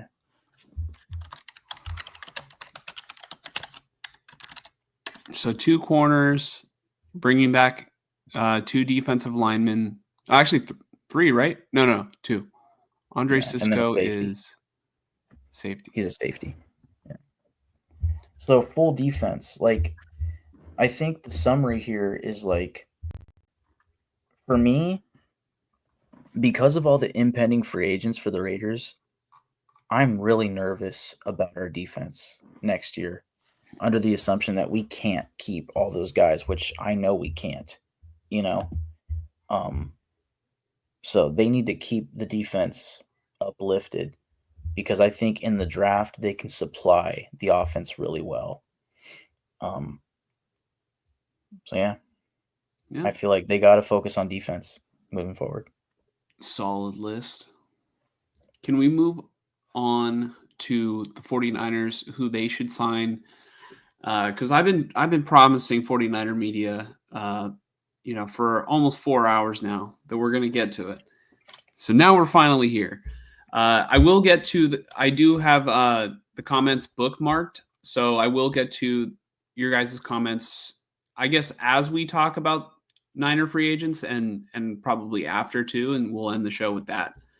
But we're going to talk about which free agents the 49ers should sign. So I did have a list primarily on the offensive side of the ball of, players that I think could fit with the 49ers. Obviously,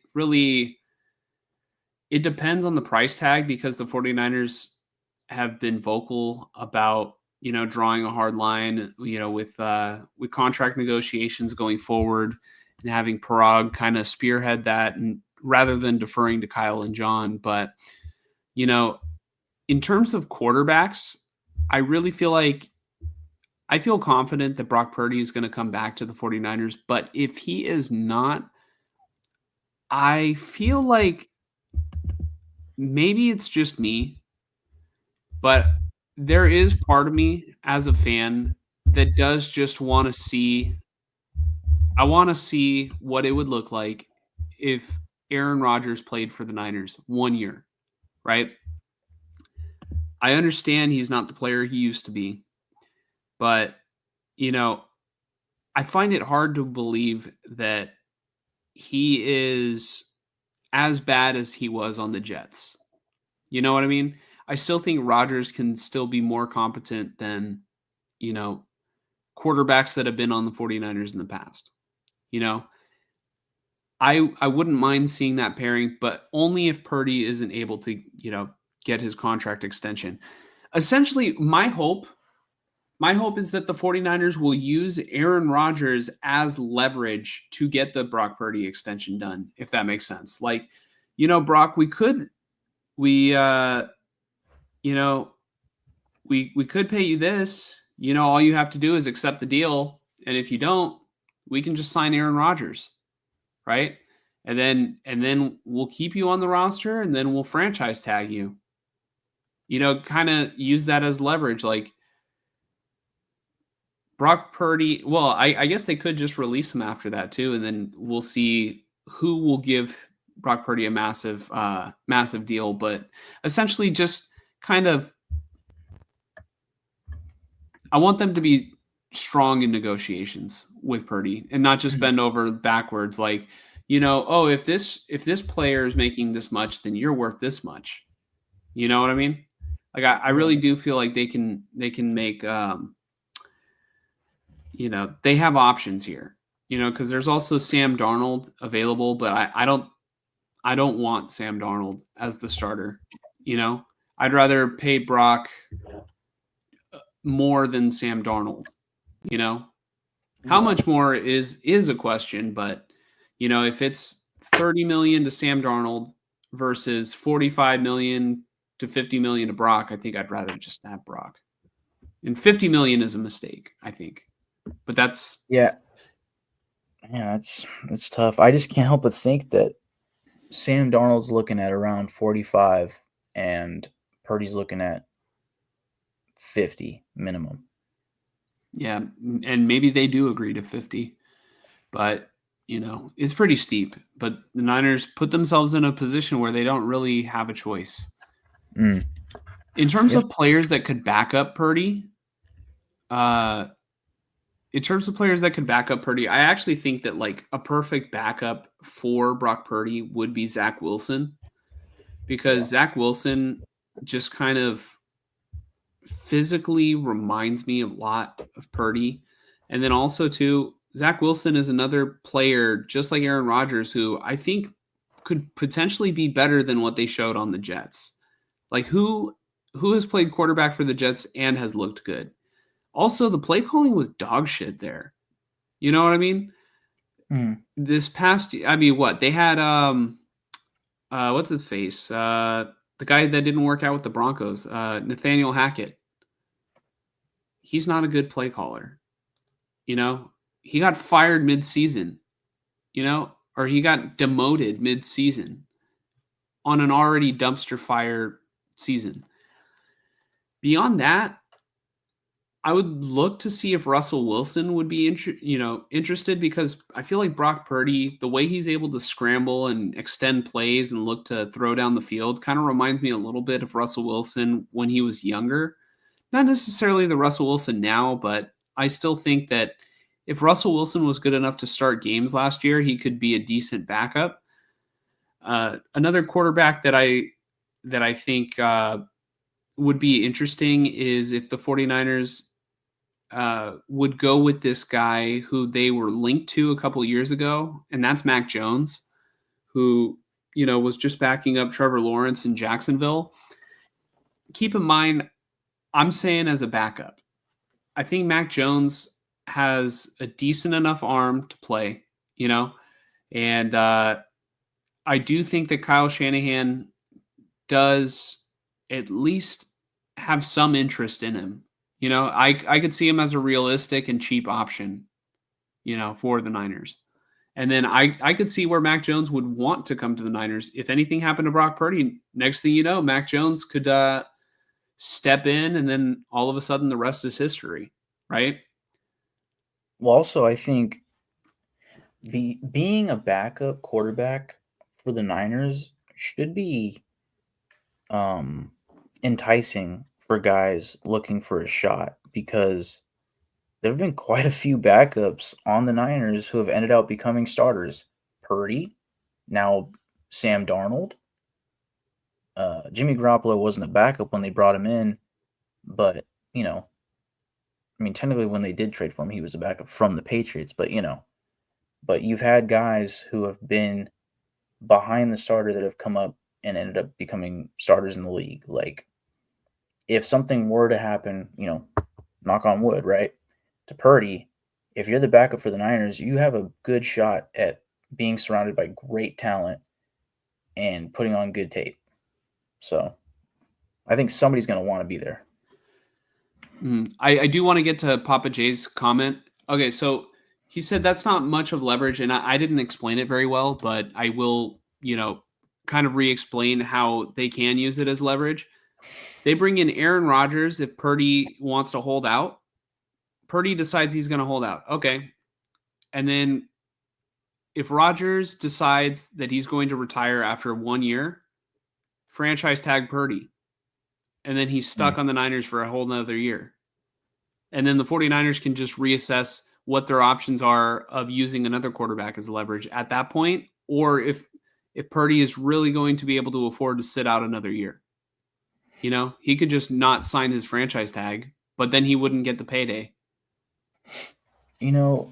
I don't really see this for Rodgers because he's probably demanding a bunch of money, and then at that point, it's like kind of the same argument that you had about Geno for the Raiders of like, well, why are you paying that much for a quarterback? Blah blah blah. I think the quarterback that would make more sense if he were to become available, aka he gets cut, is Kirk Cousins because you can get Kirk Cousins at the vet minimum because he's getting paid by the Falcons regardless. It'd be the same as Russell Wilson last year. The problem is I don't think the Falcons want to cut Kirk, so you're probably not going to get Kirk Cousins. But we know the history between Kirk Cousins and Shanahan to where that would actually make a lot of sense. And then you could try to do the leverage play at Purdy, but I've never seen the scenario that you're throwing out there right now. I don't think I've ever seen where a team expects a holdout, so they sign another starter at quarterback to leverage the guy that they want. And then Well, the reason it doesn't make sense to me. the reason why we haven't seen it is because teams just bend over backwards for mid quarterbacks. We see it time and time again. Yeah. But okay, so then at that point, to me, what you are saying, and this is kind of what you were saying to me about the Raiders, if you believe that, then the Niners should trade up for a quarterback this year. Like if you believe like we're bending over for a mid quarterback by signing him to a $50+ million per year, then you should get on getting a rookie right now because, if it's not worth it to you, then you better have a backup plan that isn't, oh man, I hope we sign Sam Darnold. Like that's just worse. Mm-hmm. Papa J says, do you really think that the 49ers are going to do him dirty like that? It just seems very unrealistic. No player would want to play for the 49ers if they start to treat their star players like that. Here's what I will say. I started off by saying I'm confident that they're going to re-sign Purdy. They don't really have a choice. They don't have another choice. So I really do believe they're going to end up re-signing Purdy because the other options are not good. But I would hope that they are tough in the negotiations. But in terms of them doing players dirty like that, the 49ers said Parag can be as ruthless as they deem necessary.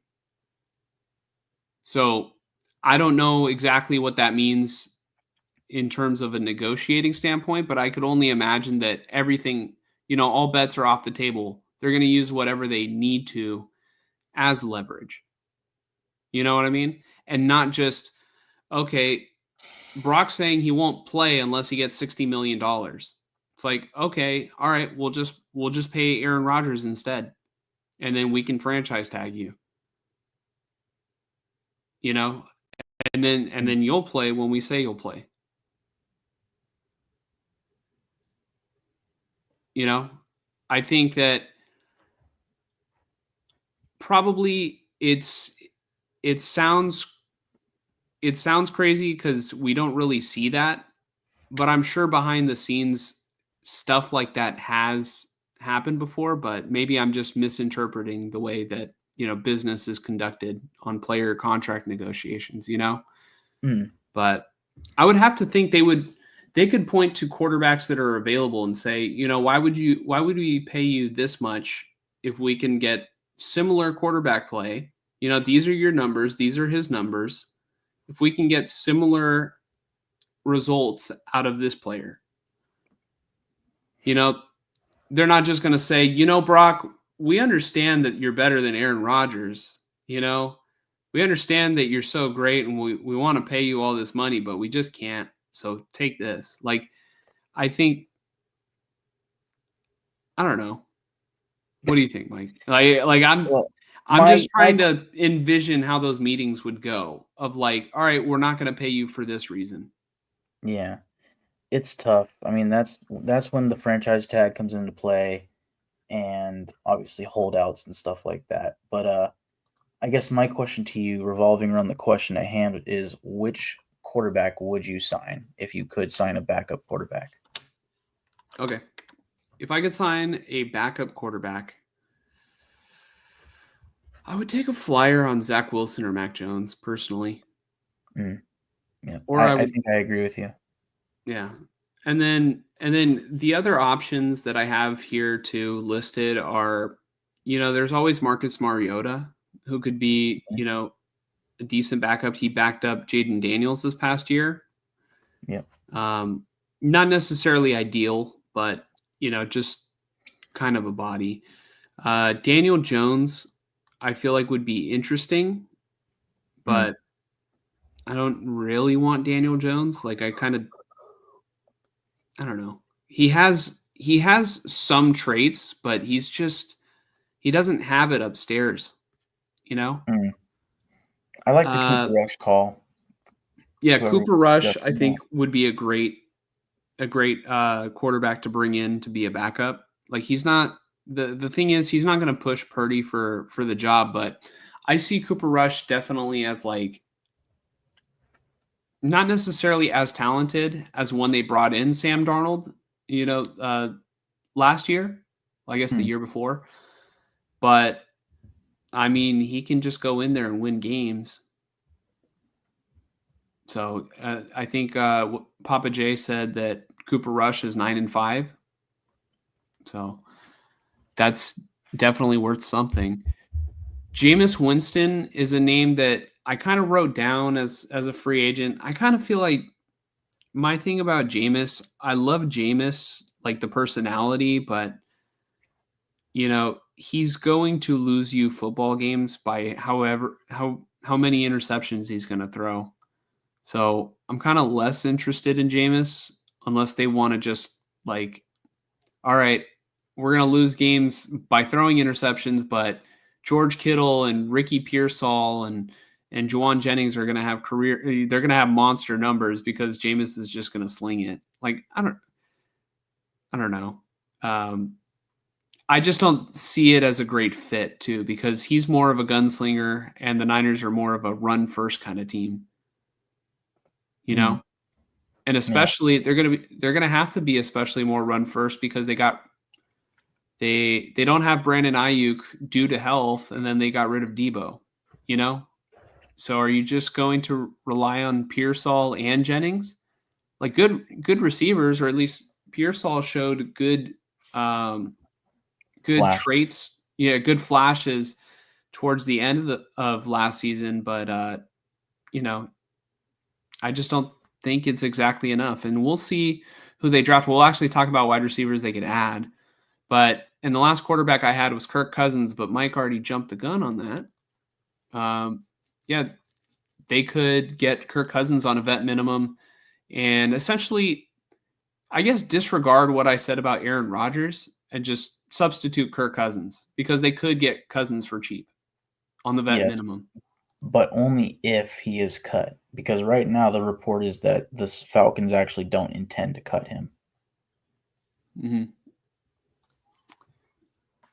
In terms of running backs, really, I looked at all the list of the free agent running backs, and I'm kind of the opinion the 49ers really shouldn't sign a running back, except for there were two guys that stood out to me of potential names, but they're both restricted free agents. But luckily, one the 49ers can place a tender on.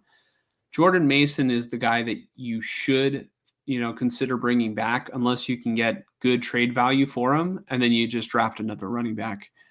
But I like Jordan Mason. You just might price yourself out, which is the main reason why you would want to trade him, is because you might not have the money to pay for him. But there's Jordan Mason, and then the other guy is Jaylen Warren. I think Jaylen Warren would be interesting. Yeah, I like seeing the way that he rushes the football, but he always would split the backfield with Najee Harris, and I'm not too big on bringing in Najee Harris, to be honest. I just don't think he's that explosive. Right. For wide receiver, so a lot of the free agent receivers are kind of like in their 30s, I could see a guy, and what would probably be my favorite that wouldn't maybe cost a lot would be Keenan Allen. I could see Keenan Allen being a replacement kind of for not necessarily exactly what Debo does. Like Keenan Allen's not going to give you the running back stuff and really not a lot of the wide receiver screen stuff, any of the end arounds, but I feel like Keenan Allen is a really good route runner, and he could be maybe like another Juwan Jennings, but it really just depends on the price tag. Devontae Adams would be a great signing. The only problem is the 49ers are not necessarily, they're not selling to the fans right now that they're going to be a very competitive team. It's kind of, they're kind of in rebuild mode. And why would you pay Devontae Adams a whole lot of money and give him a massive contract when he's kind of old, and the Niners say that they want to get younger. And by the time that they're ready to win, I don't think that Adams is going to be, fully worth the contract by that point. And then there's Chris Godwin, who's coming off was it an ankle injury, Mike? What was like a dislocated ankle? Yeah, dislocated ankle. But I think it's just dislocated. Yeah, and so Chris Godwin, I'd say I was more interested before the injury, but after the injury, I mean, he's going to be expensive. He's going to be 30, so it's kind of like in the same boat as Devontae Adams. But, Keenan Allen, I feel like you can get a little bit more of a discount than the other two that I just named. Then we get into some younger receivers, and then, one last older receiver, Tyler Lockett. It's just, I don't know if he can still really contribute to being a massive contributor to a football team anymore, but he is another free agent that just kind of caught my eye. The guy that I feel like if the 49ers wanted to still have some form of gadget plays in their offense, I feel like they can get Mecole Hardman. He's still just 26. He's very fast. They could use him on end arounds, and he could be that speedy receiver that maybe Danny Gray was supposed to be a couple years ago, but he never worked out. So, I mean, he could kind of help replace the gadget element that Debo had in the offense.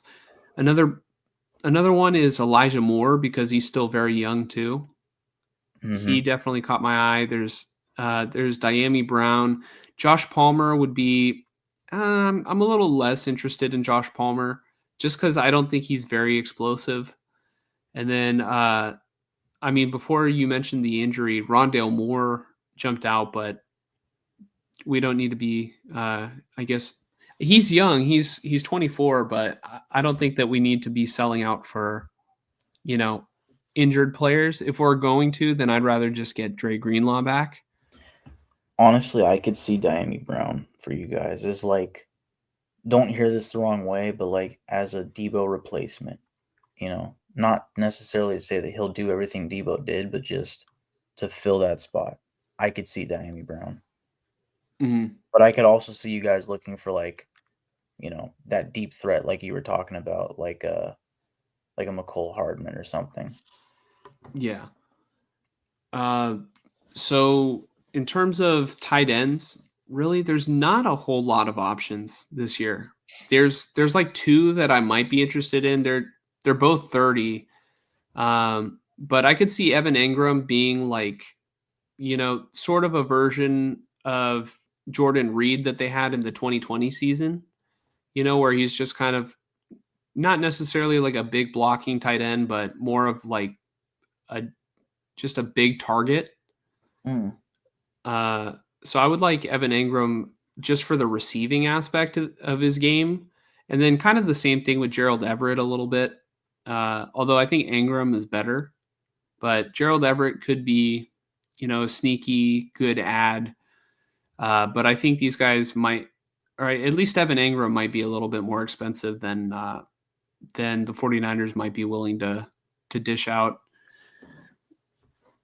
And then other tight ends that are available there's Mike Gesicki, but he's okay. There's Juwan Johnson, and really there's not much else. I think Tyler Conklin also might be a free agent tight end. But the 49ers should be looking to draft a tight end. So, we'll see. And then for the offensive line, I guess we'll just talk about the main guy that the 49ers are linked to and that all the rumors have been, sort of talking about. We can talk about Drew Dahlman now.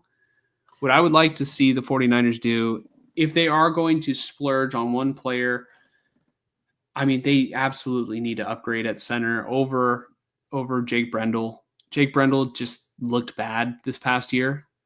Yeah. Where, I don't know if I just didn't notice it the year that we went to the Super Bowl, but his regression was really bad this year. He's like getting knocked on his ass and shit. And, I feel like besides left tackle, I think center might be the most important position on the line.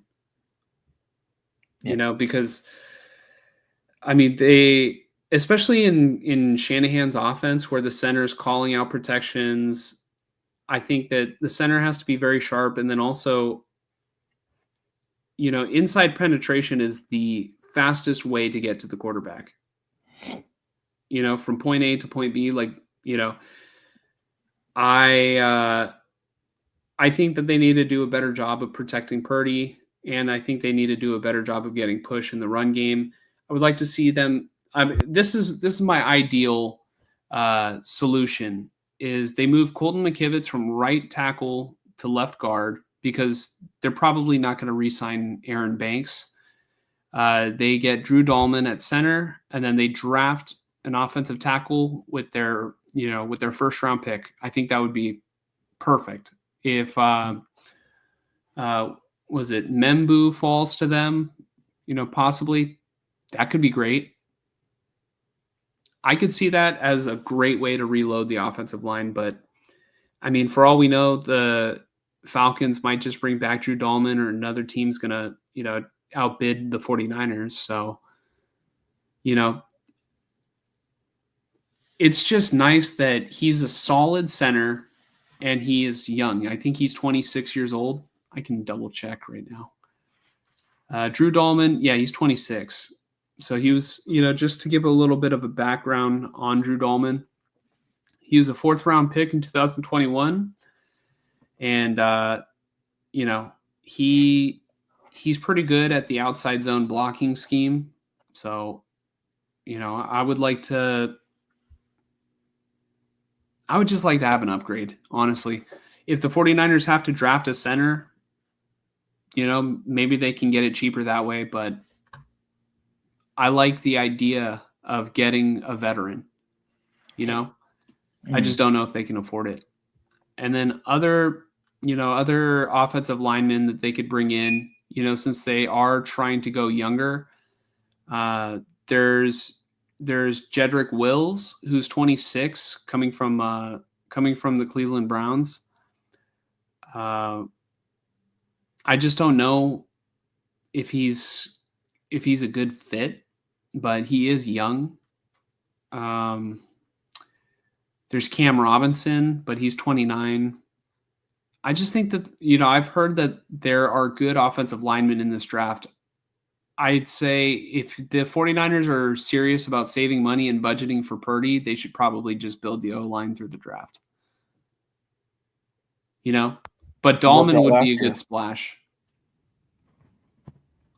It did work out last year when they drafted Pooney. Yep. So if they can just keep hitting on players like Dominic Pooney, I think that would be great for them. I'm less, I guess, eager to discuss free agency when really they don't have a whole lot of money to work with. Yeah. Especially with the Debo dead cap hit. But, a player that they can think about bringing back is Aaron Banks, but he didn't really play that well this year. He had kind of a down year after showing some promise early on. There's also Mekhi Becton, who was he played pretty well this year on the Eagles, but the Eagles have a great offensive line, and sometimes, you know, a player who is underperforming or having, I guess, kind of a down couple years, when they join like a good unit, it's easy to look good. Like Aaron Banks has been playing next to Trent Williams for his entire career. And then Trent Williams did kind of battle injuries. So could that be linked with Aaron Banks's fall off a little bit? Possibly. So, yeah, I don't know. In terms of the defensive side of the ball, Mike, I'm going to kind of look at your list again, but another player that the Niners have heavily, been tied to in reports has been Joey Bosa. What do you think about the idea of Joey Bosa going to the Niners? I am not a fan of Joey Bosa because of his Chargers tenure. But I would have to admit how cool it would be to see two brothers on opposite edges on the same line. I don't think that's ever been done before, so I'd be into it. I think that'd be cool to see. Mm-hmm. I think it would be really cool to see, but I'd say only do it if you can get Joey Bosa at like below 10 million per year, or like if you get him at 10 million per season, then possibly. But I just don't see how they can want to get younger. They can want to cut back on spending and then splurge on a 30-year-old pass rusher. A 30-year-old pass rusher with like injury issues at that. Like injury issues, and then incentive based. Yeah, incentive based. That could also work too. Here's the thing about Joey Bosa is, let's just say the 49ers get him at a discount, and then they ultimately get another edge rusher that is better than Joey Bosa, right? Because Joey Bosa has kind of underperformed in his career. Maybe some of that due to injuries, but also he just hasn't, I feel like he hasn't lived up to the hype of when he got drafted. And a lot of that has to do with injuries, but I don't think he's ever had a season with like more than 12 sacks. Mm-hmm. So as a pass rusher, maybe he's not as talented as, Nick, but, let's just say Nick has to miss some time, because he was dealing with the oblique injury last year. I feel like what better way to replace Nick Bosa than putting in his brother? Even if they're not playing on opposite sides, it's like, number 97 just checked out of the game. Who's coming in for him? Number 97, his older brother. No, obviously they'd have different numbers, but I think I like it more from the standpoint of like a story of just being able to play with your brother, because I have an older brother, and I actually have an older brother named Joey. So, that would just be kind of cool, but I don't know if it can happen financially. I know Mama Bosa wants that to happen. Papa J says, do you see a scenario where Nick takes a pay cut for Joey? I don't think so. Get your own job, Joey. But, I mean, I just don't see why Nick would have to take a pay cut. I feel like the 49ers would be like, well, why don't you take a pay cut for a better player? Yeah. And then, why are you willing to give a pay cut to have us overpay on, your brother? Like I get it logically. Like, that's his brother, but like still, it's a business, right? The NFL at the end of the day is a business. Let's see. Other players the Niners have been tied to, and then we'll get out of here for the night. Niners have been tied to Jamie Sherwood because he played on the Jets, and Robert Saleh, he was the head coach there. I think it would be good to add a player like Sherwood, who already knows Robert Saleh's scheme defensively, and then also he might be like a less risky acquisition than bringing back Drake Greenlaw at a high price. But when Drake Greenlaw is on the field, I feel like he makes such a huge difference with his energy. So it's going to be tough to see a player like Greenlaw, leave in free agency. But I just don't know if it's going to be the correct decision to pay a guy who's coming off an Achilles injury, who didn't show that he could play an entire game without being able to not walk after.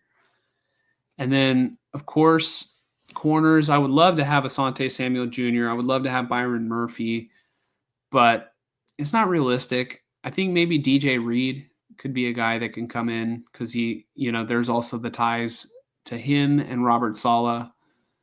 So, just a player to look at. And obviously at safety, I would like to have Justin Reed. I feel like he's a hell of a player, but I mean, they have Mustafa. They have, they would realistically need to upgrade over Jair Brown because I think Jair Brown regressed this past season, but maybe Robert Saleh can get the most, the most out of Jair Brown this upcoming year.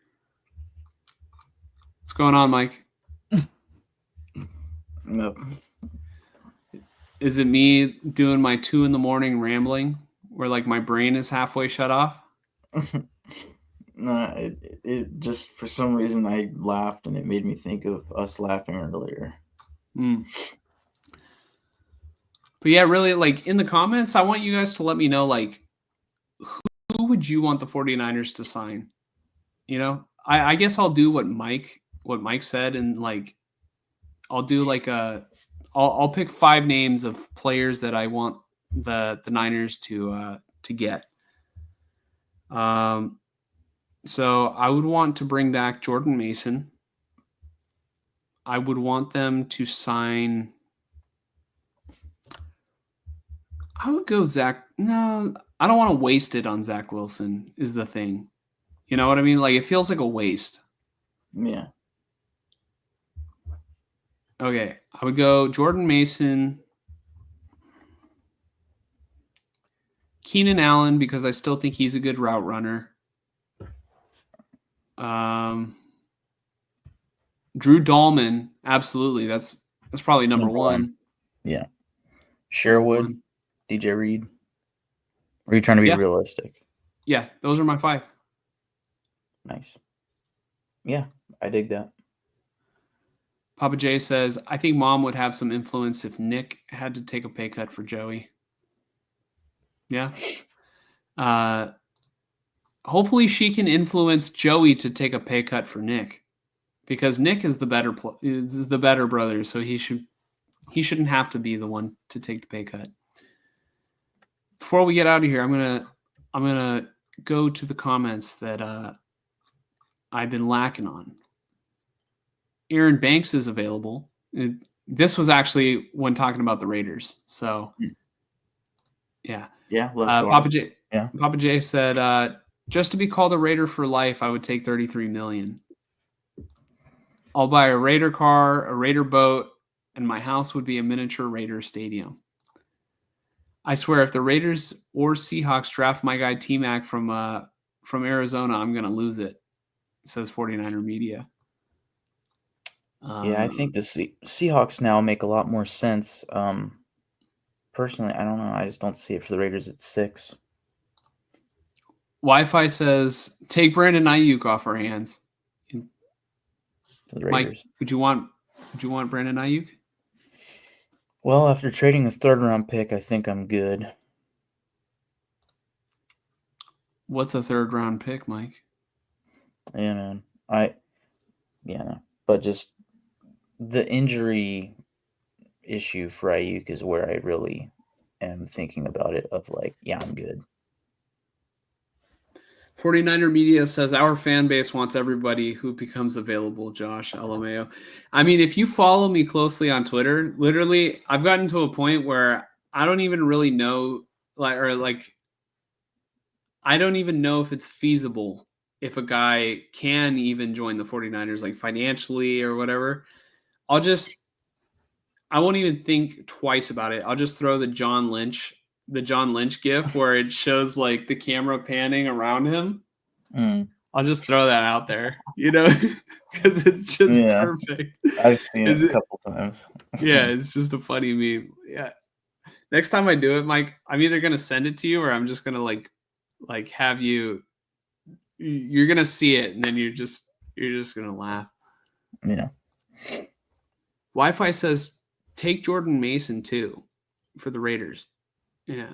I'd love to.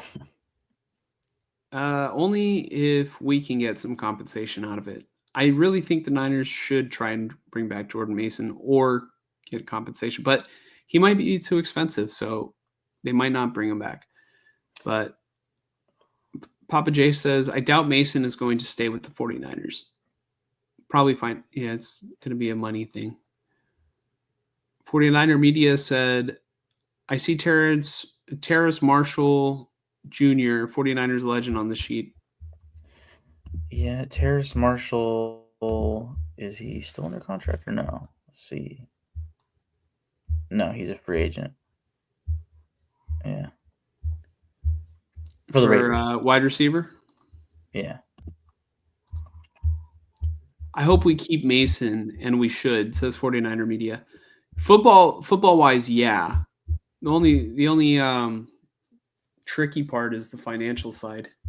You can just draft another running back. You can find another Jordan Mason. He's really good, though. He would be the starter right now on the Raiders. He would be the starter right now on the Cowboys. Wi-Fi says trade Mason. Yeah, if you can get good compensation. I do like him, though. Fonzie hopes he stays. Why do you guys want Mason gone? Well, I think I see if it's going to cost too much, you can just draft another guy and then have him for a couple of years, get fresh legs, Yeah, if it was up to the fan base, only Pooney and Warner would stay and everybody else would be traded. Yeah, I mean, if we lived in the world of Madden. Jordan Mason has trade value, and that's why, in terms of why Wi-Fi would want to move him. Let's see. Everyone with trade value not named George Kittle can get it. Yeah, the only issue is 49ers. I mean, Kittle's not young, man. I think he'll still be good for another couple years, though. I'm hopeful that he will be. But you just never know when players reach their 30s, and start to get up there. I do think Kittle should be a Niner for life, though. But he, at the same time, if the Niners are not going to be serious about winning a Super Bowl, I would be gutted if George Kittle never gets to win one. Merrick doesn't stand out, though, says Space Beast. And talking about how you wanted Trevon Merrick back. Yeah, that's kind of my thing with him is like, I almost wonder if that's why the Raiders might let him walk, but at the same time, like a defensive back not standing out is pretty similar to like an offensive lineman not standing out. Like, that's a good thing, essentially, of like a lot of the times offensive linemen stand out either because they're Trent Williams and they're just a fucking insane beast, or most of the time it's because they're giving up sacks. And it's like, God, this guy again, that's usually the standout. For me, corners, it's like, fucking there he is again. He didn't turn his head around and now he gets a PI. Eli Apple. Give up another touchdown. Yeah, it's just like he's sticking out like a sore thumb. Like, Merrick doesn't show up on like any highlights for other teams. I take that as a good thing. Like, I just think he's just a guy that he's not going to wow you with like the turnovers and the ball hawking awareness, but he's doing his job. Mm-hmm. Space Beast says Spot Racket has him at 15 million per year, but it sounds like too much. Yeah, that's tough. That's definitely tough. Papa J says, in fact, I don't want to get rid of anybody other than Elijah Mitchell, Jake Brendel, Aaron Banks, and Colton McKivitz. How about Jake Moody? Papa J even says, shit, I forgot about Moody. Let's see. Josh Sweat and Becton raid the Eagles. Yeah. If Mekhi Becton can play left guard, and I can see it for Josh Sweat if they want to do one big explosive, addition. They could say, if they don't keep Malcolm Kuntz, Josh Sweat could just be like, let's just go all in on the defensive line. Wi-Fi says tear it down. Papa J says Wi-Fi is treating the 49ers like the Berlin Wall. Bring the motherfucker down. It's pretty good. Drew Dahlman is in my wish list. Yeah, mine too. For once, besides Trent Williams, could we invest in another great, like a good offensive lineman? Pooney definitely is good. Papa J says Ward is physically more capable and is outstanding and should be looked at as a top cornerback. I think it's a question of whether I think what's in question is more his mental state of mind. Yeah, I mean, I hope that he can eventually, get peace, right? It's I couldn't imagine. Let's see. Wi-Fi says the only good thing about Rodgers coming to the 49ers is he'll get Shanahan fired. You know what? Maybe. Just forget that I brought up Aaron Rodgers. Just pretend that I said Kirk Cousins, because Shanahan and Kirk Cousins can coexist, and I know Aaron Rodgers and Shanahan cannot. So just forget that I brought it up. I'll take my L, my self-appointed L. Okay. So I'm wearing it. Let's see. Last couple comments. Papa J says, what we need is a quarterback that has the pocket poise of Dan Marino, the coolness of Joe Montana, the mobility of Steve Young, and the football IQ of all three. Man, that sounds like Purdy. Yeah, and the stamina of Johnny Sins, too.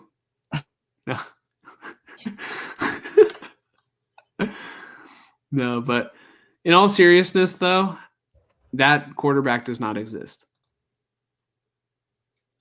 He just doesn't, unfortunately. Well, I guess I could just play quarterback, and then that quarterback would exist. Raheem Mostert is a free agent this year too. Just let him retire. I think he's kind of old. He was good the year before, but he was battling injuries this year.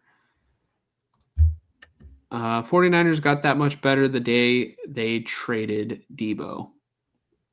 I think it was a step in the right direction. What do you think, Mike? Did they get better? Did they get worse? I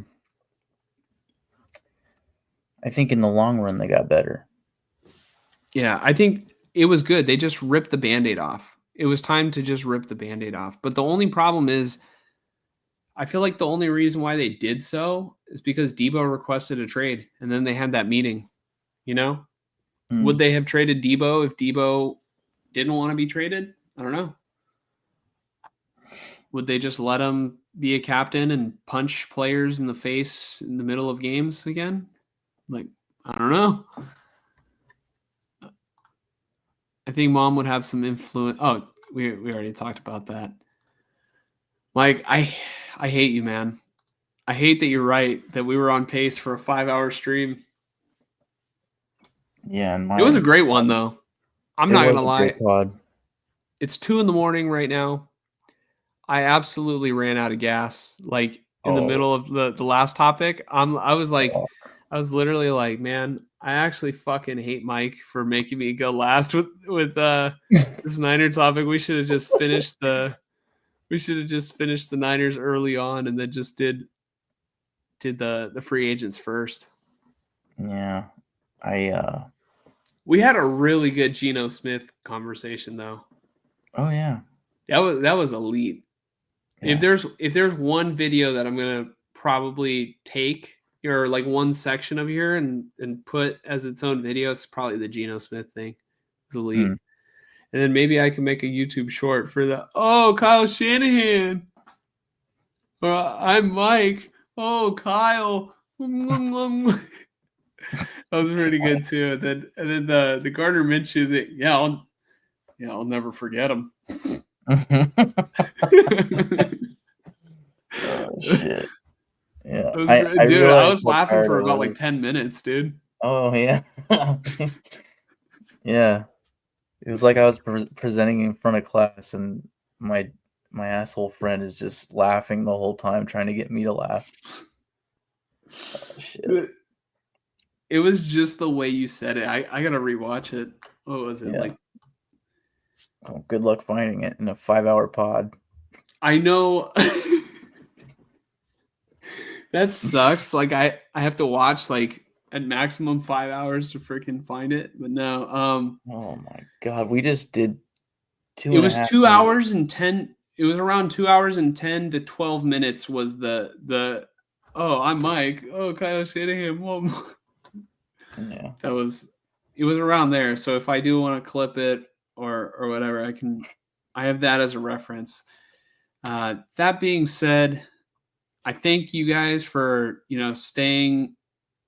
I mean, really, I just want to thank Papa J, Wi-Fi, Space Beast, Fonzie, 49er Media, Unitas. There was somebody else too who commented, and I don't even think I got to their comment. I forgot. I feel bad. Anybody else who also tuned in? Oh, Will tuned in. Yeah, I just want to thank you guys all. If I missed you, I'm sorry, but we appreciate you guys tuning in. Papa J says thank you. No, thank you, Papa J. Thank you for staying in here and just chatting, relaxing. I'm not very good at goodbyes, especially at 2 a.m. So you should see Mike and I when we say bye, like late when we hang out. We'll just like be standing outside, and then it'll just like get to like, yeah. All righty then, I'm not good at goodbyes, but I hope that everybody has a great rest of the night. Mike, what are you gonna do after this? You gonna go to the gym or something? Right here. Going to bed. No, you're not. Oh, I'm tired as shit, dude. God. Dude, we gotta go to work. How else are we gonna afford to pay Geno Smith and Brock Purdy? Yeah, somebody's got to do it. Somebody's got to do it, and that's somebody. And Gardner Minshew. Everybody have a great night. Please consider liking, subscribing, and sharing your thoughts on the channel. We'll catch you guys hopefully with more news next week. There should be free agent signings by then. But yeah, there will be. Yep. Yeah. All right. Have a good one. Good night, everyone. Peace.